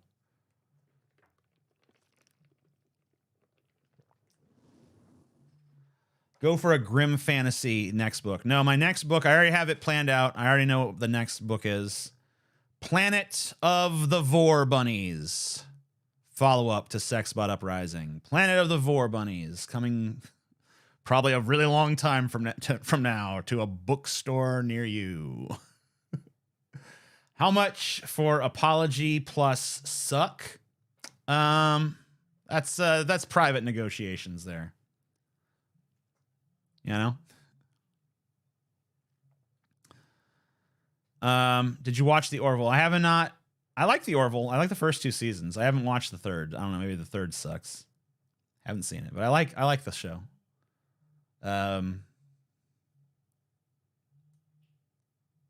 Vor Bunnies versus Cocaine Bear. Yes. Oh, damn. I'm already hard. Shit.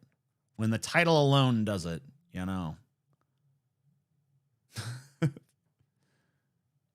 Yes.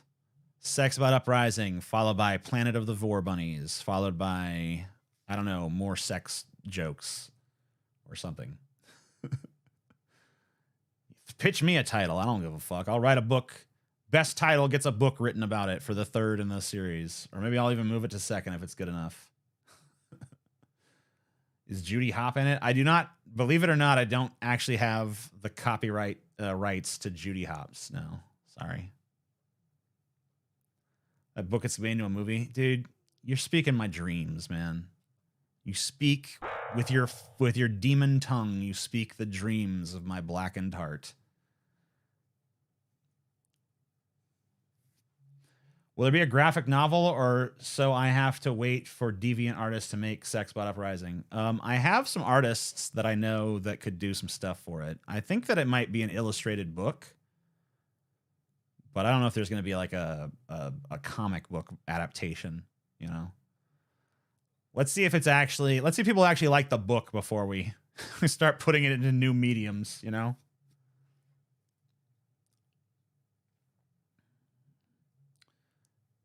TJ, apology, charity stream win.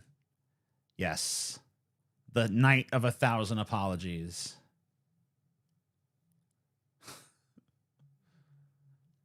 Yeah, you know what?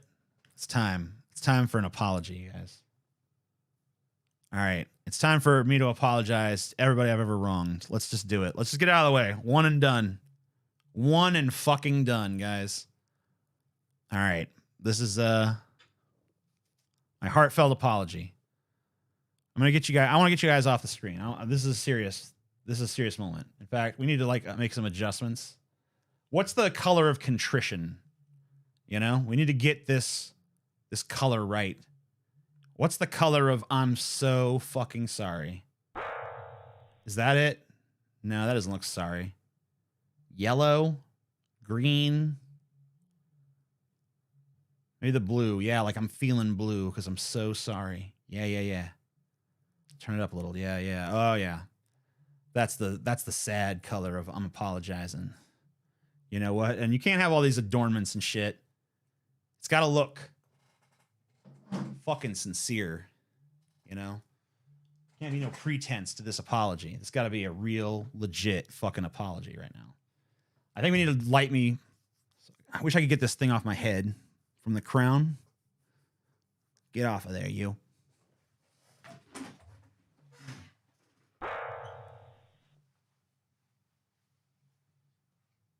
Gotta get this down more, maybe?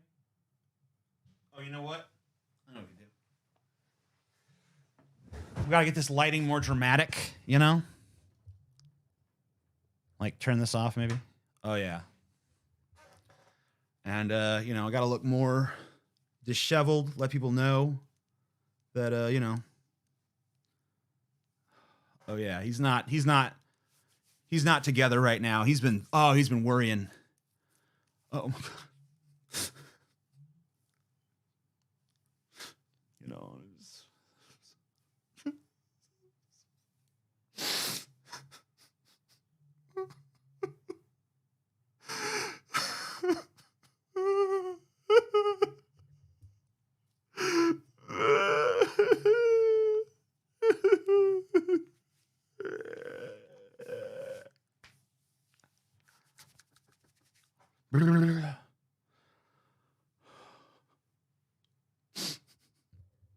gotta find the right sadness level.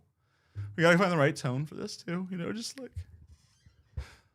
all right, guys, too much. Take it down. He's like, listen, guys. Listen, you guys. Listen up. Listen up. Listen up. Listen up.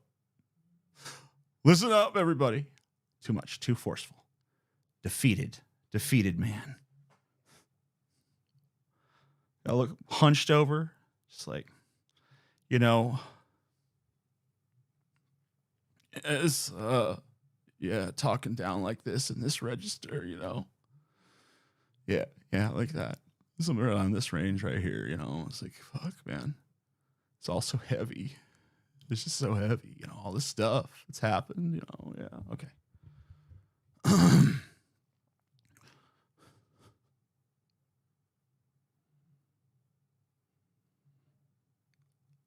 Hey guys, you know, this isn't the video I wanted to be here making today, but it's come to my attention that some of you are sorry. Some of you are incredibly fucking whiny people who just have endless fucking grievances and shit. And you just such little fucking crybaby bitches that I have to it's not about my tears, okay? I'm trying to keep it together, but this is about the victims of my being kind of a douchebag sometimes on the internet. If my douchebaggery, if my assholishness has impacted your life in a negative way, if you went online and you saw that I had made a new video and it made you upset, if you looked at my face and you said, fuck that dumb neckbeard piece of shit, if ever, for even a second, something I have said or done has emotionally devastated your soul, I can only beg for your forgiveness. All I can really do is just get on my hands and knees. Please.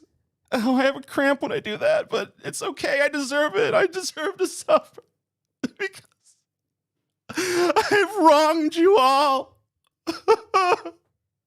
Oh my God.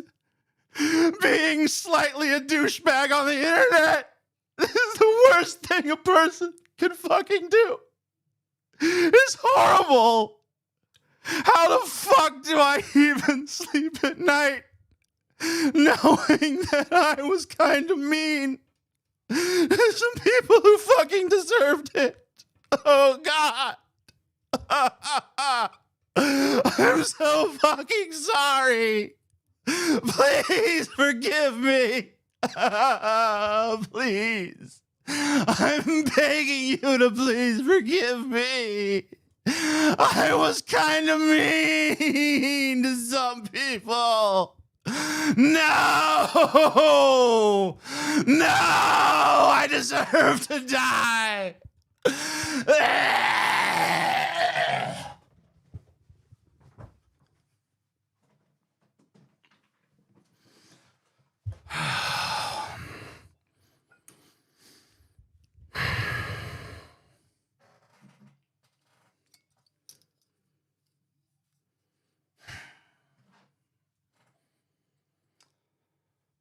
There I go. Hopefully they all feel better.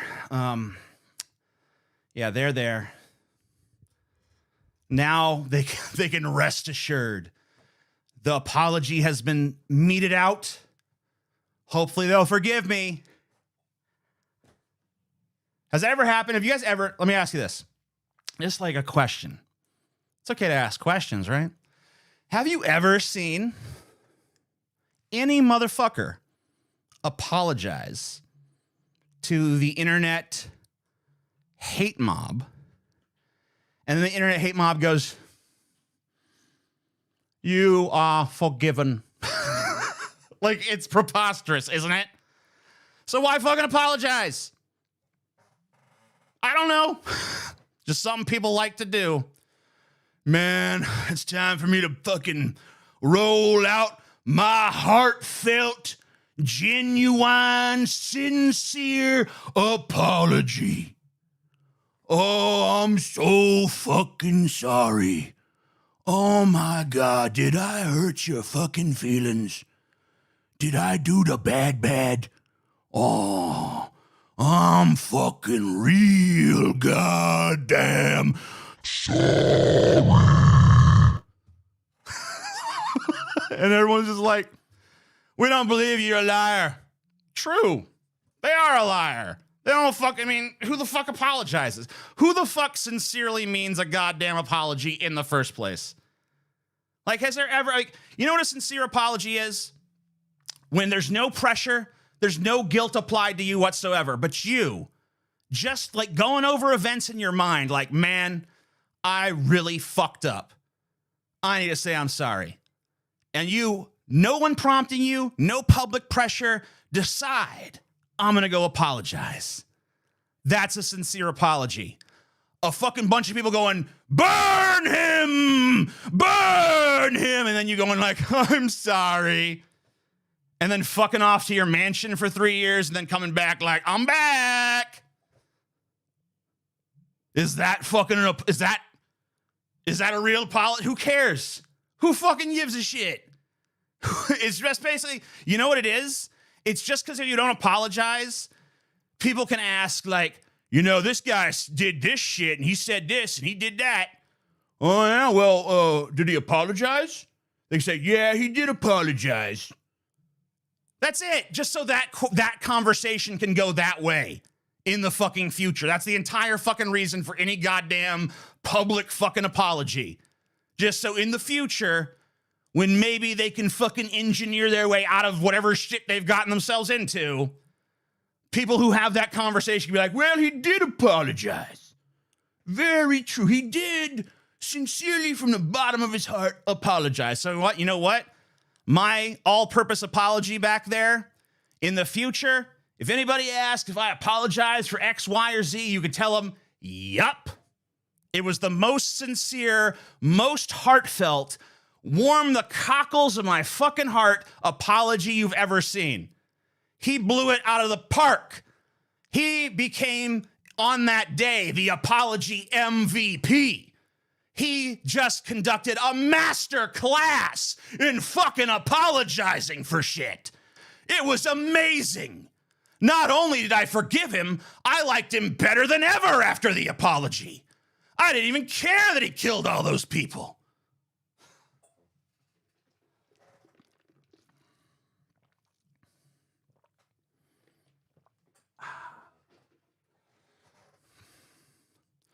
Yeah, he did apologize, but the apology was not to my taste, you know? I mean, it was kind of a shitty apology, if we're honest. He didn't apologize hard enough. He didn't demonstrate to me enough contrition. He didn't show me that he recognized the extent of the damage that he had done. Apology rejected. F-. I give your apology a 2 out of 10. It had some of the things I look for in a good apology, but not all of them. Critiquing a person's apology like it's just another piece of content. Welcome to YouTube. Sell your tears to them for $99. Be more valuable than gamer girl bathwater. You know, I'm kind of mad because that chick, Bella McBimbo something or another. Man, what's her name? Pink-haired girl. I can't remember her fucking name. Bell something? Bell this? Bell that? I don't know. Anyway, she used to follow me on fucking Twitter, but she doesn't anymore. I don't know what I said. Yeah, that apology was mid. Yeah, Belle Delphine. That's the chick. Yeah, she used to follow me. And she stopped.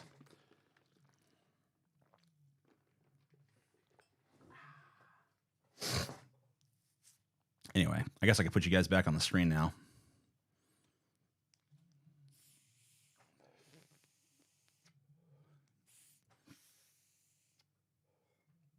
Didn't apologize hard enough. Fuck. I apologize so hard, though. I tried so hard. Apologize so far. In the end, it doesn't even matter.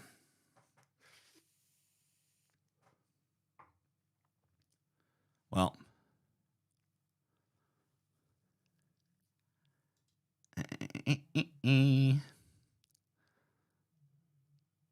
Man, I haven't got to much of that. Let's see. What did I actually do in this? I did the 5 types of people. I did the responding to a critic.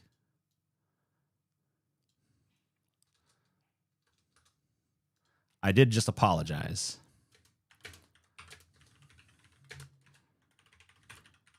TJ finally apologizes. Yes.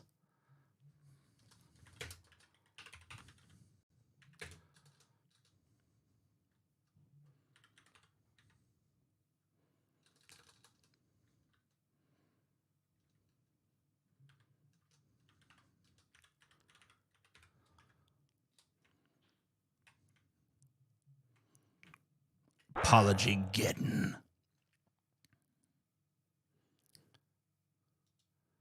I'm changing the title of this because I'm not going to get to some of the stuff I want to do. I do want to get to these things, but I think I'm going to have to just stream again like tomorrow or something. Or maybe I'll do like a stream tomorrow for like patrons or some shit. But yeah, so the things I want to still do, and I'll have to do this soon enough because I can't really wait too long on it. But I don't really want to do it tonight because I've already been doing this for 5 hours, and that's pretty much my cutoff. I want to do this. This YouTuber's sad attempt to debunk my argument by Matt Walsh, where he fucking takes on Kyle Kalinske. I want to talk about Tyree Nichols.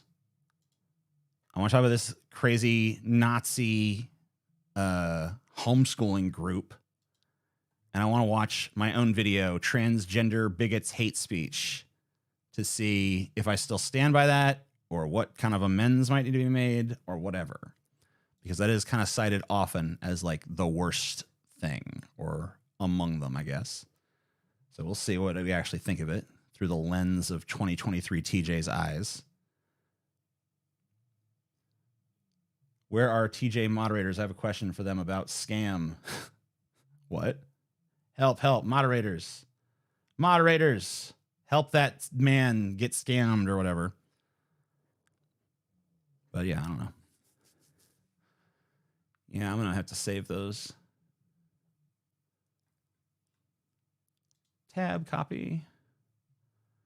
Copy 4 tabs. I'll email those to myself so I don't forget. You know, it's funny. I delayed this stream because I was trying to find enough shit, and then somehow fucking went on for fucking 5 hours and didn't even cover it all. So, oopsie. Mm-hmm.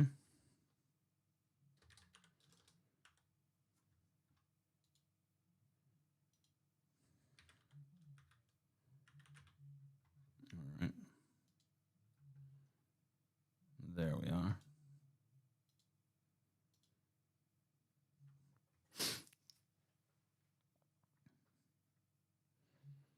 When did Kyle dye his hair blonde? He did it around Halloween and claimed it was like a Halloween thing. But then he kept it that way. So it's like, was that really a Halloween thing? Or was he just like using Halloween as a pretext to test it out to see? I don't know. Kyle should ditch the blonde, in my opinion. I didn't like it at first, but it's grown on me. I kind of like blonde Kyle. So yeah, I don't know. I'm pretty with it. I think it's pretty cool.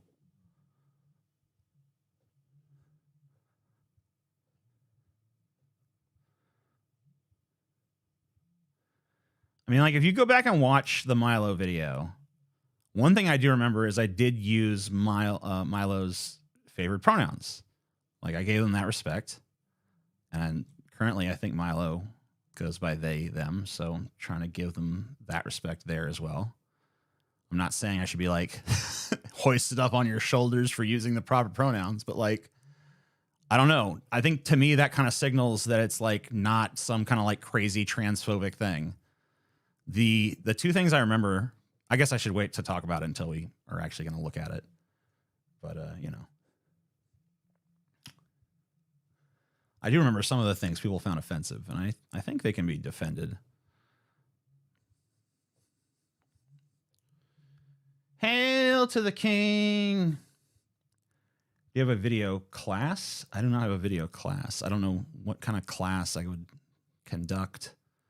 I don't think I have enough expertise in anything to make a video class of it.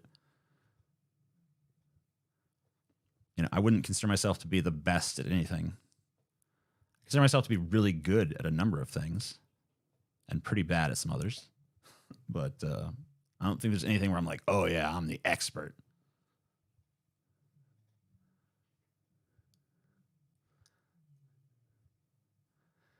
Kyle's bleached hair hasn't grown an inch on me. Oh, shit. Well, it's grown an inch on Kyle.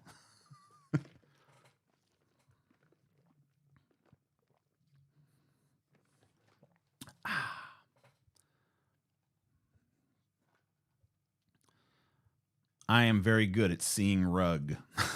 And then they deleted the comment. So apparently that's not what they meant to say.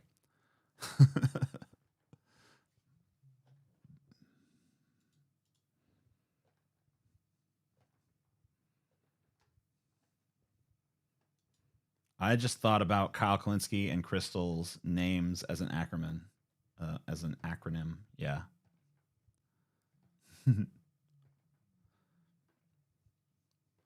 No onion nuggets this week. This is our week off of doing that. Which is why I didn't really want to do a show today.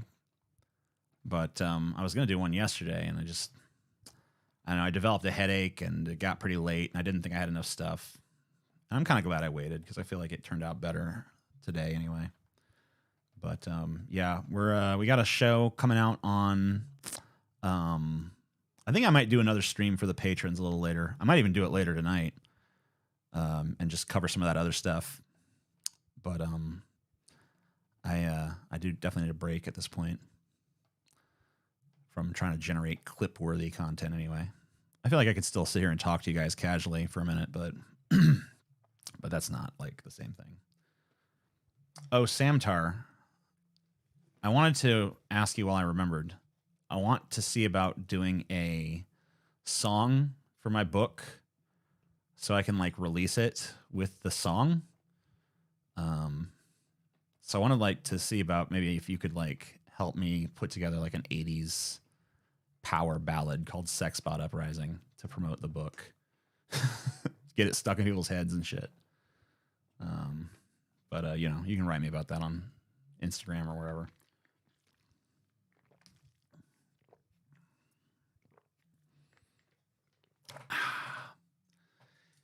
You don't have to go home, but you can't stay here. Yeah, I mean, the show part of the show is over, but like I said, I'm going to stick around and talk to you guys for a minute. Hell yeah. Yeah, I mean, we should discuss it for sure. Because I wrote the book all to pretty much 80s music. So I kind of wanted to have like an 80s vibe, and I feel like you're capable of doing that sound. You seem like the best fit of any of the musicians I know. Everyone else kind of sounds more like 90s or early 2000s.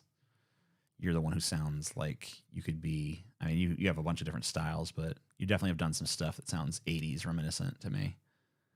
So I thought maybe you'd be a good fit for that. Show's over. Go home. GG, I miss you talking about the Milo video. I decided I'm going to talk about that later after a break. It's possible that I will do it tonight. It's more likely I'll do it tomorrow night. But I want to do that in a separate stream because I feel like 5 hours of streaming pretty much is like the limit of what my throat can do because I do these very loud sort of segments and stuff. And I don't want to like do vocal damage. So I wanted, you know, like I do a lot of yelling. So I feel like I need to definitely give it a rest in between, or I'll have like unintentional damage or whatever. And plus, like, I don't know, my energy level after 5 hours is just going to go down. And I want these segments to be as good as possible. Like, I love doing streams, but I definitely try to make it where I have clippable moments in the stream. And so my mind, when I'm doing those moments, it goes into a different mode. And I feel like I need about an hour of talking to you guys to get into that mode. And then I need to only sustain that mode for a particular amount of time before it's like, okay, energy is lower, vocal is lower. Like I could do 3 or 4, maybe even 5 more segments before I got really exhausted. But I don't think it's always wise to push yourself to the very limits of exhaustion with a thing. You know, it takes a lot to do an impromptu response because your brain has to be going pretty fast and you got to yell. I have to yell. And I like to do bits and I like to try to be funny and on point and stuff without veering too far off the subject matter. And, you know, it's like a little balancing act. And I feel like, you know, you don't want to overdo it. You know, if I had a more low-key delivery, I probably could get more out of these. But I don't like this delivery to be the delivery for my content. I like to do high energy stuff. Do you play the guitar? No. I don't know why I had to think about it. Do I?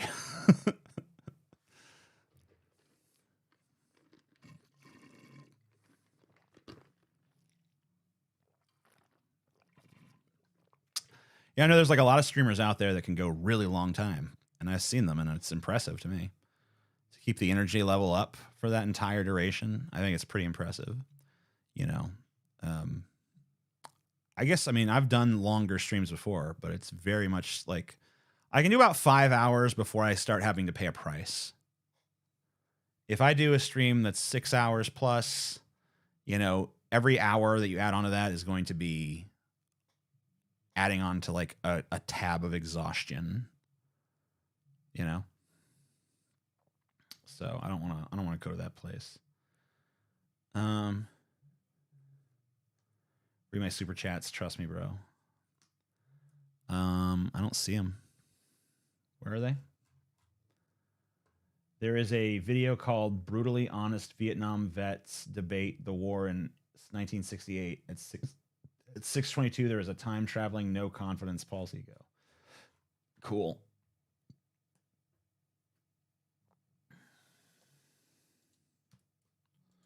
So what you're saying is you want to do a 24-hour stream? I mean, it's been talked about. You know, I mean, we've done them before. I don't feel like I can't do that. But, yeah, I definitely am going to need some recovery time afterwards. The 24-hour stream can be pretty killer. But, you know, I mean, it's not... Honestly, most of it's not that hard. The hardest part is when you start to get sleepy. That's when it's like, oh, shit. Can I stay awake through this? It'd be funny to have one segment done in a very low-key way, so when it's clipped, people are like, what's up with TJ? Yeah. This is low-key J segment. Can you dunk? I don't know. Maybe. I mean, I don't think so. I don't have much of a jump, but I'm pretty tall. I don't think I could dunk, though. I'm not sure. I think I'd be liable to hurt myself. That's what I think. You may die, bruh. I definitely will die. Everybody does. Yeah, I mean, I don't know. I don't know how. I mean, I can touch an 8-foot ceiling, but I don't think I could jump the additional like 2 feet or whatever to get that ball through. So, maybe I'd run. But I don't think my land... I mean, the thing I worry about at that point, it's not even really so much the projecting myself into the air part that I'm not confident in. It's the landing unharmed part that I'm just kind of like, could I? I'm pretty sure I could dunk if I accepted the fact that I'm probably going to injure myself when I go back down. That'd be my big concern for sure. So I don't know. We can see about it.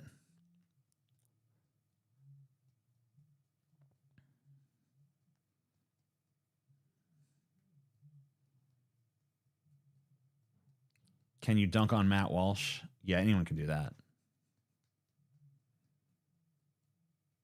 Is there no onion nuggets or anything tonight? There's this. You can watch this.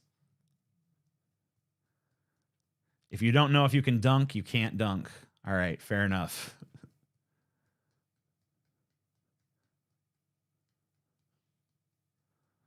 Dun, dun, dun, dun, dun, dun, dun. TJ has the dimensions of a frost troll from Skyrim. I don't know if that's true or not. I don't really know what their dimensions are. But anyway, yeah, we've been going for 5 hours, 2 minutes, 36 seconds. I think it's probably time to say goodbye.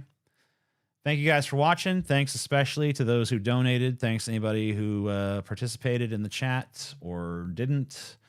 If you liked this stream, please give it a thumbs up. Please subscribe to the channel if you're not already.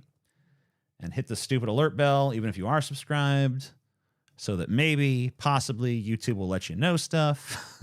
I don't know. Anyway, thank you guys for watching. Peace.